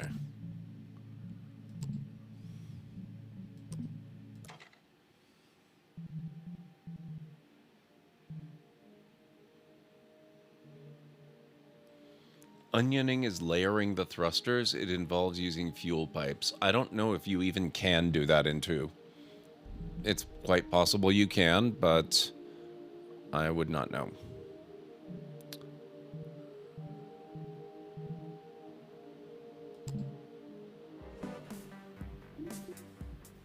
Okay, no, we already did that. We don't want to do that.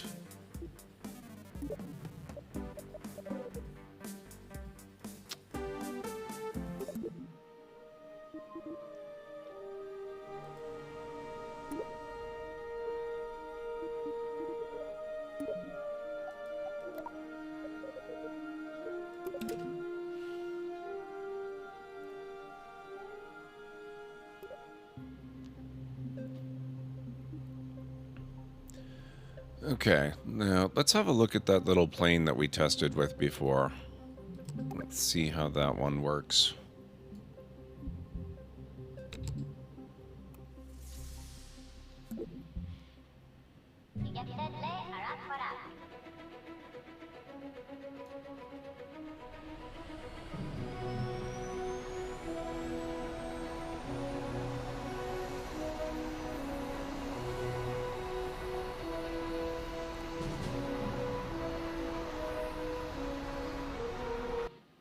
Oh, nope.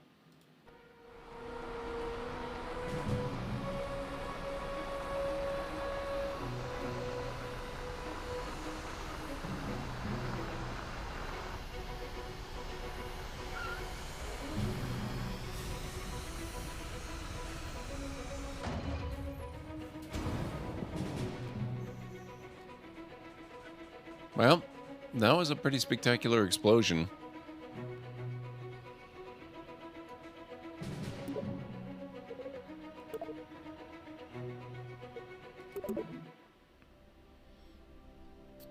Eating the old dusty trail. All right, Mr. Soggy Ramen, have fun. Have a good night. Thank you for stopping in. One day I will make an attempt to play these games reasonably properly. Alright, let's build up some more speed before we try taking off this time.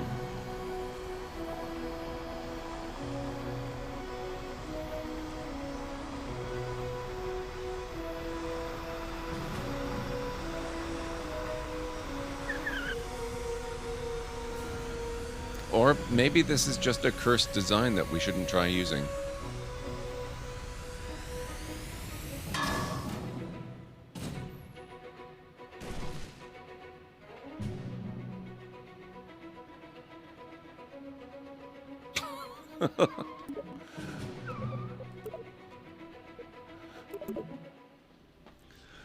Oh, I love it.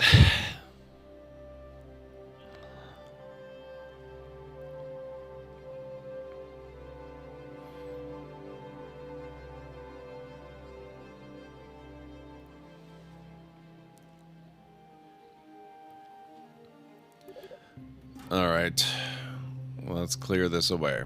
How do we do that?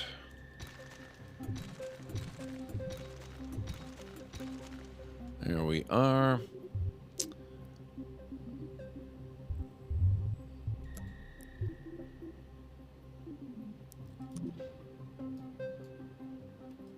Actually, no.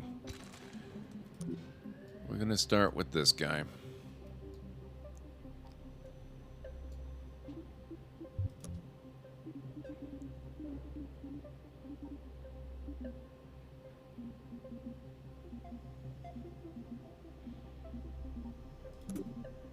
Oh, that might be a little big.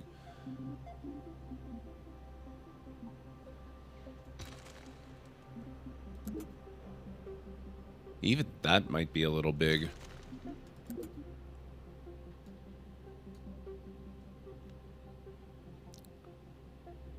Can we not? No?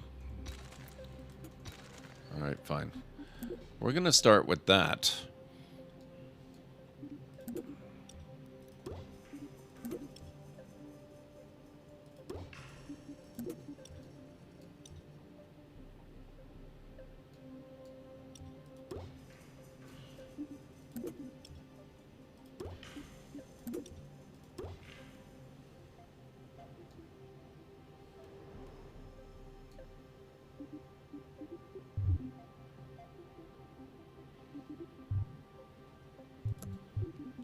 Then we're going to come down and we're going to add this on top somewhere.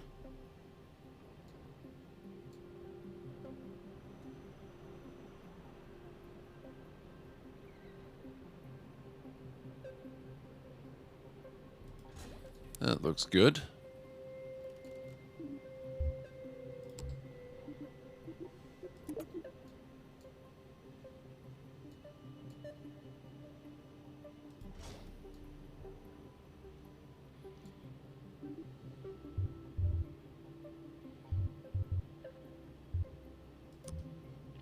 Payloads.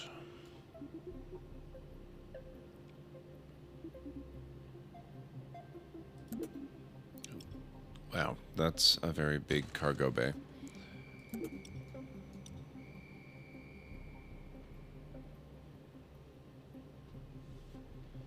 I don't think that's going to work.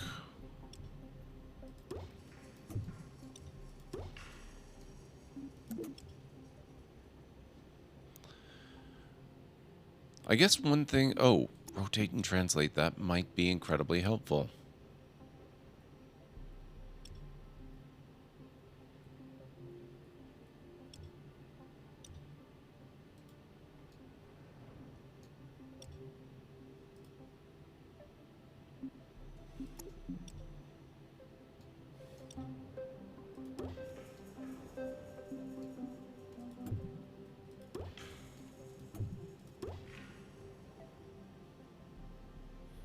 I don't know why that looks so ghostly, but we're going to leave it there.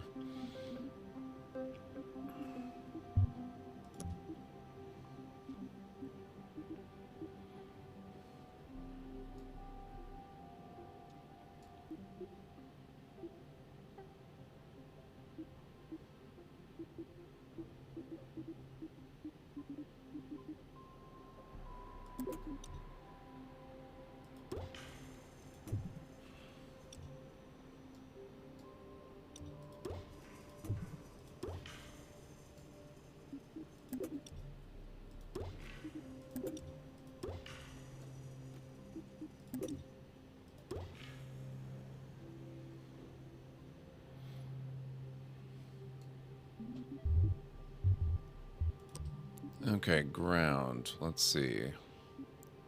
We want proper wheels.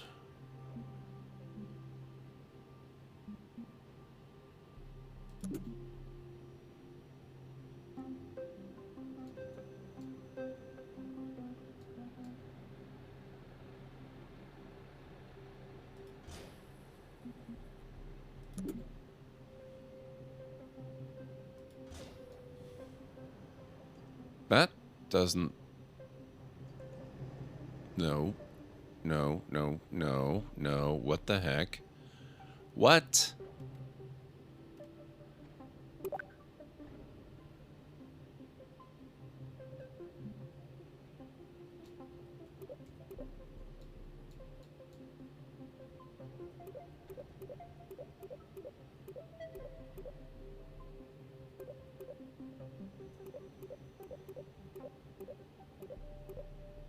Okay.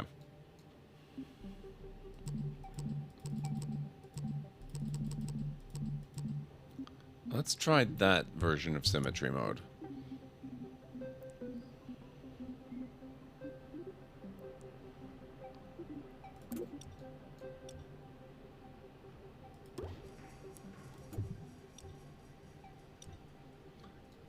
All right. Game.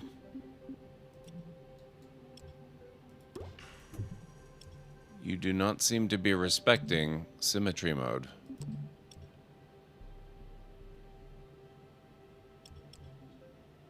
I'm very confused. What the hell?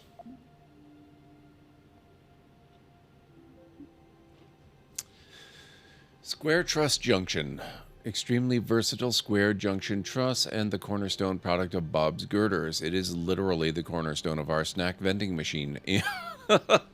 Okay. I don't know.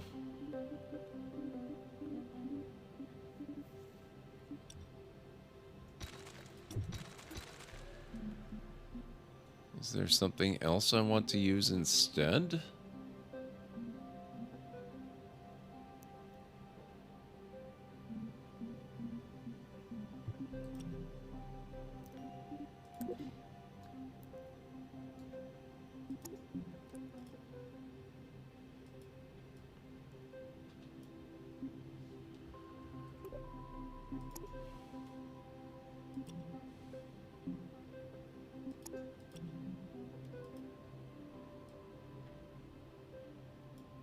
I guess I could do that.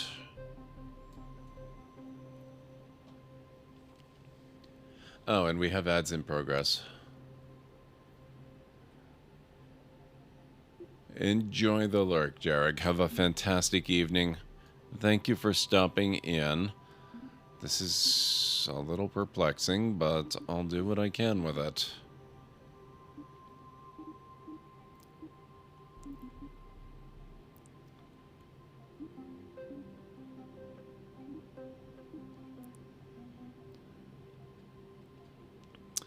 The TMP-XS is a very small multi-point connector. While it may be referred to as the not Rockomax micronode, Dinkelstein's Kerman's Construction Emporium swears there was no corporate espionage.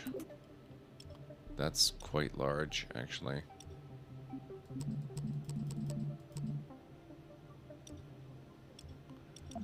Why does this... Oh...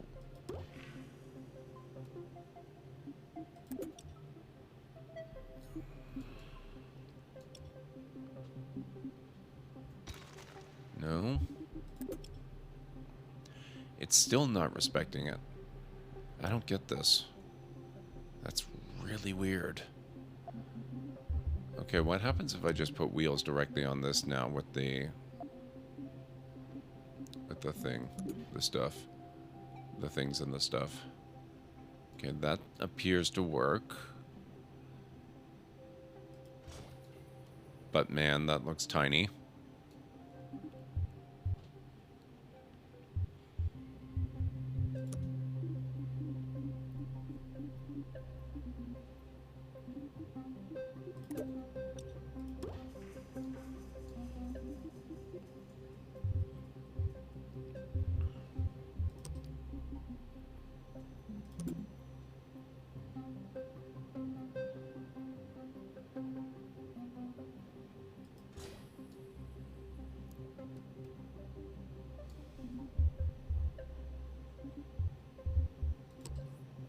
Electrical.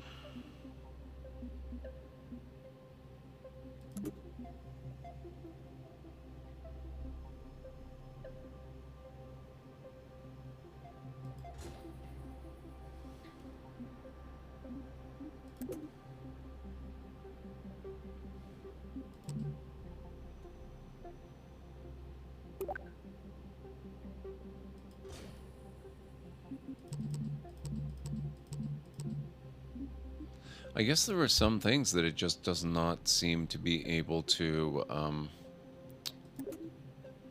that's a little large. It doesn't seem to be able to mirror, which is a little unfortunate. So we can store and generate power as long as it's daylight.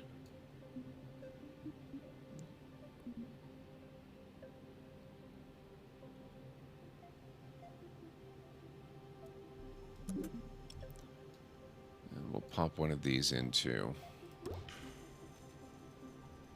so that even at night we'll have a little bit of power.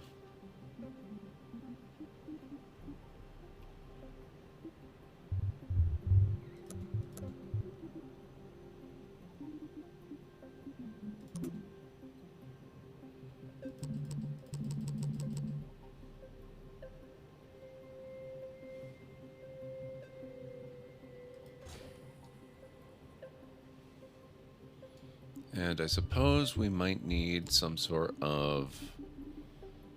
oh, lights would be good.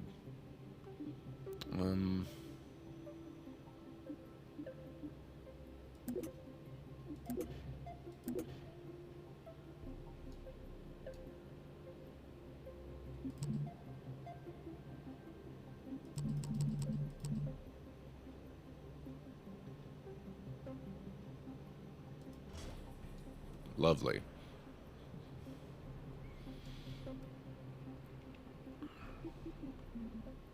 There we go, ladder.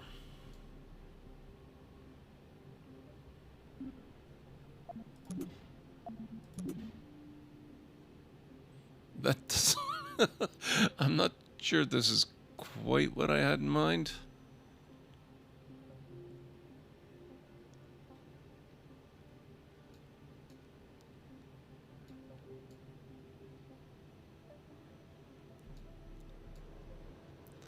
Let's see if I can get away without having the ladder, since that seems to be a little awkward.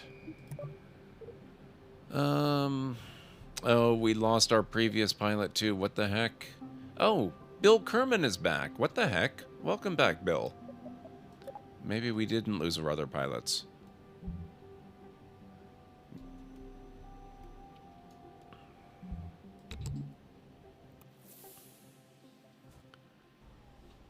Oh.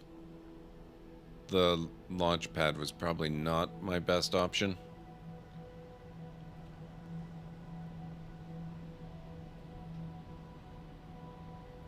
Well, I have some level of control. No, don't revert. Let's go. We're gonna revert back to there, and we're gonna pick a more appropriate launch site. Because clearly that's not optimal for a ground vehicle. We can't really go anywhere.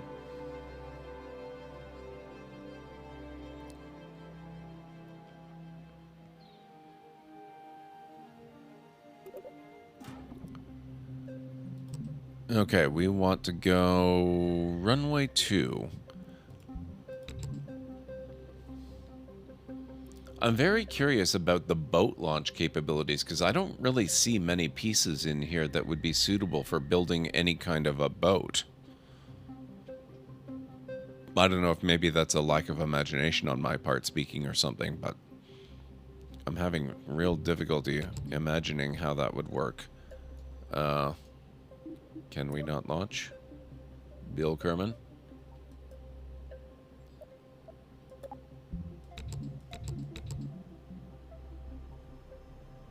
Hello?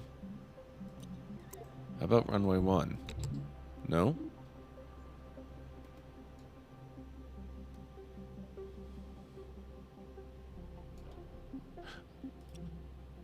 How about that?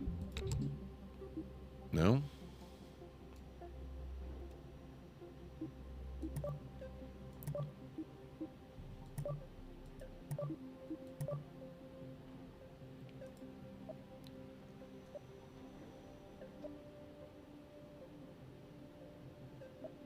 Okay, so X toggles lights apparently. Or not.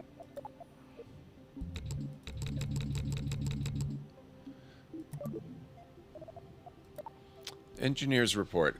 Vessel has a command pod and no parachute. It's a car. It's not going that high up. Command pod may not survive Kerbal landing. It's not really meant to, buddy. Okay. Trip planner, not necessary. Why can we not launch? What is wrong?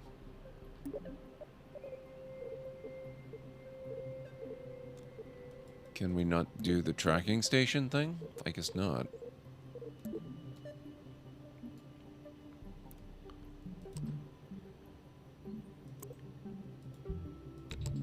Oh, now I... okay, this...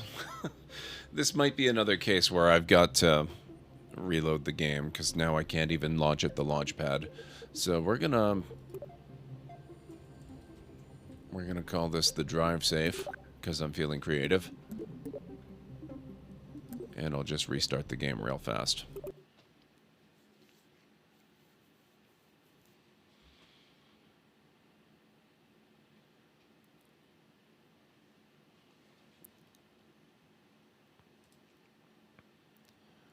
Alright, let's see what we get here.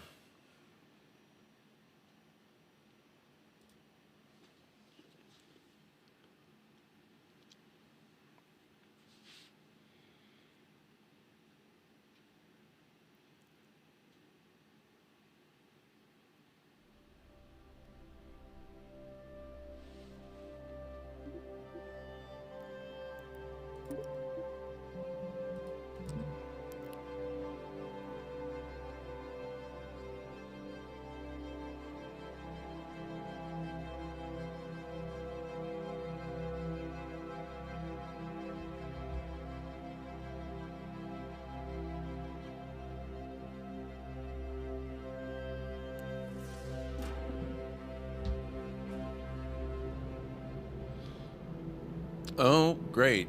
Tim is still on his way down. Let's speed this up. Oh, we're at 16, so we can deploy, and then we can speed up.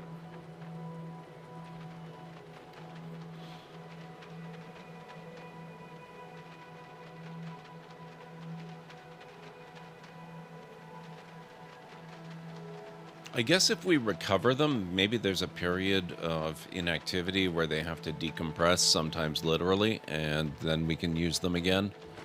That might explain why we have a bit of a crew rotation going on.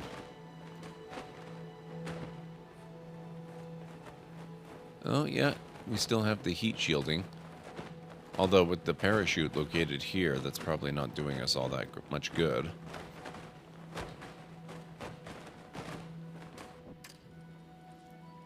Even if there were heat in the game at this point. Okay, let's recover.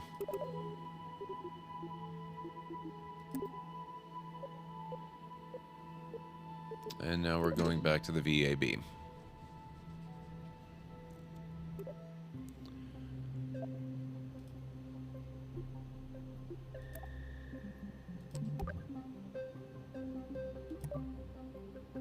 Chadwell. Wait. What? This is not the state that I left this vehicle in. Excuse me, game.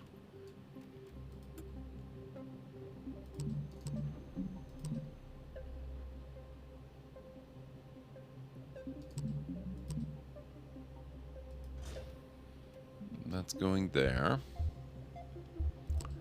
Electrical.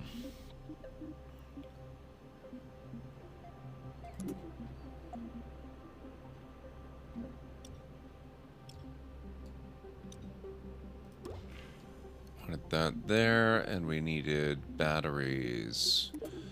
I'm gonna stick a couple of those on. Good.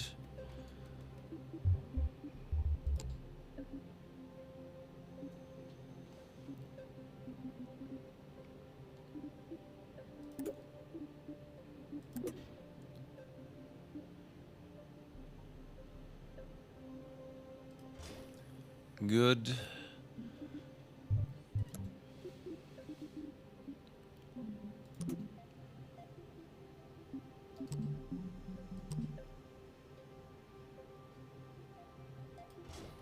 There we go. Now, what else do we need?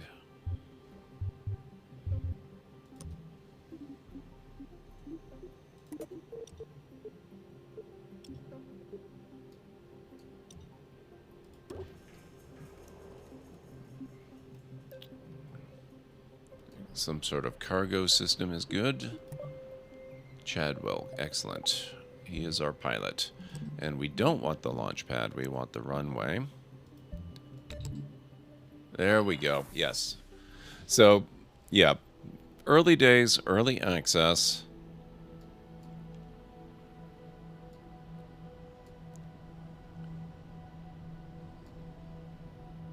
Okay, I don't think we're going to be setting any land speed records with this.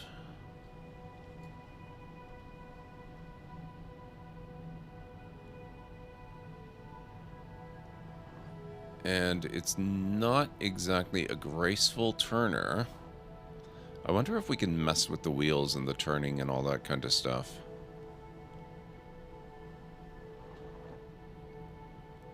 Also, is there supposed to be... I'm trying to remember if there's a... Oh. Yes, there is a break. Alright. That is good. Let's recover. And now we're going back to VAB. VAB? No? There.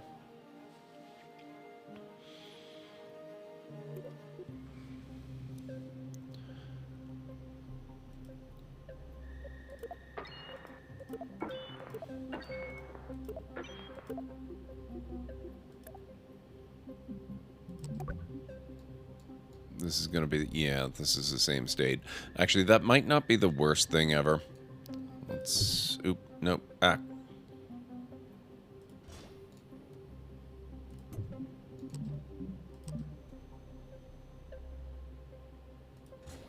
Okay. Let me see. Launch assembly, parts manager, ground. Oh, nice. Okay. Auto friction control, steering enable, invert steering. That's what I was looking for. All right, so... Oop.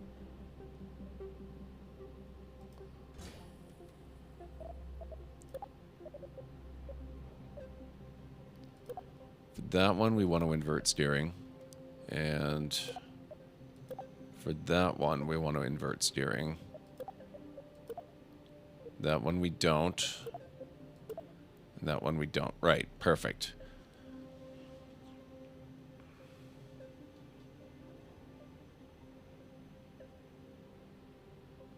Suspension. Man, there's a lot of stuff you can customize with those. Alright, I am curious about how that's going to work, though. So let's take this and we're going to... Just going to put that there. And... Actually, no, we're not. We're going to put that there.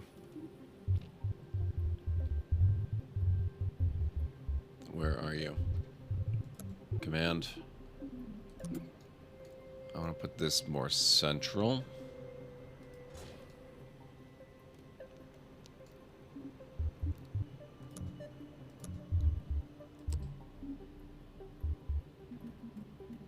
We want our generator back here. We want our batteries.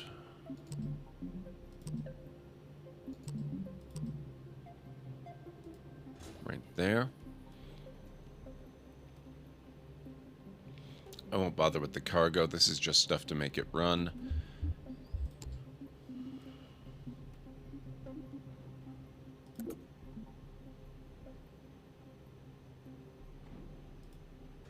Put lights there.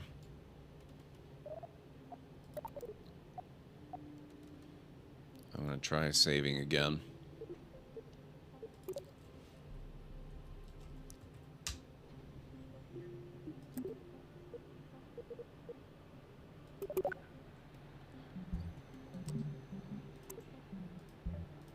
And launch.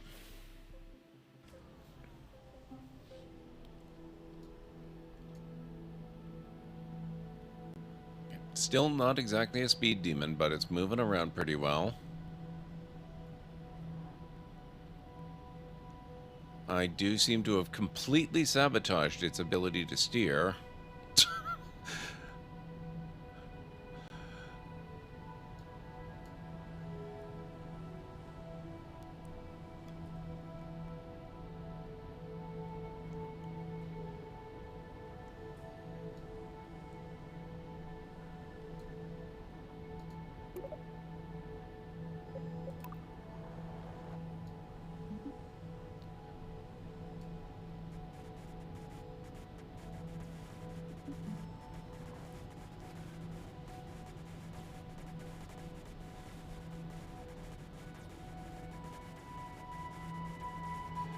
Oh, this is fun.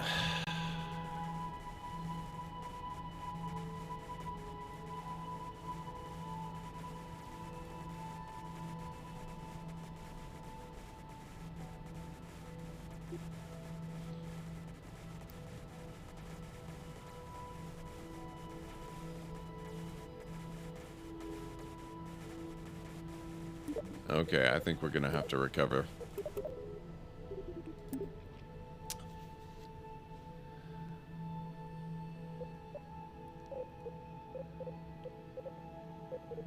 Let's go back to... it still won't let me go to VAB. Alright, I think we're gonna go back to rocketry.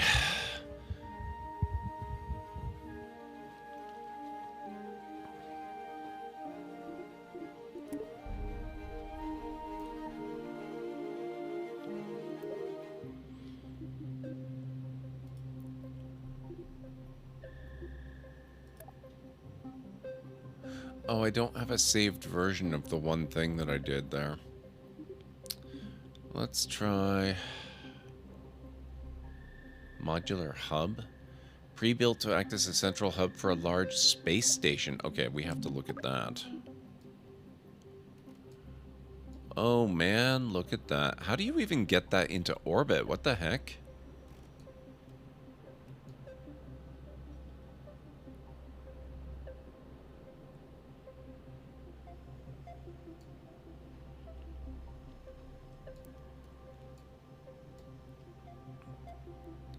I don't recognize half of these pieces.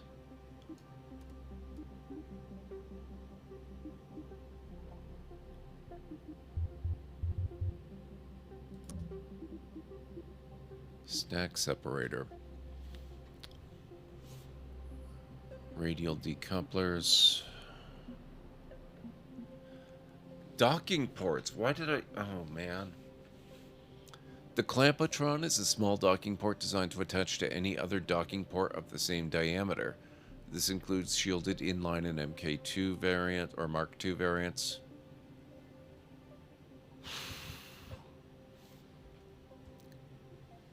Oh, that's how you see more. It's also just large enough for a Kerbal helmet to fit through, making it a vast improvement. Oh my god.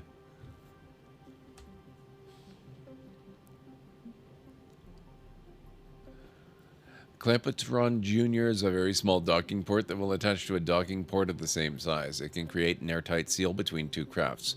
While the port may have been cobbled together from a small serving hatch, it is just large enough for a Kerbal to fit through.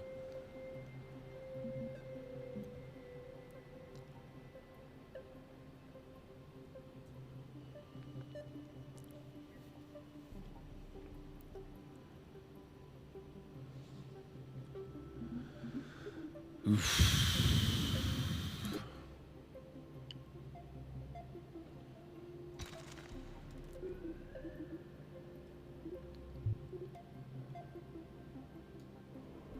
So I guess you could technically launch that if you put a large enough engine under it with a fuel tank.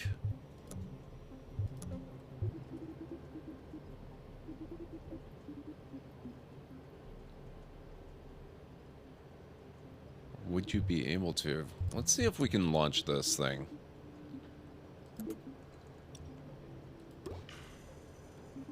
We're gonna need 4 boosters for that, I think.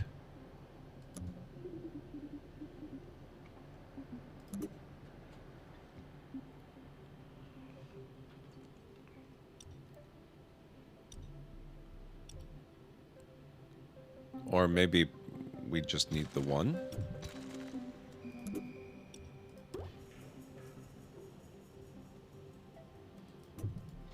Oh, let's also make it possible to eject.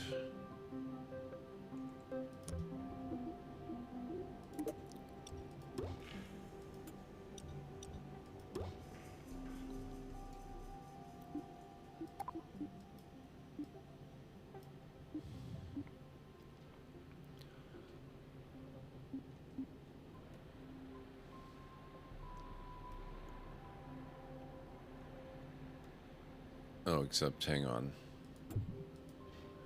We are going to need maneuvering capability.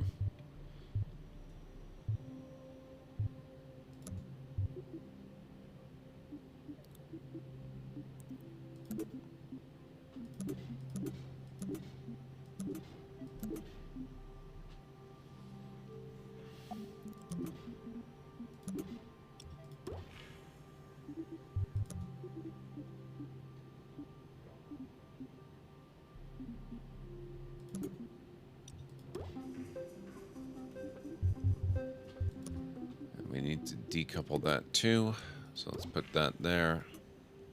And we'll put that there. And there's no way this can possibly go at all wrong. This is perfectly fine.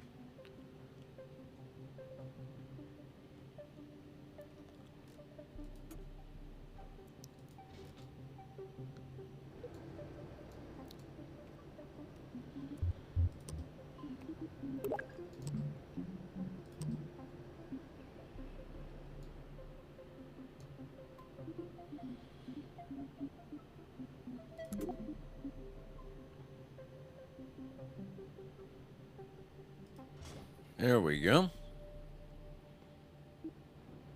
Oh, hang on. Maybe line it up with the stuff that's already on here. That looks better, I think.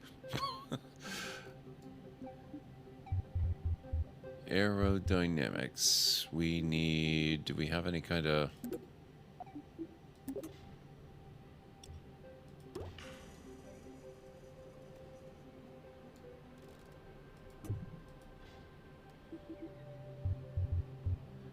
Probably want to decouple that too.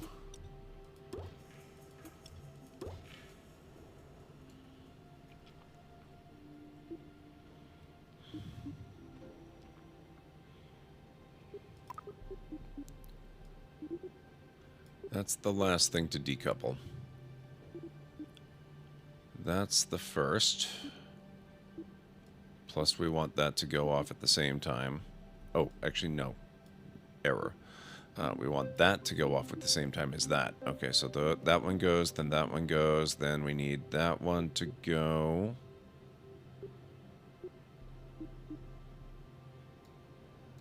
Wait, that's the liquid. Then that one. Then that one. Right, okay. And we don't need that. Crew. Guzman.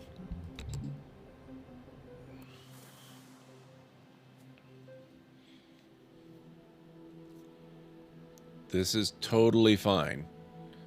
This is not any kind of problem whatsoever. This is going to work perfectly.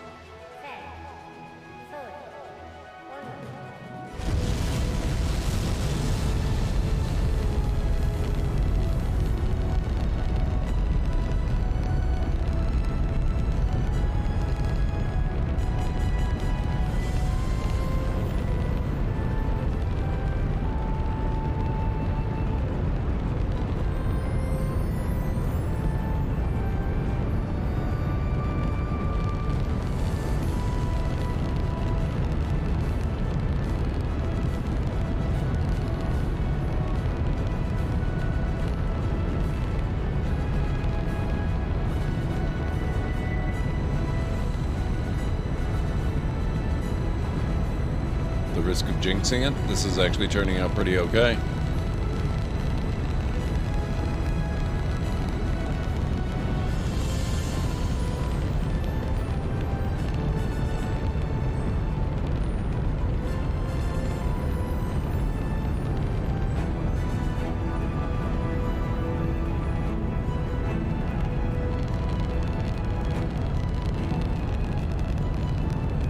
Oh God, look at the wobble. Oh boy.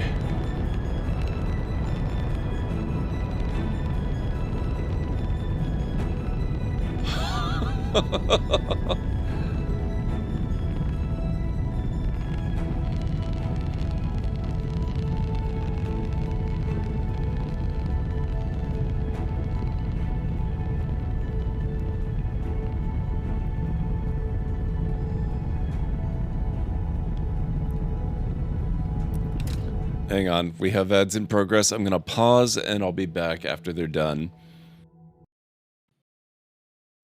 Oh, buddy is over there. No.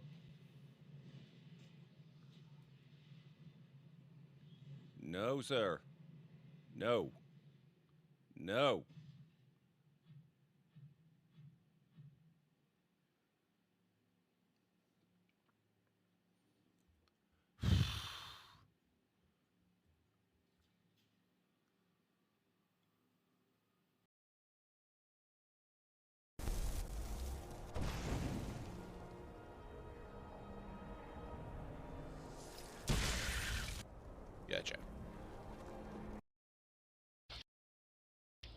Gristle is still alive after all this?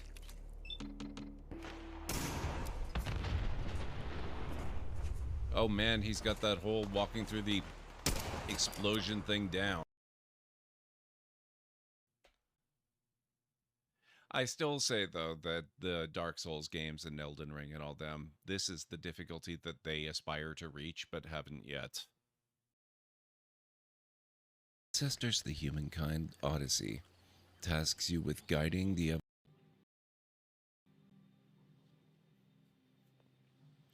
Oh my god, it's Guybrush Threepwood.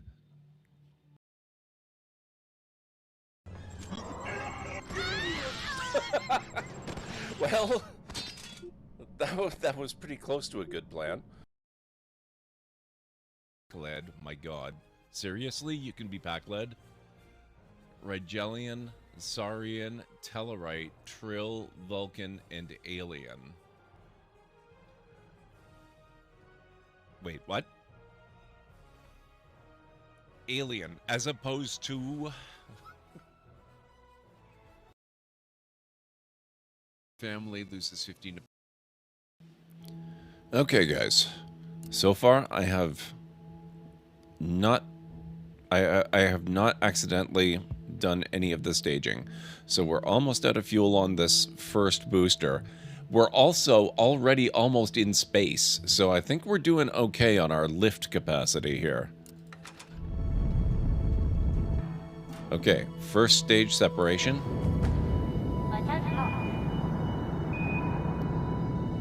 Let's keep boosting, but just for a little bit.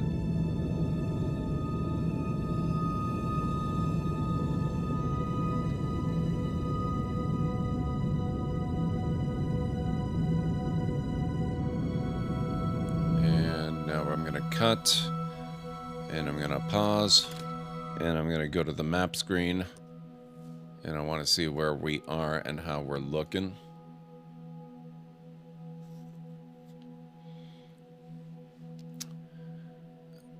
All right. I'm probably gonna have to do the tutorial again a few times. Actually, you can do the tutorial at any time, can't you? Let's do...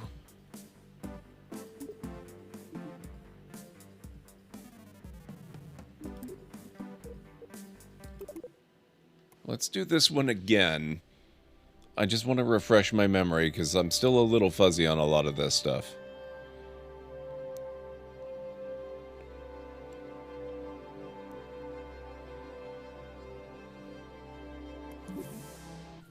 Missing the ground. If you want to visit space for more than a couple of minutes, you'll need to get to orbit. An object is in orbit when it's moving sideways so quickly that even as gravity causes it to fall, it keeps missing the ground.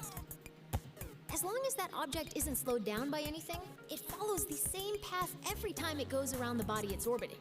Forever. If that object is a Kerbal, it is recommended that they bring lots of snacks.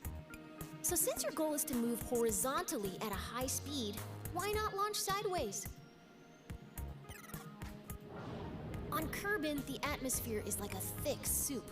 You waste a lot of fuel trying to fly through it horizontally. By launching vertically, you cut through the thickest part of the atmosphere as quick as possible. Most orbital rockets begin tilting toward the horizon soon after they leave the launch pad. This maneuver, called a gravity turn, uses the planet's gravity to turn the ship and reduces the amount of fuel needed to achieve a stable orbit. When launching near the equator, your gravity turns should point toward the east, since your vehicle gets a free boost from the planet's rotation. Thanks, planet! Once a vehicle is moving quickly enough that its arc will take it above the atmosphere, it shuts down its engines and coasts to space. Once it nears the top of that arc, the vehicle needs to fire its engines a second time to keep itself from falling back down to the planet. Doing this turns that arc into a nice big circle. Congratulations! You've missed the ground. Okay, I think I remember.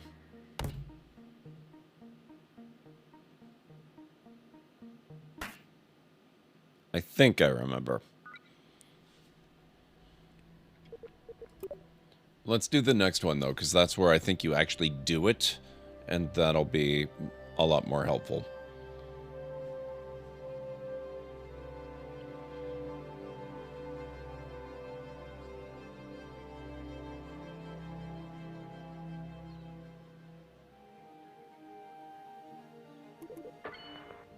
When you're making a rocket, anytime we intend to drop an empty stage after using all of its fuel, we connect it to the stage above it using a decoupler. Add that decoupler to the bottom. We need to attach a larger, more powerful lower stage to the bottom of your rocket. To keep things simple, I've whipped up a new lower stage in another workspace. Right. You can, out in the real world, this list would show, oh, now that the lower stage has been merged into your current, perfect! Merging is a very powerful tool. Okay, so it was not the next one, but that got us there.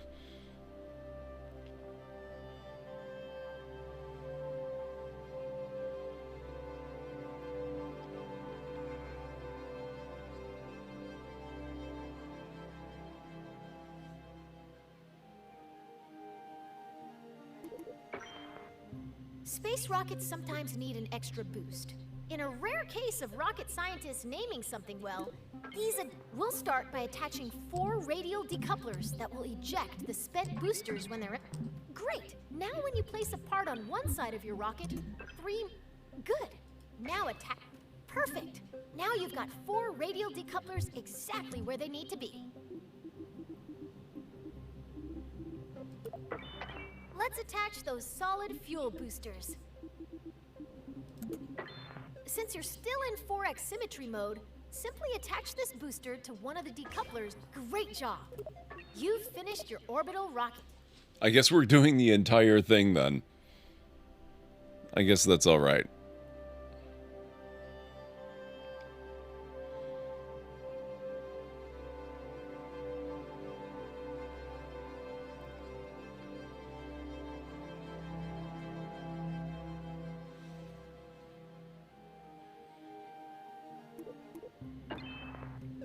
Before you launch a rocket, the staging order begins at the bottom of the staging stack. You want your boosters and main engine to fire together for maximum thrust. The solid fuel boosters are currently in the second stage. If we don't change anything, the boosters will ignite late and detach themselves at the same time. Hey, Greenie, how's it going? For everybody. So Here, let's move. let me get you a shout out. Quite a few crashes. It's really fun, though. I'm trying to see if I can launch a piece of a space station and get it into orbit. No problem, Greenie, no problem. How's your day going? How's your weekend going? Or dare I ask? Okay, so we want this down here. Your solid fuel boosters burn very hard and very fast, so they will run out of fuel first. 3 events? Oh, Even God. though your main engine and boosters will activate at the same time, you want to drop the empty boosters before you drop your main engine. Now move all 4 radial decouplers from stage 4 to... All done. Your remaining stages are set up so that stage 4 will activate... I'm just doing one of the orbital tutorials again, because in order to get the piece of the space station to stay up there, I need to know how to do orbits, and I'm a little fuzzy on that.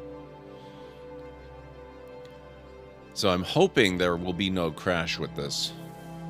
Golf tournament, a birthday party, and an event. Dinner and show thing. Oh boy. In this flight, you're going all the way to orbit. I'll walk you through the process of launching, executing a gravity turn to get moving sideways, coasting to orbital altitude, and doing a final burn at the top of your arc to establish a stable orbit.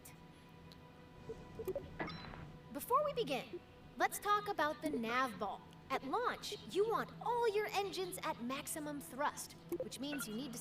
You can see your main throttle here. Okay. Left shift, your fuel levels are visible within the staging stack. Right now, you can see that your main engine and 4 boosters are all topped off and ready to rumble. It's time Fuzzy to go. orbits are fun to pet. Start. All you need to Reasonable. do is fly straight up.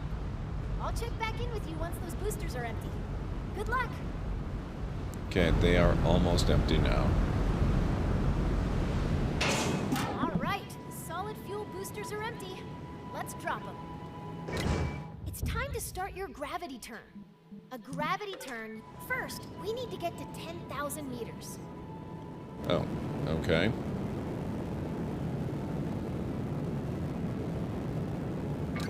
You're going to yaw towards the east so that the target marker is in the center of the nav ball. Your vessel and nav ball should look like this example video if you're performing the gravity turn correctly. Way to make Kerbin's gravity work for you. You're now on track to establish an orbit. Your current stage's fuel is empty. Let's drop it and activate your deep space engine. Great job! Your rocket is on its way to orbit. As you gain experience, you can make your gravity turns more efficient by starting to tilt your rocket soon after liftoff. Adjusting course with a series of small corrections instead of one big one will leave you with a lot more fuel when you get to orbit.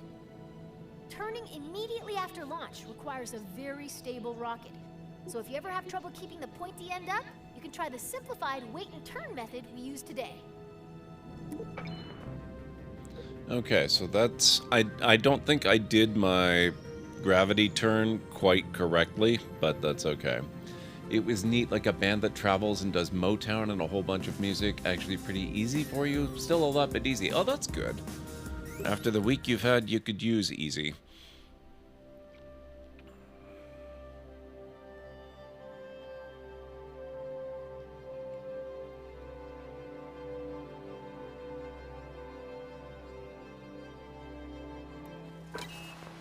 Right now, we're on a ballistic trajectory.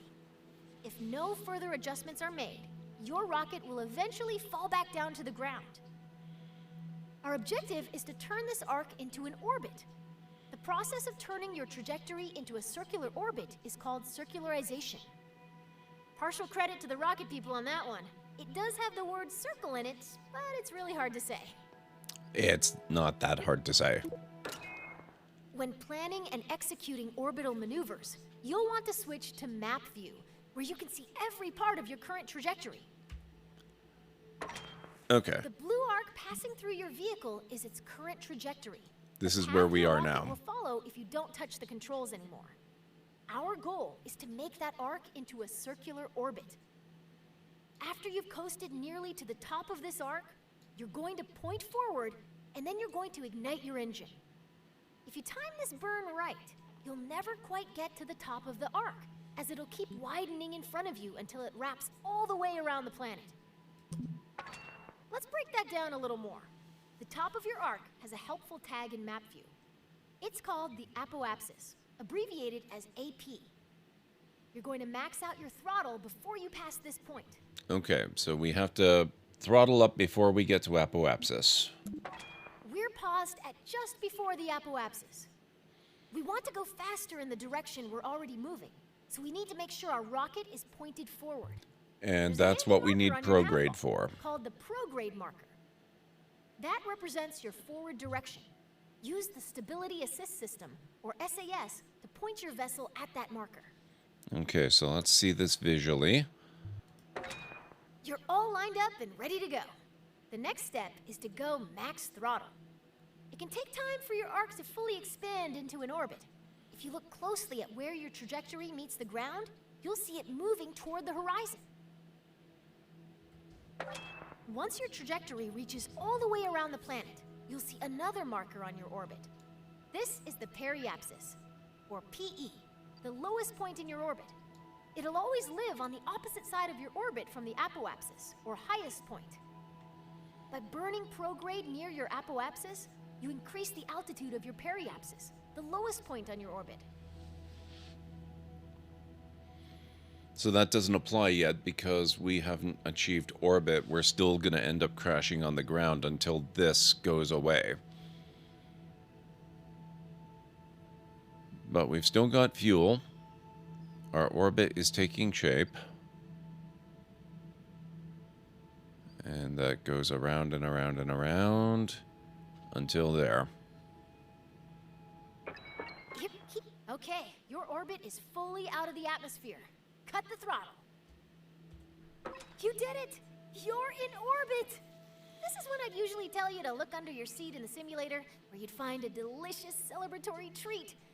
Sadly, since the vending machine in the astrodynamics lab broke down, it has gotten very difficult to hide snacks anywhere at KSC. Feel free to take a moment to admire your first orbit. In a way, you've given yourself a mind snack, which is way better than the edible kind anyway. Right? Right? Okay. Okay. That was the one I really needed. I think I've got kind of a handle on how it works now. I think I really need to do it outside of the tutorial to nail it, but we'll see how this goes.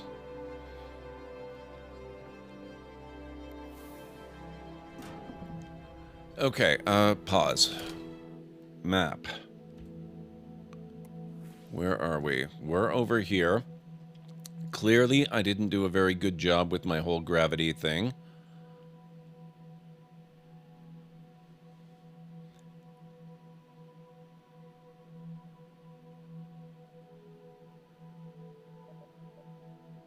Okay, so let's keep going.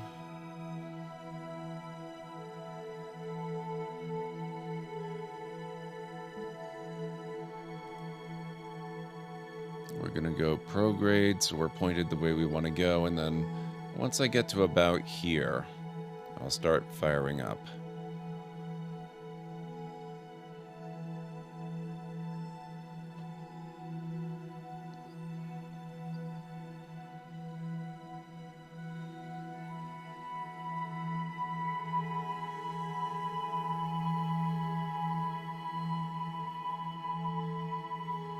Actually, I could use a little more distance and speed, so let's do now.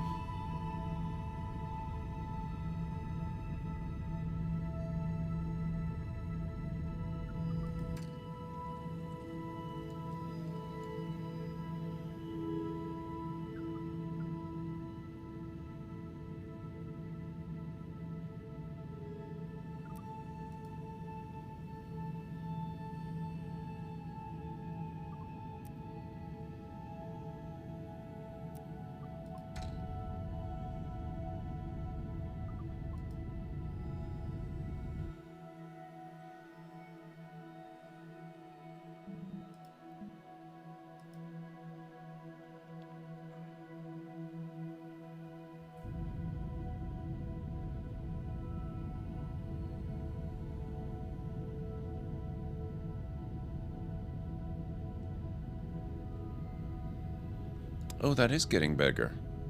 It is moving. It didn't look like it was, but I think it is. Except we do seem to be...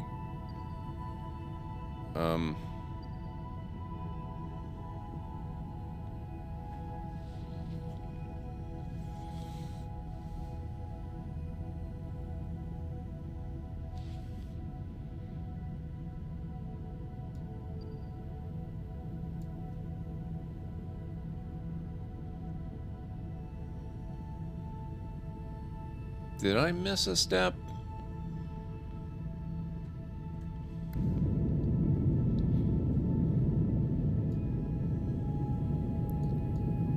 We don't want to be turning down towards the planet.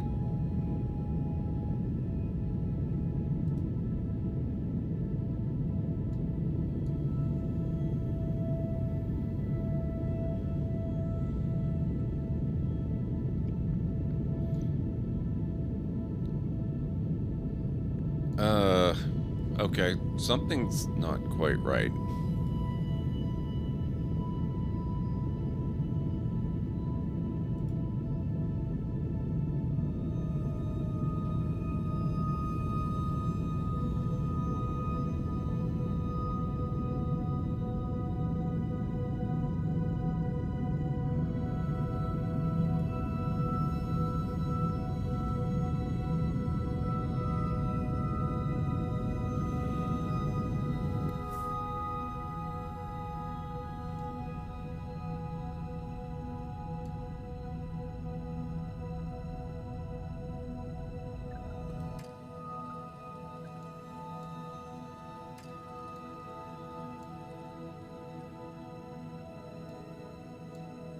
Clearly, I have some practicing to do. This is not working.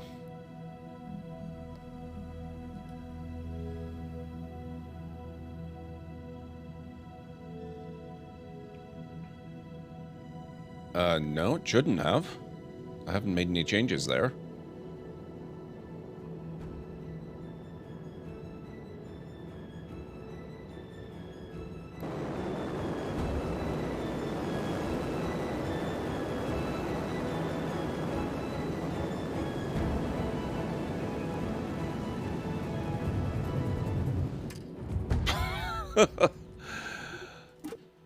Okay, reverting to VAB. Yeah, I need to work on my orbits. I need to work on my orbits.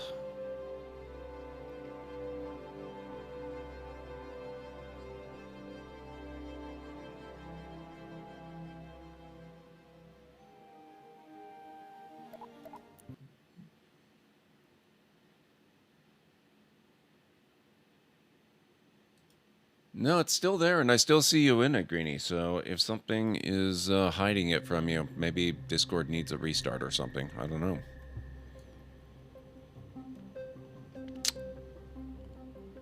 I'm going to try launching this again.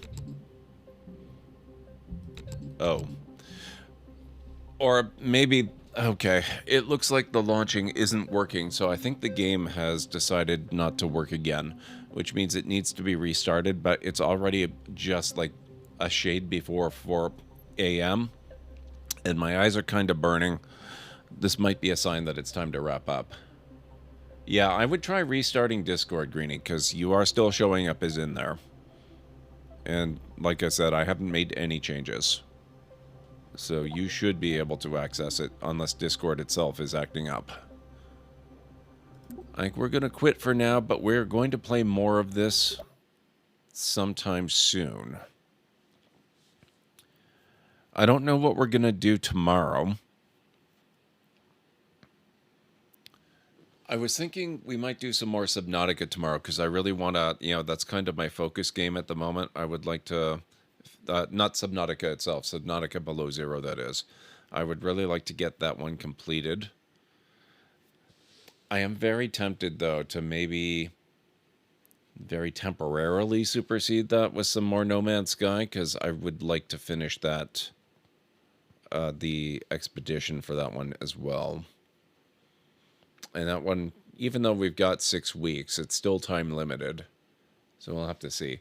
But I'll worry about that tomorrow. Speaking of Discord, that's where I'm likely to let people know what's going on with that. For now, let's see who we've got online that we can maybe go raid.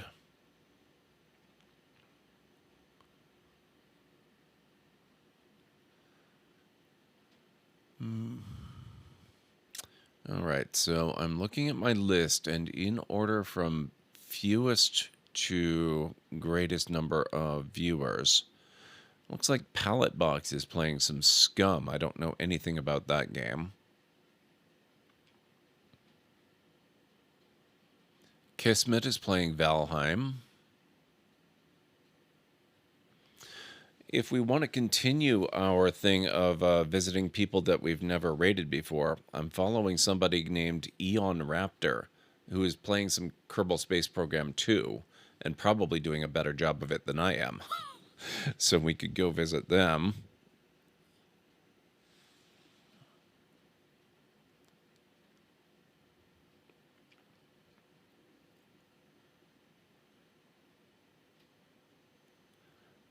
Beyond there. Oh, Simcopter 1 is on. He's playing Kerbal Space Program. He's not playing Kerbal Space Program 2, though. He's playing the first one. He was playing that last night as well. And he's just learning the ropes. It's his first time playing it. So we could go check and see on his progress. And that looks like that's about it for this evening.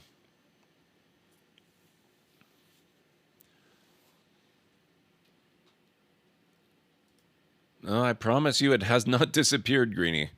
The mod stuff section is still there, and no changes have been made. I'll poke at it after stream, but something's got to be wrong.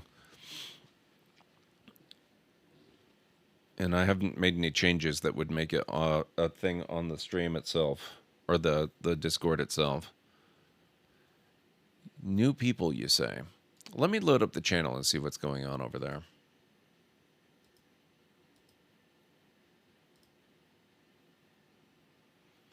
So, I don't know, maybe something actually is going wrong with Discord, or something's happened with your client, or I don't know. Just waiting on a short ad here.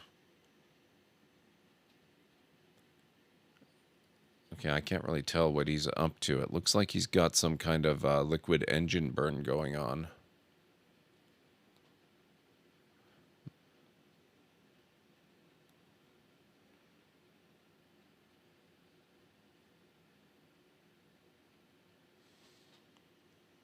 Yeah, maybe the client.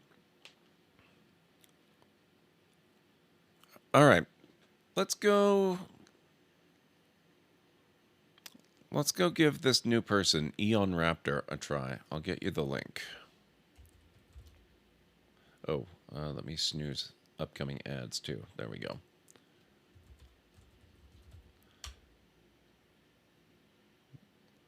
All right.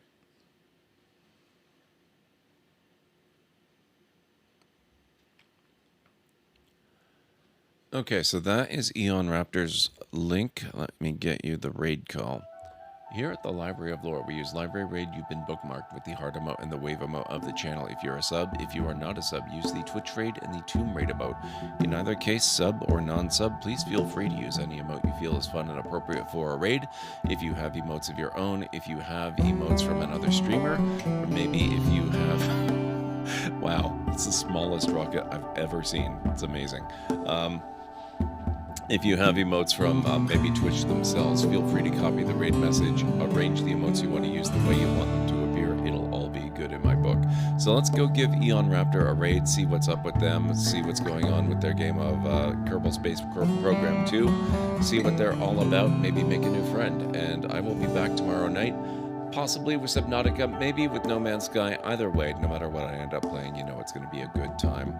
So, yeah, I hope to see you back here for that and over in Eon Raptor's channel as well. So have yourselves a wonderful rest of your night, day, evening, whatever it is where you are in the world. And I will catch you again real soon. Bye for now.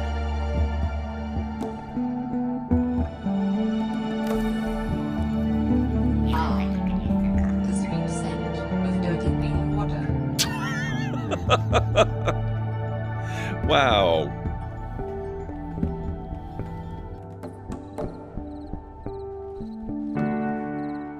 Yeah, don't forget to clip, guys. I want some good Halloween-y clips for October this year. When something happens to me or I do stuff. I'm clipping myself when I think of it, but... Oh my god. Maybe if I run real fast, we can just clear right through there.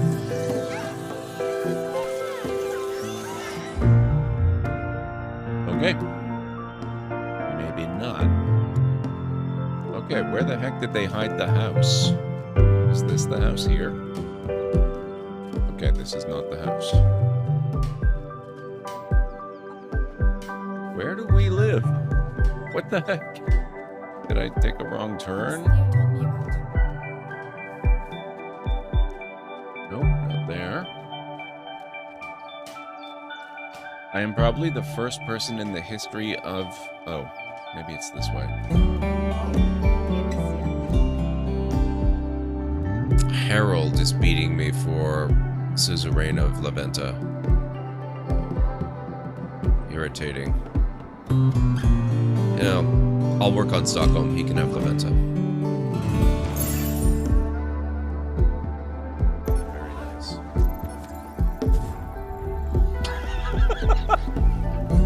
Wow! They're not joking at all. Holy crap.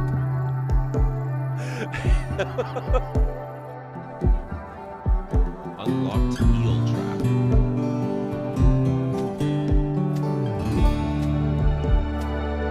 Eels are a reliable source of food if not overfished.